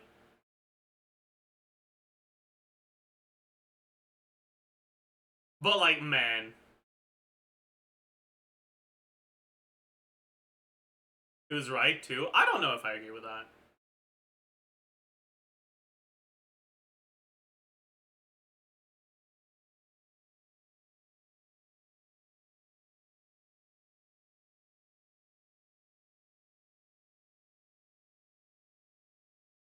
Anyways. And then we have the decent late season characters.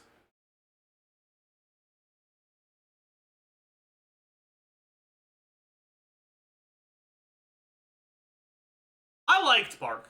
I liked Park quite a bit.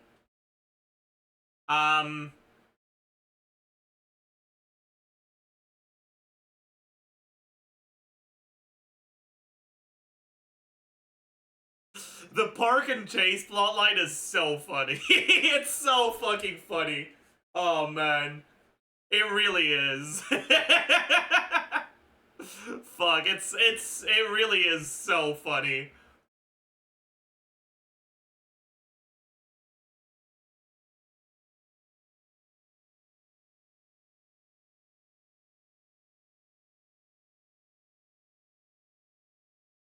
And, like, Chase getting along with Park's mom or some shit. Like, dude, Was it Chase or House that was fucking hanging out with Park's mom? Dude, the situations brought about by Park's existence in the show were so fucking hilarious. Park was the GOAT. But she wasn't that compelling of a character herself.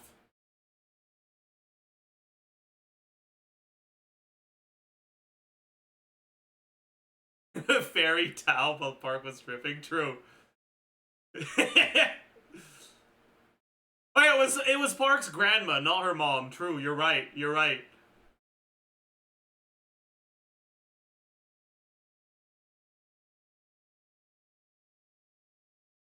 All right, and then Masters. Masters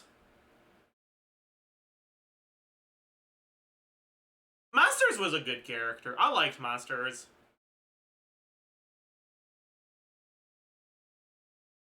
I don't think Masters would have worked long term. Like, she's the sort of character that can only work as a character introduced relatively late, that doesn't stay too long.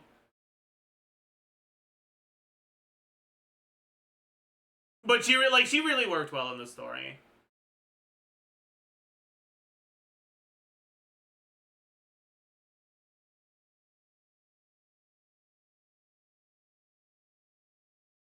I liked what she added to the team's dynamics so much more than when Cameron was fulfilling the same role in the team.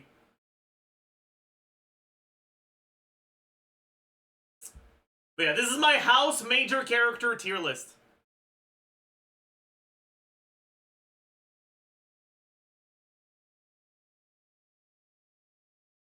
I like to advocate for Cutner a little bit, to say that his death could be interpreted as being sudden, just like the real world, with no outward warning signs. I mean,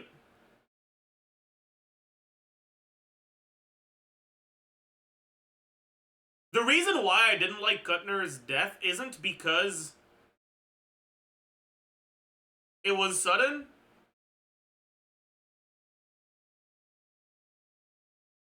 It's because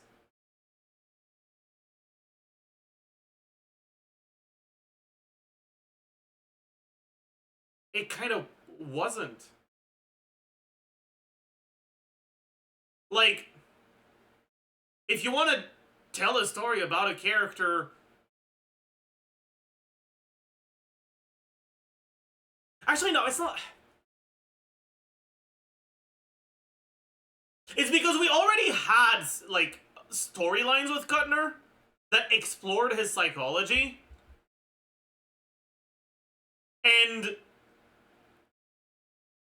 he was presented as a victim of bullying, but that was a red herring and he was actually a bully. And, like, that can't be the character you fucking kill off through suicide without an inciting incident.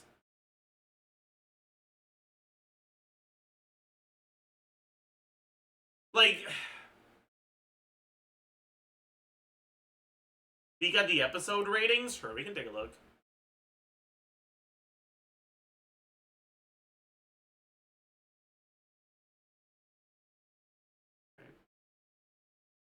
Ratings by episode, sort by top rated.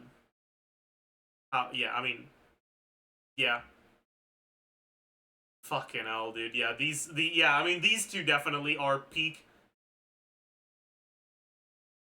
And you'll notice that the best two episodes are episodes that center around the relationships between House, Wilson, and Amber. The GOATs.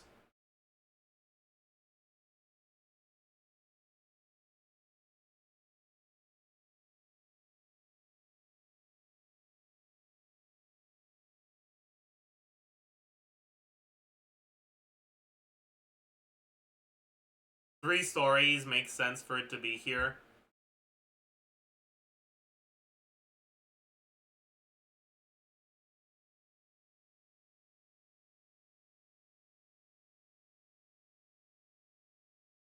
Is this the episode where he tells Cuddy she's a fucking awful mother? I don't know. It might be.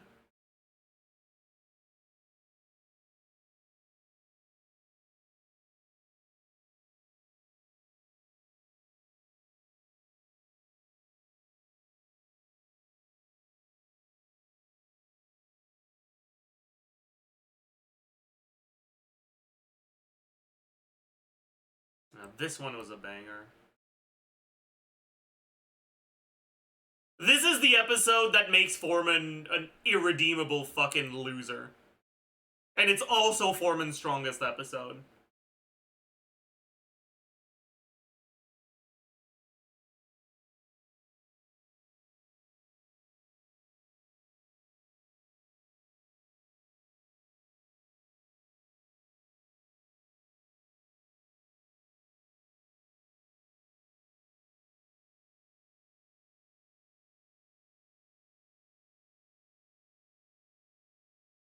Also, it's probably the worst I've ever seen someone look. Like,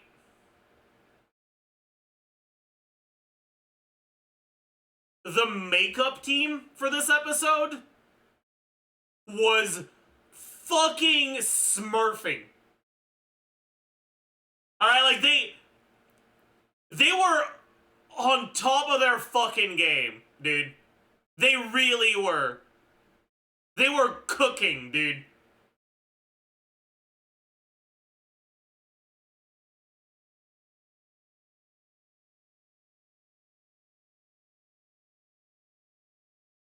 Euphoria, Foreman,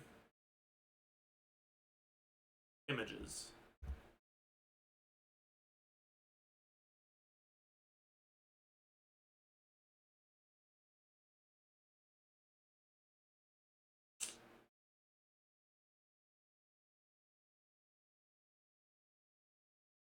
Yeah, there's a lot of images that aren't from that, but like a few images from this episode. There's this one, this one, this one. I guess that's from the previous one. That's a part one. But it was a 2-part episode. But dude,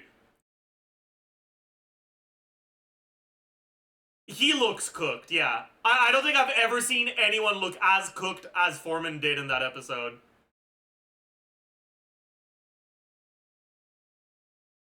They did such a good job at making him look that awful without gore. Yeah, exactly.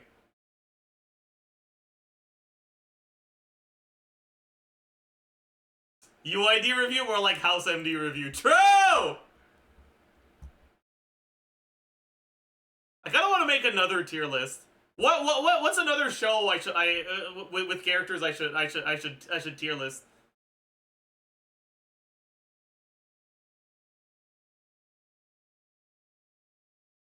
Lost? I haven't watched Lost. Modern Family? I haven't seen all of Modern Family. I've only watched the first few seasons.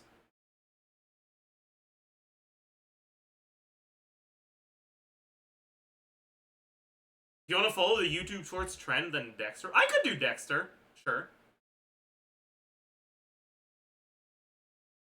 Dexter character tier maker.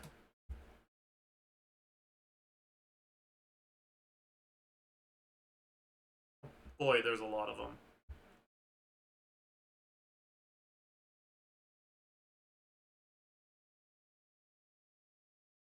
I'm not going to rank all of them because I think a lot of them just don't really need to be ranked.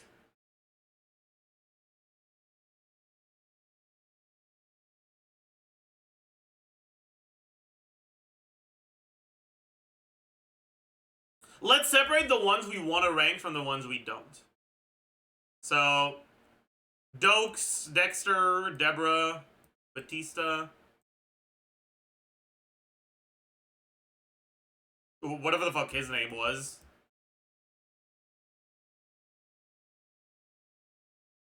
Sure.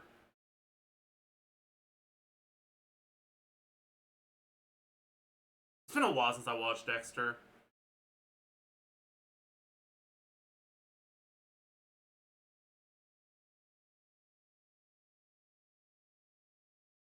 Harry.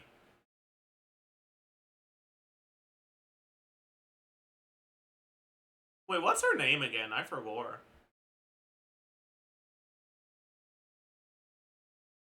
LaGuerta? Yes, you're right.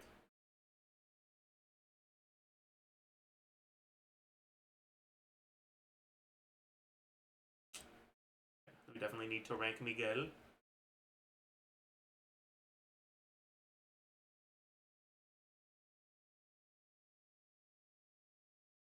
Paul. I forgot what his name was. Quinn? I think? Rita? Rita.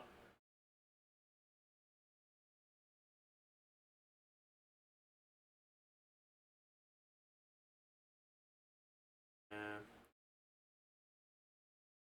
Yeah.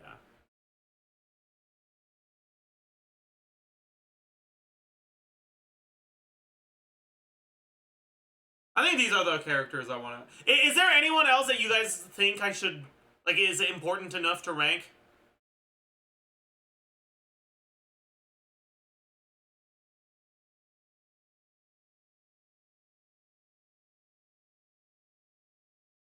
You didn't watch the last 2 seasons? I watched them, but I probably forgot.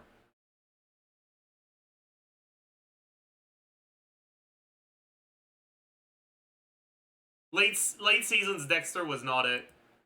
I watched it twice too, but it did not stick in my mind. Lumen and Travis? Wait, who are those again? Lumen, Dexter. Oh! Right. I barely remember her though.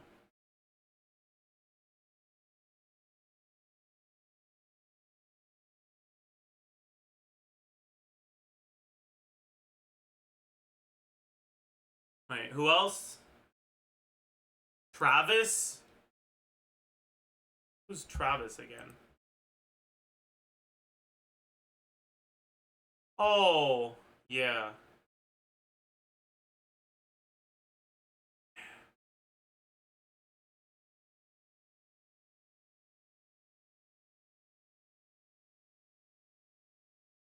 Dude. No one cares about that, man. No one cares about Travis. Hannah? Who's Hannah again?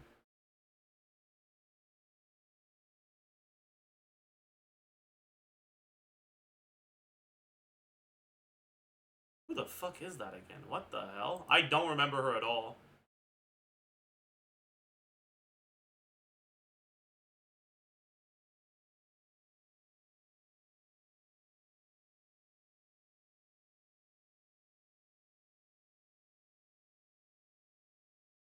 Whatever. It doesn't matter. They're not relevant. But like Dexter ended after season 5, okay? Like it went to shit after that, okay? Anyways. These are the characters we're gonna rank. Who is the worst of these characters here?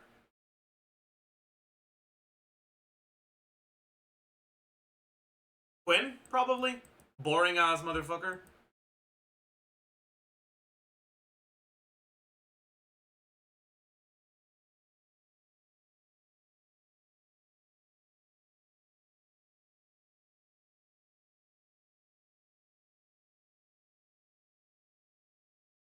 Worse in what sense? In like the worst character. The one that adds the least to the story. And who is the best character?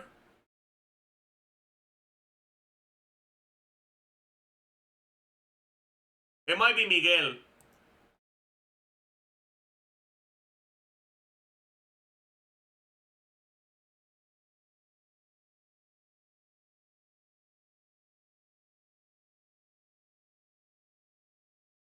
I'm a Miguel enjoyer.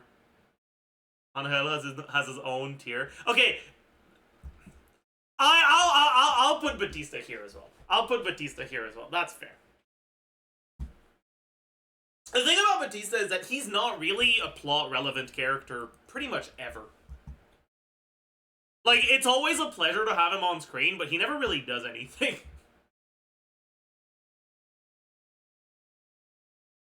La Pasión. True.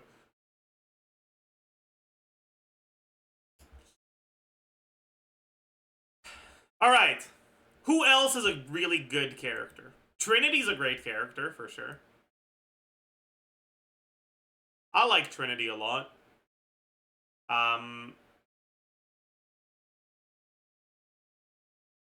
And I don't even remember his name, but I liked him a lot as well.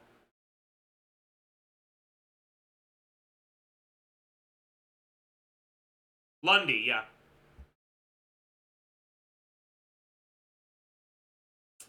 Although, is Lundy an S tier character? Or do I just like Lundy so much because it helps explore Deborah's relationships and Deborah's an S tier character? I think that's actually it.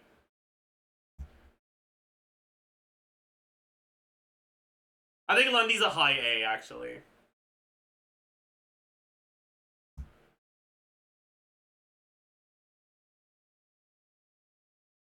Alright, chat.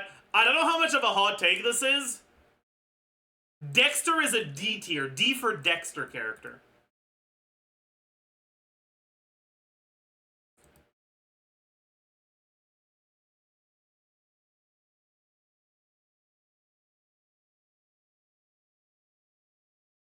Dexter is probably the show that does the most with such a shitty protagonist. He's so fucking boring. Like, the premise is really interesting, but Dexter has no character.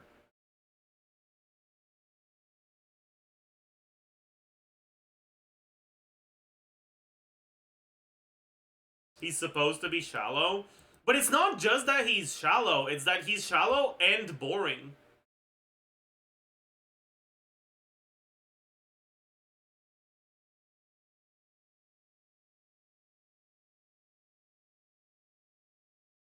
Isn't that the point? I mean,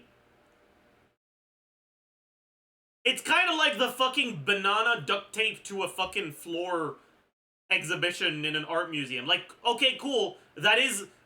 the fact that it's meaningless is the point, sure, but that doesn't mean I'm gonna enjoy myself if I go to a museum to see it. I did not enjoy Dexter's influence on this story. I thought it was really boring. And the fact that it was the point isn't enough to redeem it in my eyes.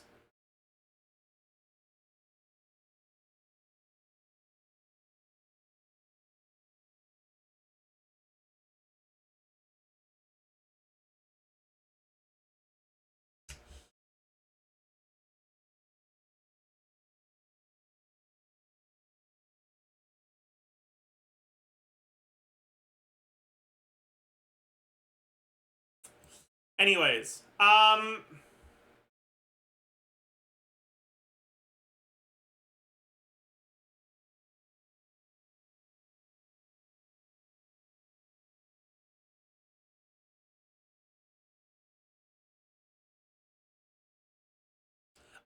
actually really liked Paul. I think Paul was a great character.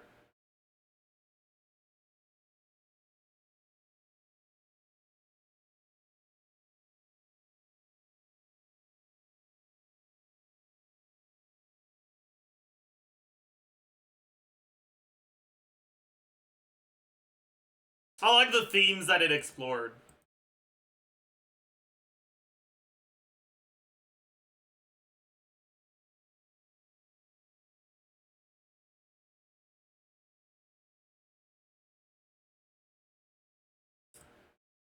Rita...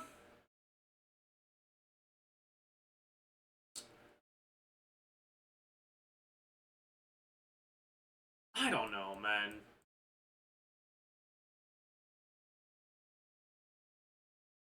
Rita suffers from the fact that her most important relationship is with Dexter, and Dexter is so fucking boring that it makes it so Rita just doesn't have that many situations to shine. Rita's interactions with Paul are great.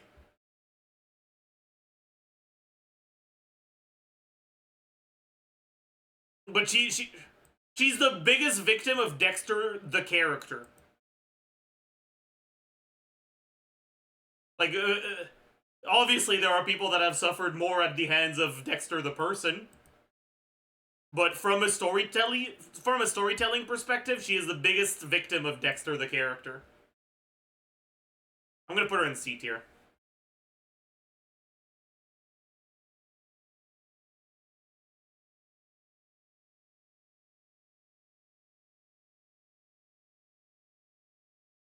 She was okay.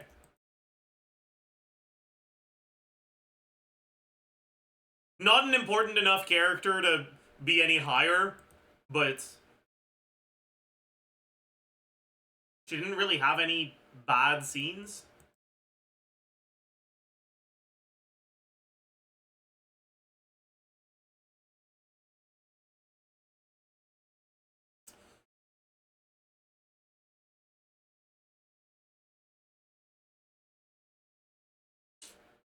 LaGuardia was kind of boring.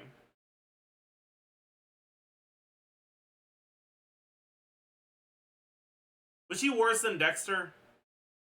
Yeah, she was.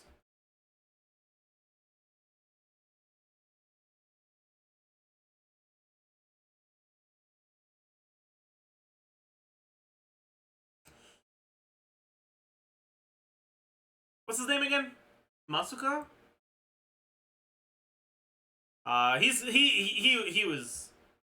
He was kind of a whatever character. Like, he's a comic relief character that is somewhat funny. But I think his character aged really poorly.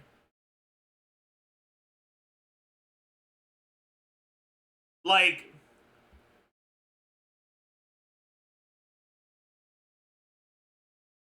self-hating, nerdy, horny, Asian middle-aged man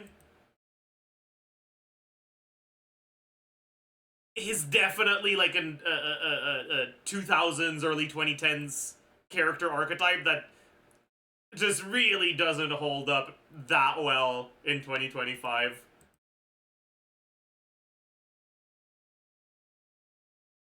His purpose in the story is comic relief, and honestly, he's a lot less funny now.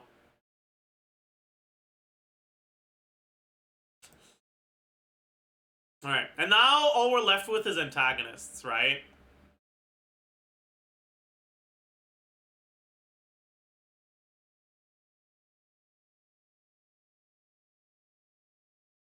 I've never watched that show. Is it worth it? Eh.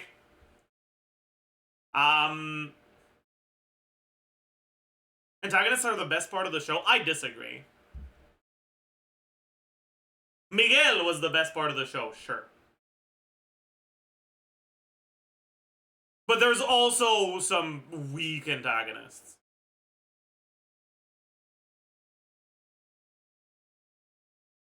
I guess Lila's the weakest antagonist. I think Lila gets a bad rap. I don't think she's as bad as people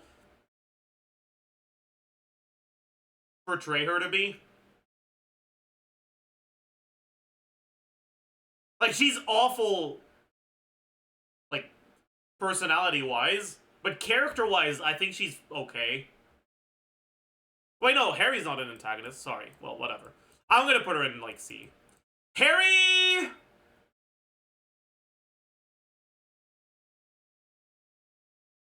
Harry was fine. He was, like, there as a plot device. He did his job. Whatever.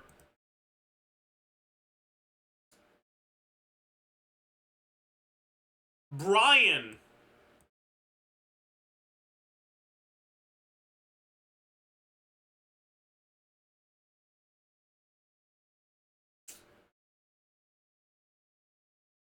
I think Brian was a high B for me.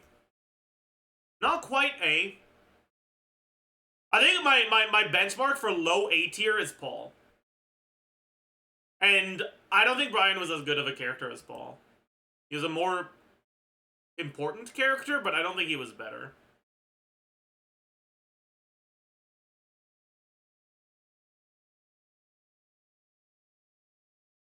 The best thing about Brian was that he was the antagonist, in a season that was mostly focused on establishing and developing new characters. And so it felt novel and fun. But he himself was kind of just whatever. And you know what, yeah, you were right. There are a lot of good antagonists in Dexter.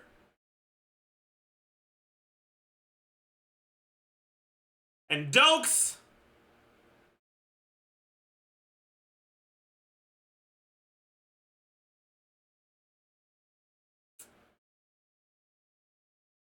I don't like goats as much as I don't like Dokes as much as a lot of you guys do.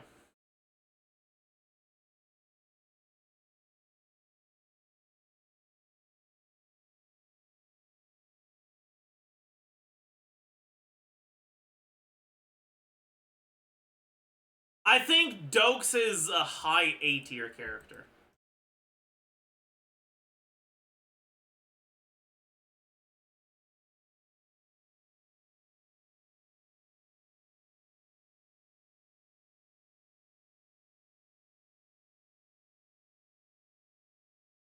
Honestly, I'm tempted to put Trinity. Actually, no. I need to make a fucking tier for Miguel by himself, dude.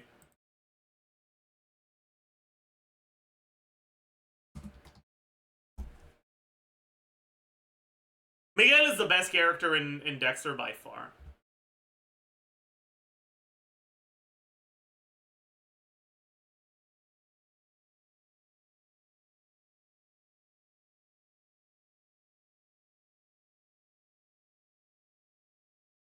The worst part of Dokes was his death. I don't know if I agree with that.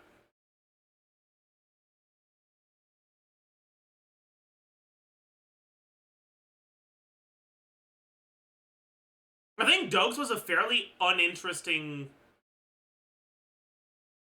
character in the, like, slice of life portion of Dexter. And, like, the episodic portion, at least. Like, as a cop, he was really boring.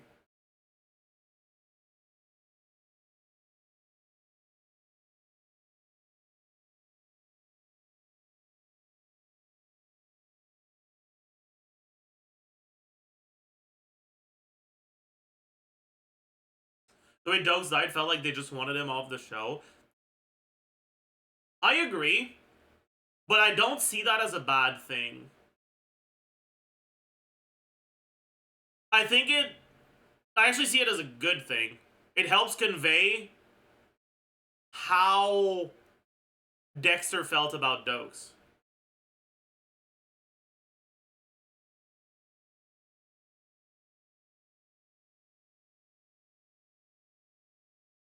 Dexter was getting cornered by Dokes. And he was in a predicament. He had to choose between breaking his code and going to jail.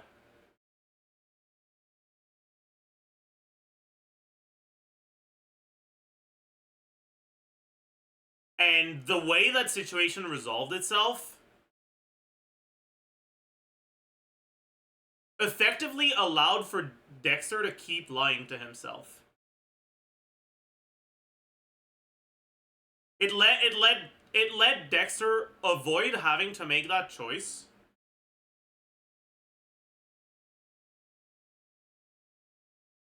Which I can understand why you wouldn't like it, because it, like, I can understand how it would feel like they're just avoiding the situation altogether. Like, that's fair. But I don't see it as the, like, ending of an arc. I see it as a tipping point in Dexter's psychology.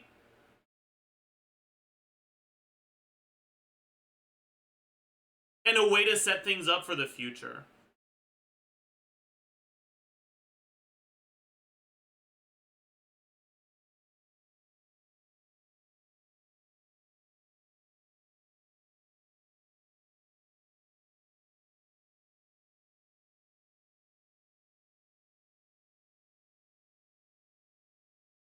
Anyways, Miguel was the best character in the show. I will. Man, Miguel was so fun, dude. Dexter is propaganda, right? Yeah. Yeah, it is.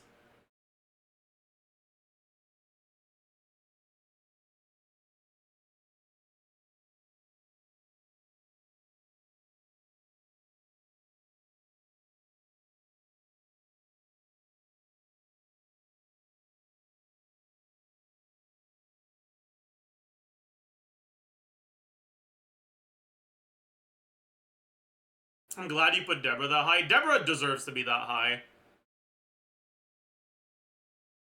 Deborah has the most interesting plot lines throughout the show.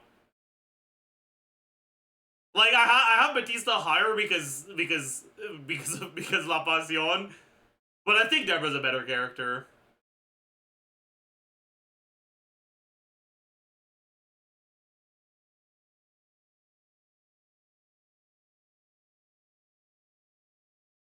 Speaking of propaganda, should we do one for Brooklyn Nine-Nine characters?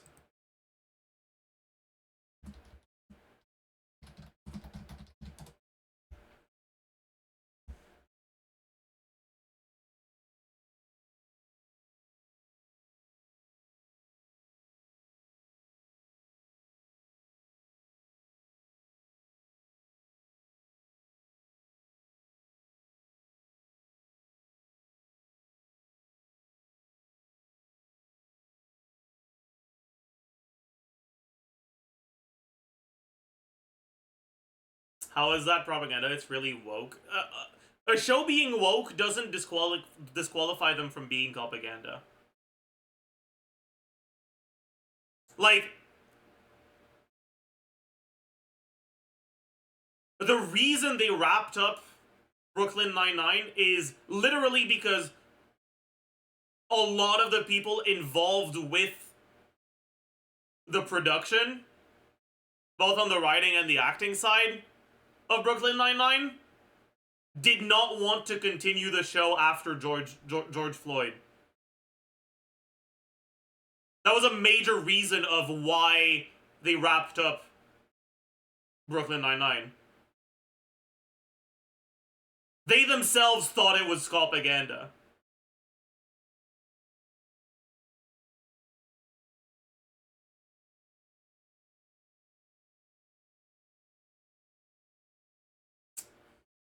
Anyways,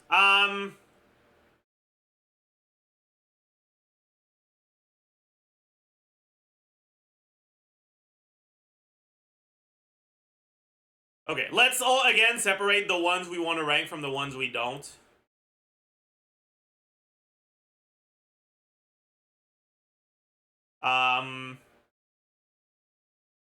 Obviously, all the major characters.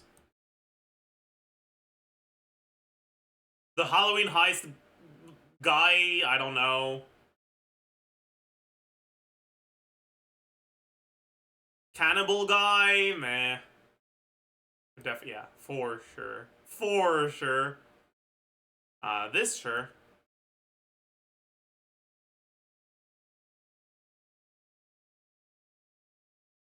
Yeah.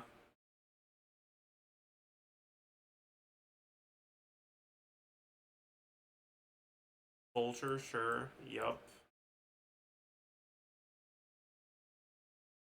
Yeah.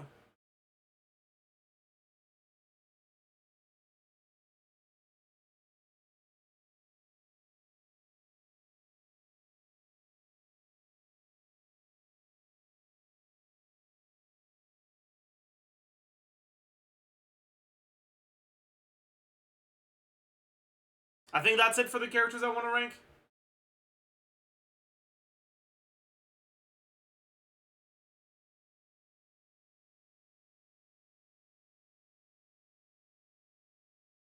Why is a dentist there? I don't know, dude. I have no idea why the dentist is there.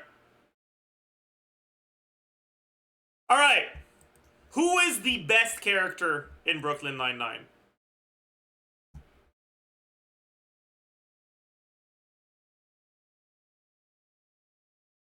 Probably Holt.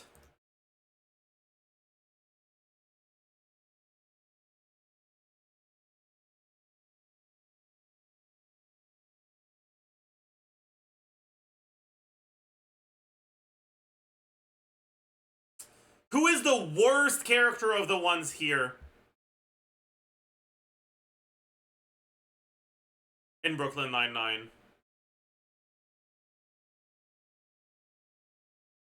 They really have a strong cast.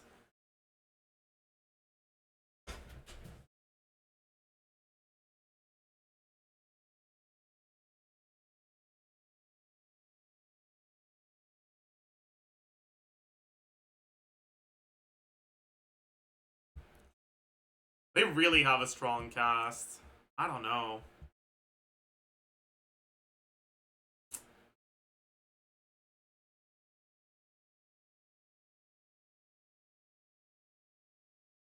Yeah, I guess some of these aren't really present in enough episodes to rank properly. Like these three.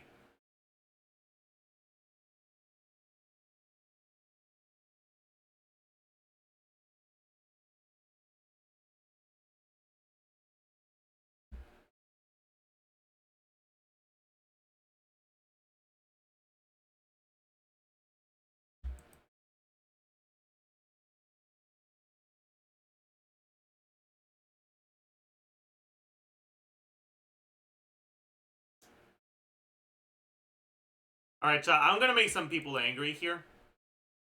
Okay?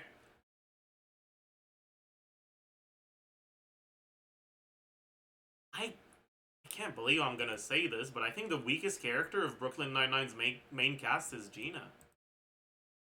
And I don't dislike Gina at all.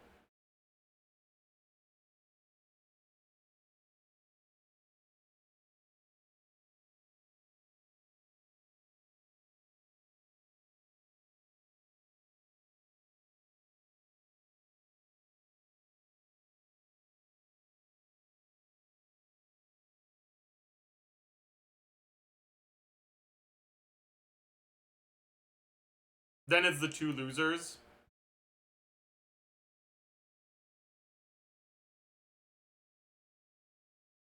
Lurker came out, yeah.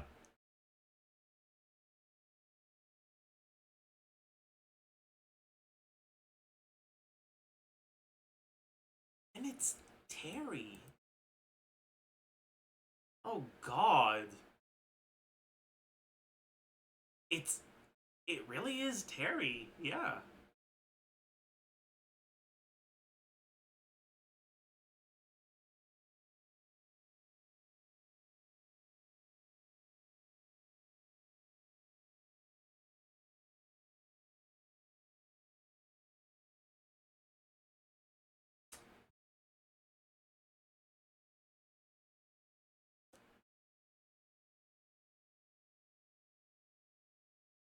Then Amy?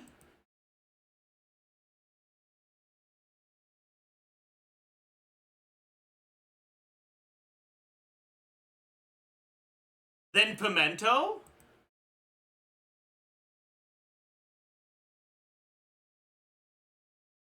Then Jake?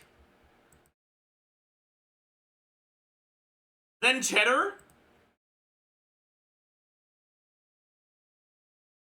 Then Sean?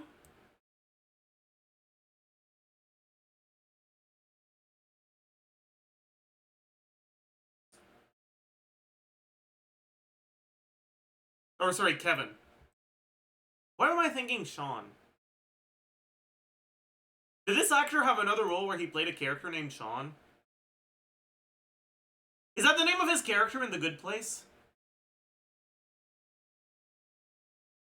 Yeah, it is. Okay, yeah. My bad, my bad, my bad, my bad! My bad! Sorry, Kevin.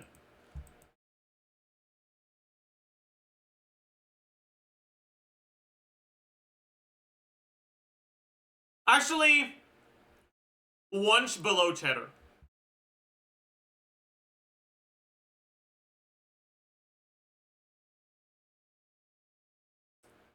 Then Doug Judy, then Rosa, then Boyle.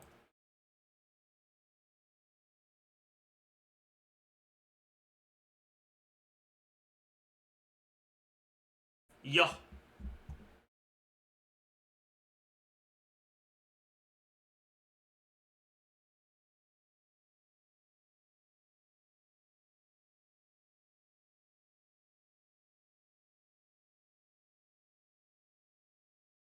But I don't think I dislike any of the Brooklyn Nine-Nine main cast characters.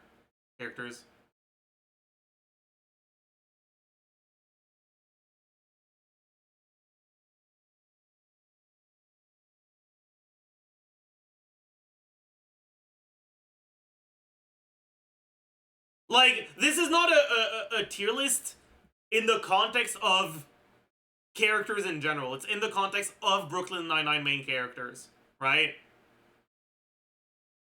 Because if it was in terms of how good they are as characters, Gina would probably be in, like, B. And everyone would be in B or higher. But I don't think anyone would be in S. I don't think there's a... All of the Brooklyn Nine-Nine characters are good, but I don't think any of them are outstanding.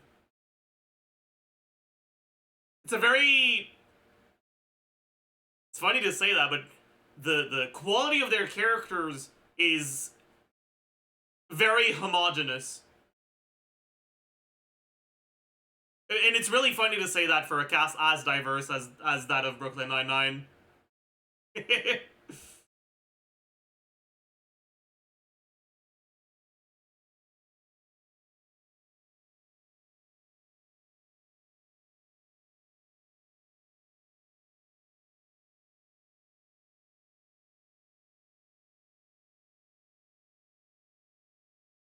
Actor died, yeah. Man. I like the idea of a The Boys tier list.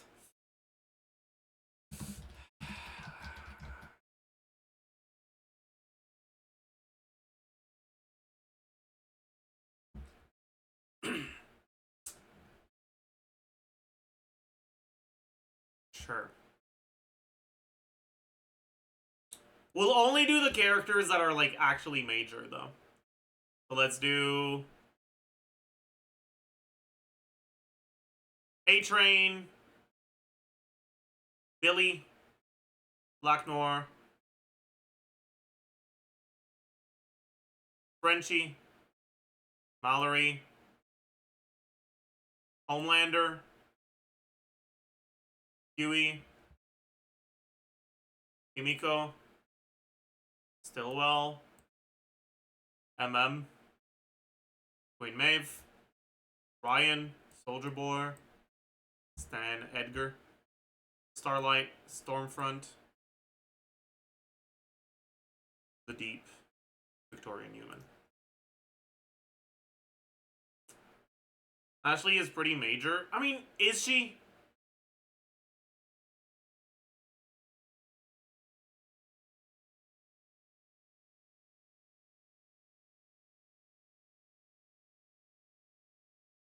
I don't know. Yeah, like, she has a lot of screen time, but she doesn't really do anything.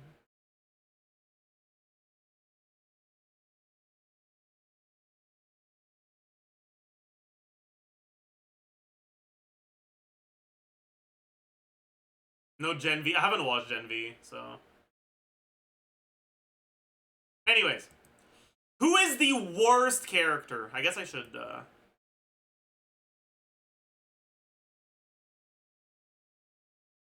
Who is the worst character in The Boys? Out of these?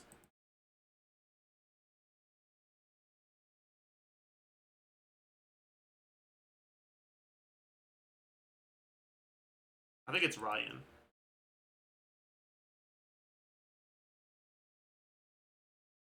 Ryan ain't it, man.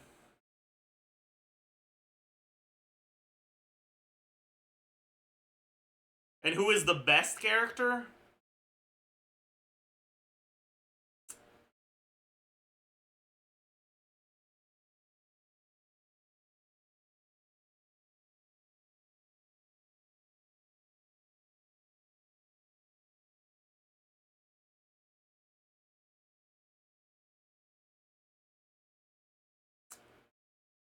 I'm split between two. I'm split between two. And they fulfill such different roles in the show, too.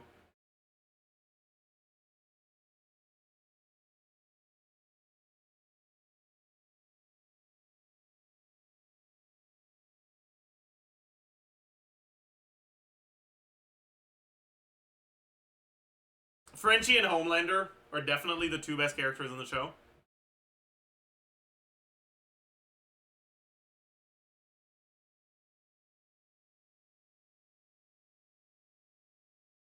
My goats.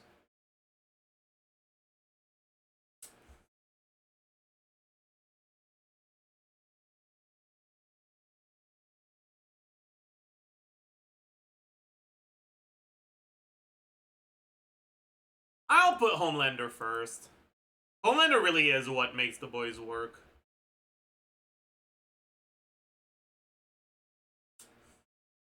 Alright. I think there's quite a few bad characters in the boys.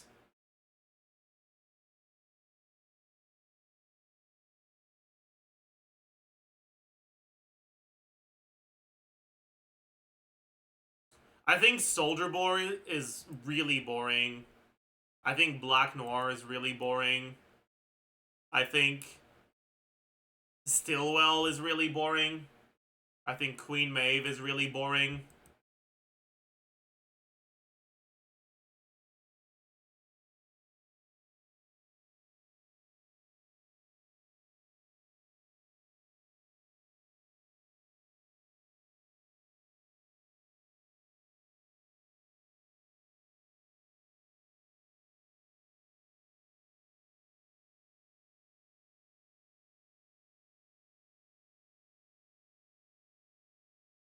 And then there's the ones that, like, aren't actively making the show worse, but also don't contribute too much. So, Starlight is kind of whatever. Kimiko is kind of whatever. Mallory is kind of whatever.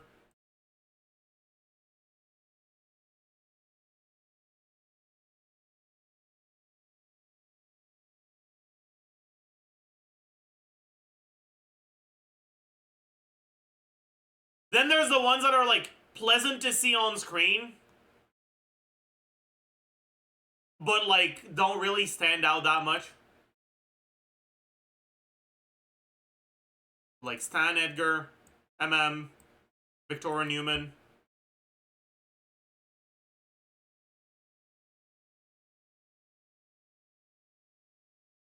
The Deep. The Deep is not pleasant to... Okay, what the emotion he evokes is not joy. But his arcs are fun.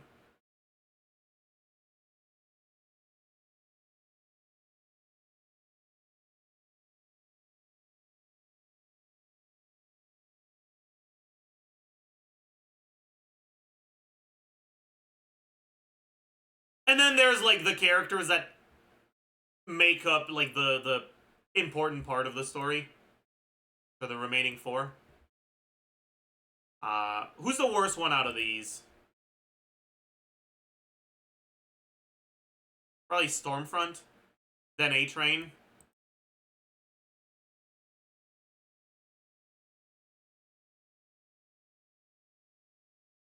And then who's a better character between Huey and Butcher? Ashley should be in there? Fine, I'll fucking put Ashley in there. There, are you happy?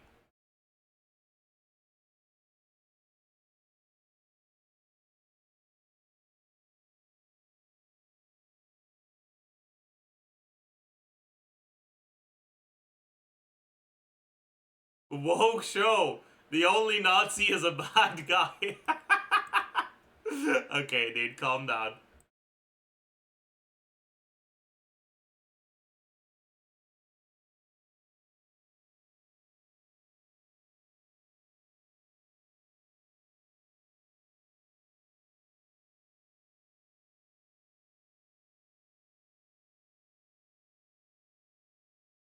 Can't believe they made Frenchie gay in season 4.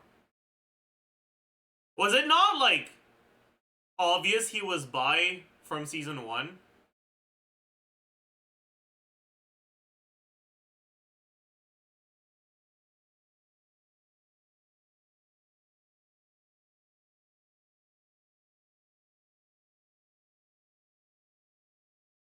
It wasn't obvious?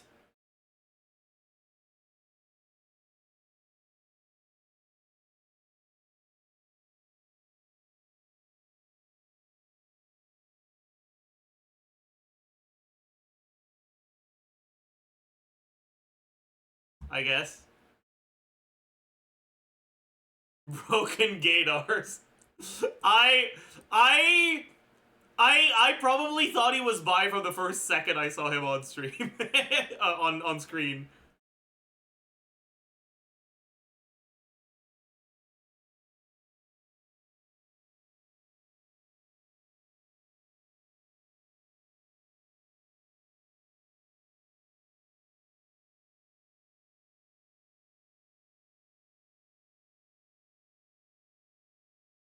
That I left for 2 minutes. Why are we talking about gaydars? Because someone was talking about how they got caught by surprise by the plot line where Frenchie was like dating a guy in season 4.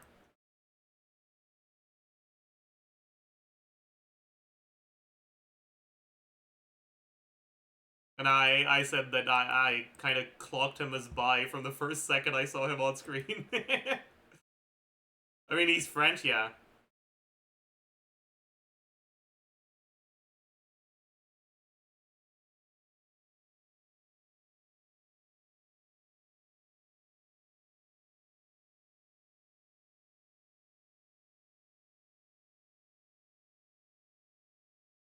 Dude, I don't know. I think Butcher is better than Huey. But I think they're very close.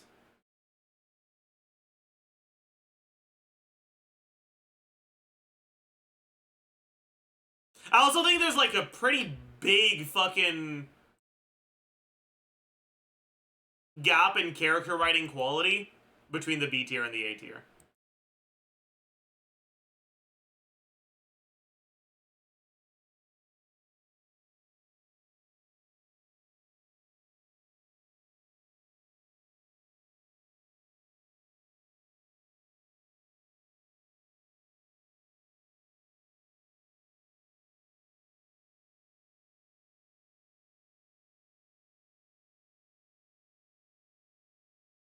Anyways.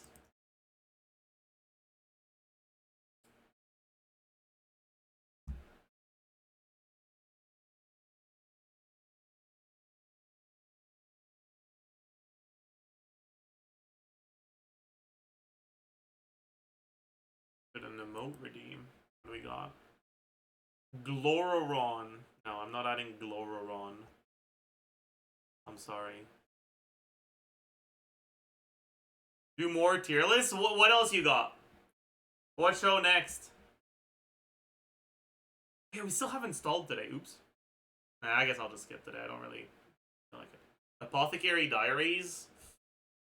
Eh. Apothecary Diaries doesn't have enough major characters for it for a tier list to be fun.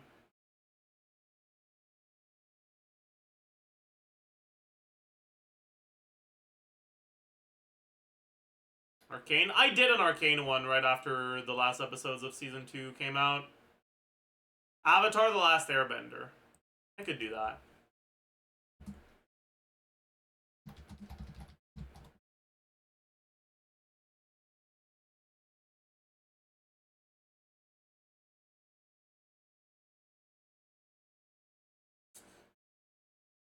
Precise redeem. I'm so tired. I think this is gonna be the last tier list we make today. Aww. My leg hurt. That's gonna make 100 squats, right?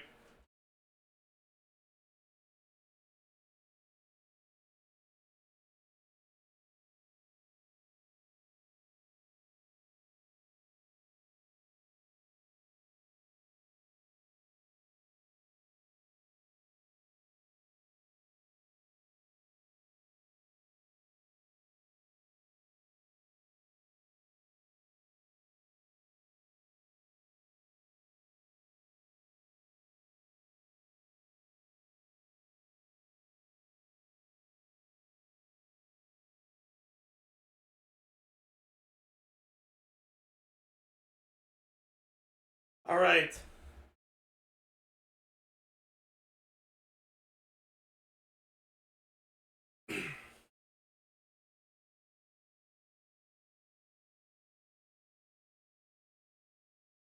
Who is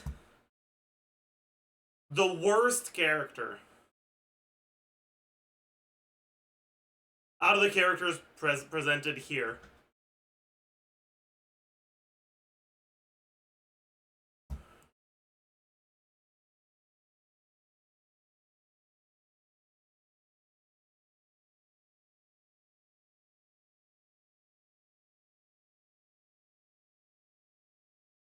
Okay, you know what, actually? I'm not gonna rank all of these.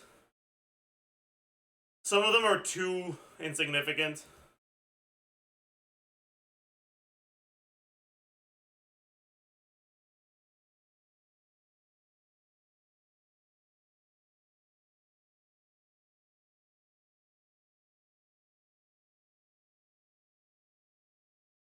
I'm sorry, Zuko's mom.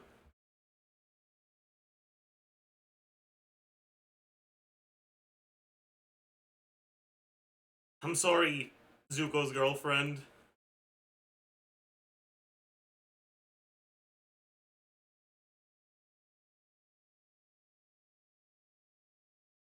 Fuck are the sandbenders doing here, dude?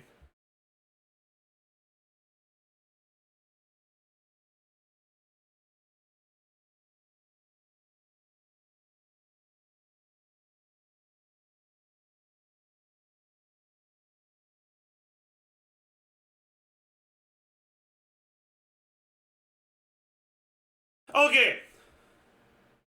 Out of the other characters, worst one is probably whatever his name is.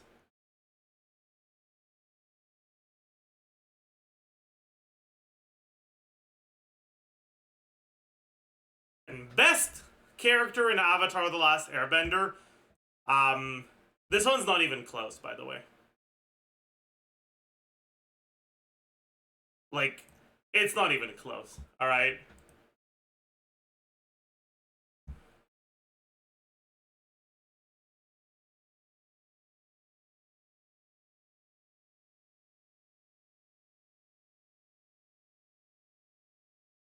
Sokka is the best Avatar character by far.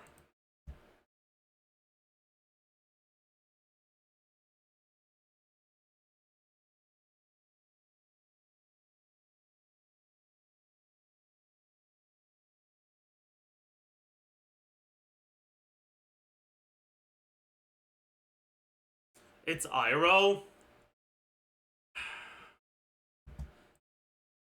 I don't like Iroh that much. I don't dislike Iroh either, but just because a character is lovable doesn't mean they're a great character for a story.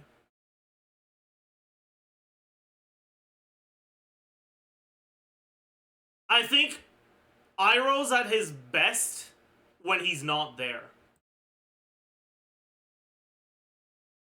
Iroh's presence highlights the contrast in how the characters act with versus without him.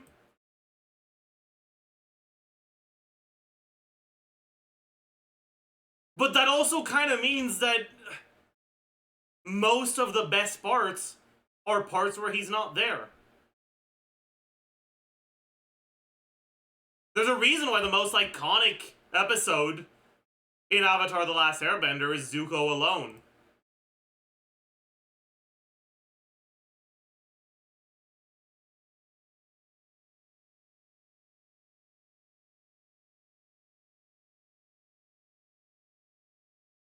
And I think Iroh is a worse character than Zuko is. I don't think he's a bad character.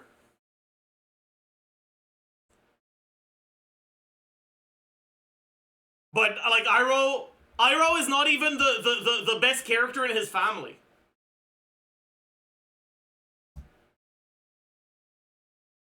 Let alone in the whole show.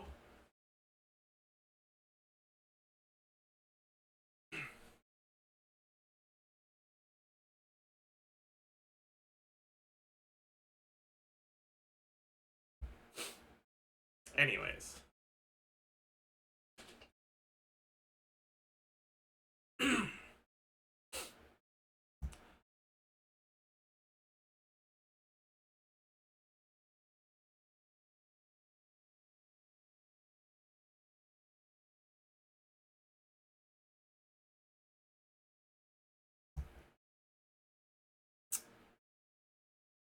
Kiyoshi, D. Kiyoshi's kind of just okay. Like, yeah. Alright, sure. Sure, dude. Who cares?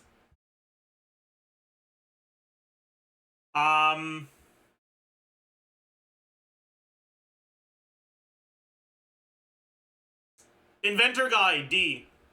Inventor Guy's son, D.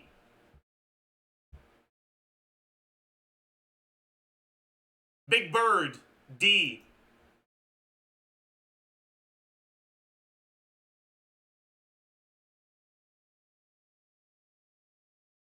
Daily Guy, D.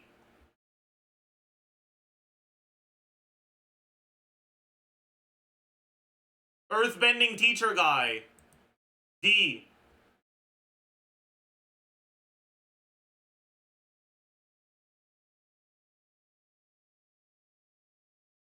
I think that's it for characters in D. Which is basically just...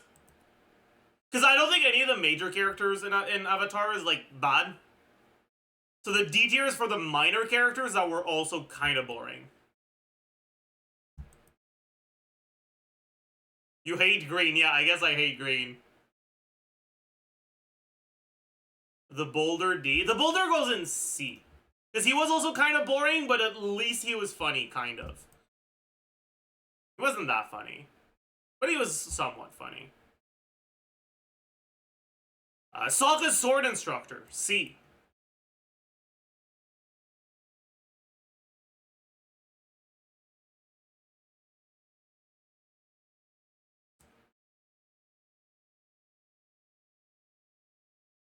Minor Katara love interest that does earthbending, C.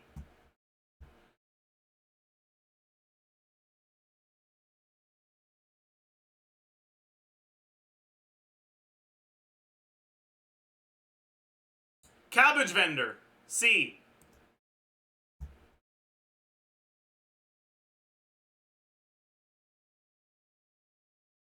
Sozin, C.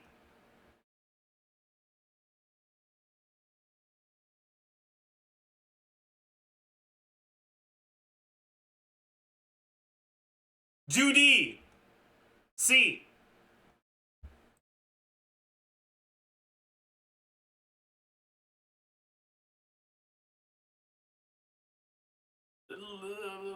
Whatever his name is, C.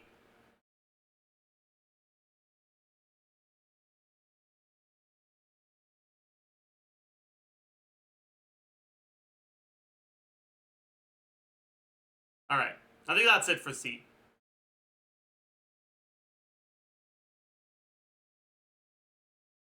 Earth King, B. Momo, B. Moon, B. Admiral Zhao, B. Jet, B. Ty Lee, B.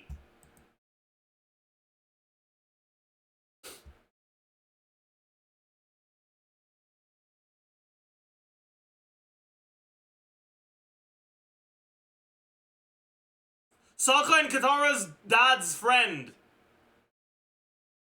low B.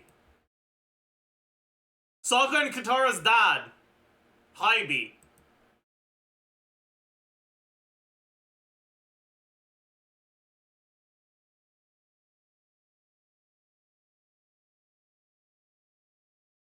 Monk Gyatso, B.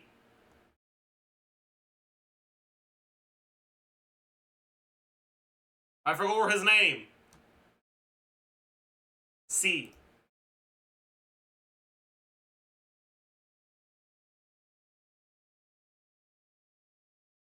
Weird Mole Girl, C.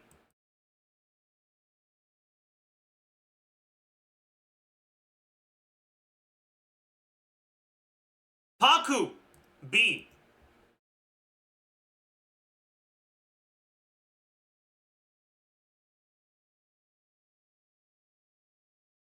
Appa, A. Boomy. A. May. A.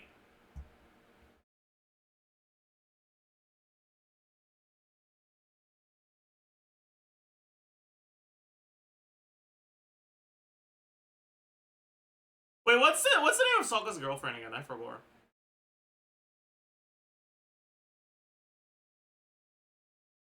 Suki, right. Avatar Roku. Low A.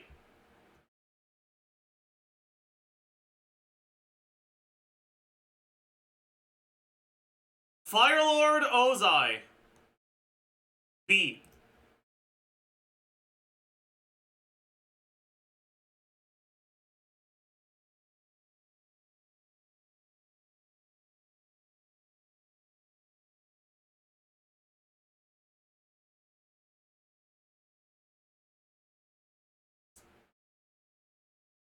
Toph.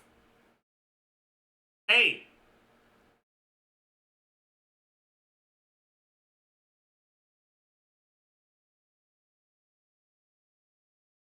Toph is the worst of Aang's companions.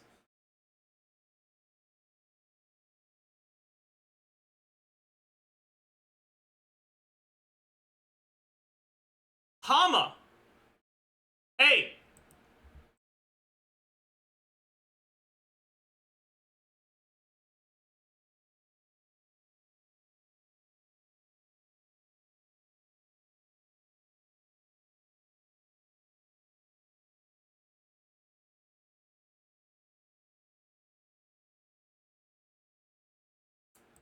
Aang.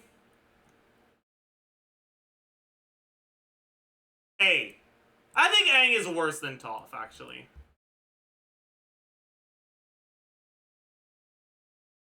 He's worse than Amma. He's worse than Appa. He's better than Boomy, yeah.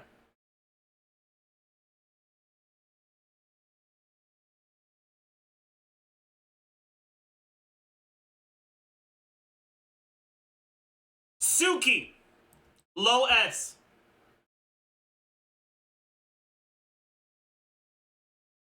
Katara. Mid S. Azula. High S.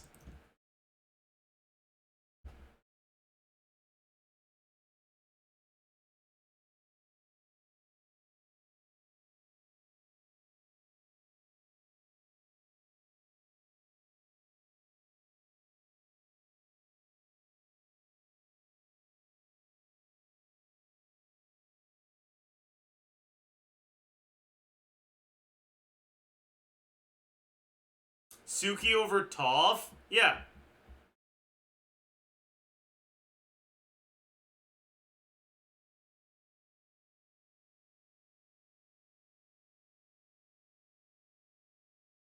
The best part of Toph is her comic relief, and she brings worse comic relief than Sokka does.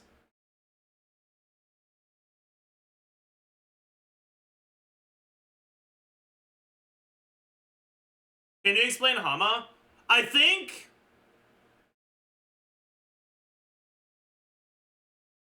the bloodbending episode is probably my favorite.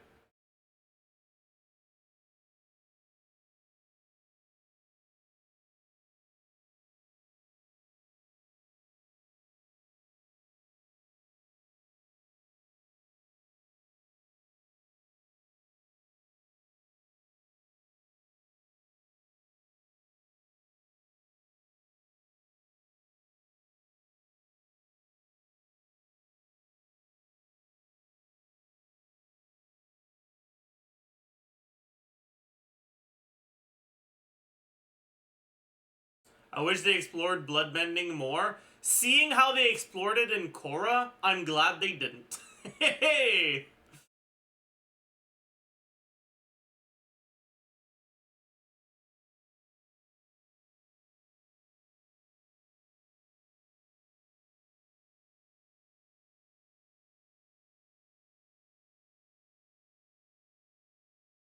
But yeah. What do you guys think is the worst take in here?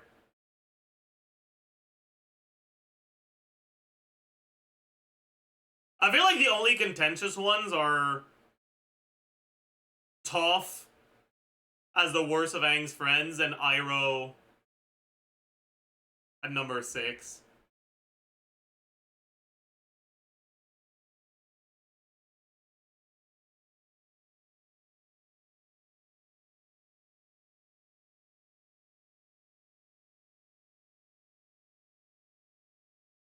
Jong A tier? No, he's not.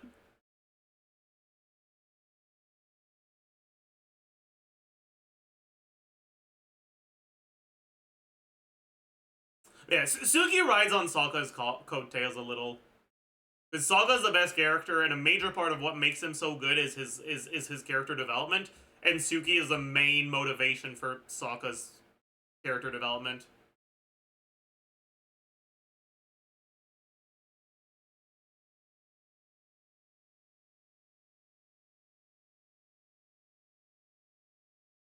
Their dynamic is so good, it really is, yeah.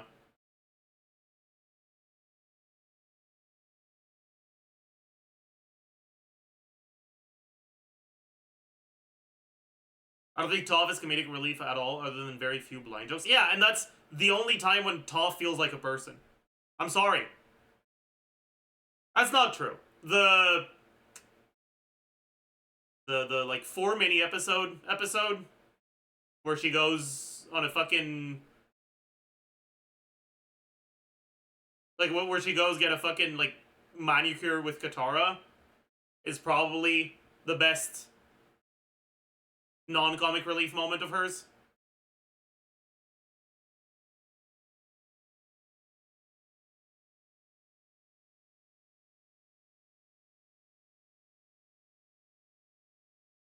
But like, I don't know. Toph is the sort of character where like her personality is fun to have on screen, but I can't really like if you ask me, hey, what makes Toph a good character other than I'd probably get along with her, I can't really say anything. Like I don't have any. She's just not that good of a character in my eyes.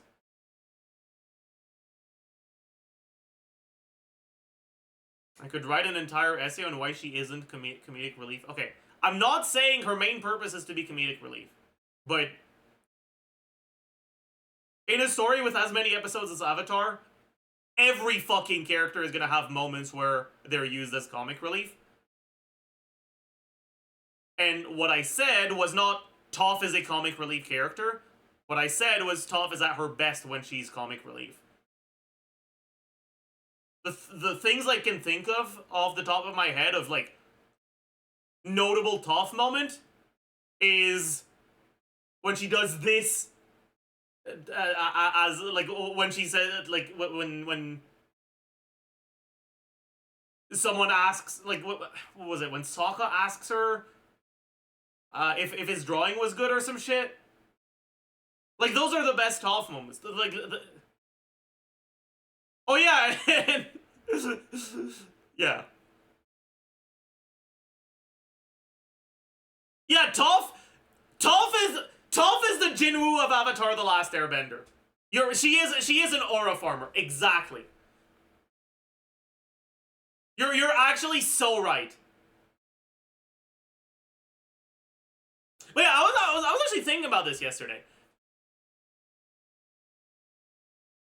ORV is really making me realize just how boring of a character Jinwoo is.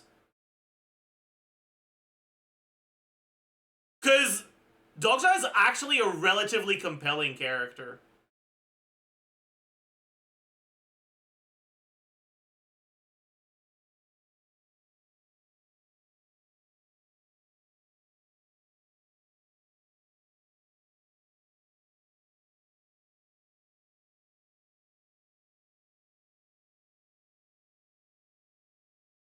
Anyways.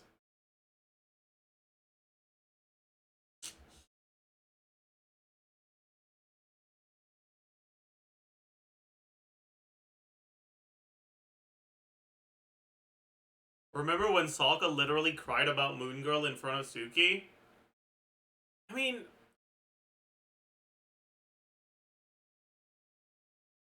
What about it? What's your opinion on Zutara? I don't give a shit about fucking ships.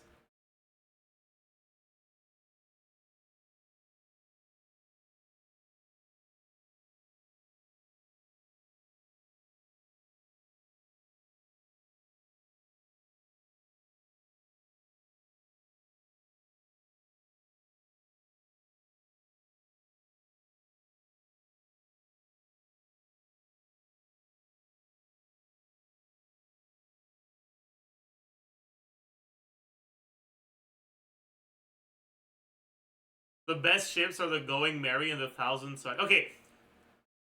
Haha, good one. But unironically, okay, the only ship I care about to any extent whatsoever is probably Usopp and Going Merry.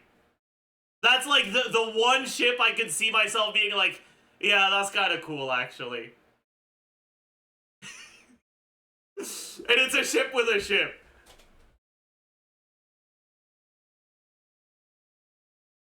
But like, true.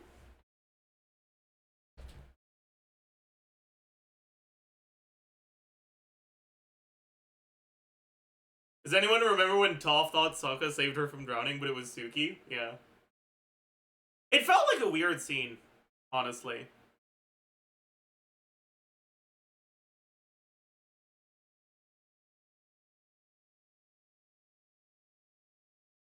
Because Toph doesn't really, like, outside of that scene, she never really sees, like, the kind of characters that would fuck with their friends by, like, flirting with them.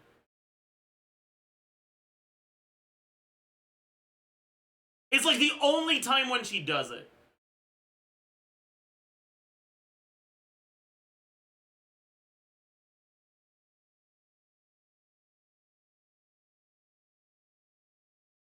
I think she liked Sokka. I think that's definitely not true.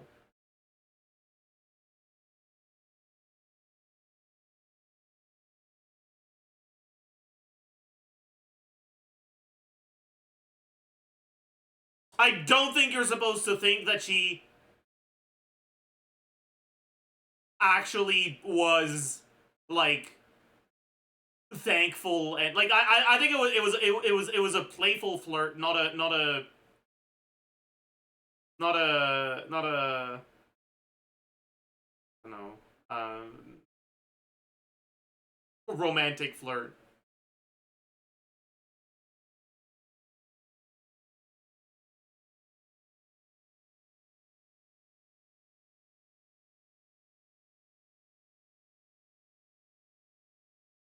Like I think the embarrassment was like, oh no, I accidentally playful flirted with someone that I am not close enough to playful flirt with.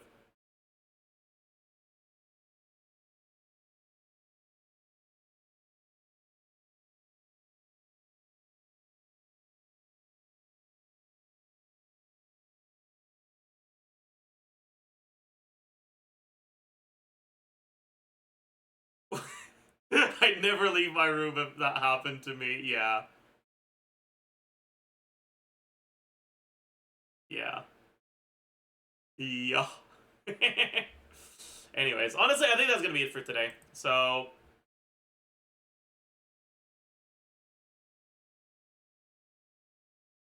I hope you all enjoyed. We will do proper UID reviews soon. Trust. But now it is time for me to post my gaming guide. So please go watch it. The video has been posted as usual. If you can find it through YouTube, it helps more with the algorithm. Your plunge. Here's the link. Go watch it.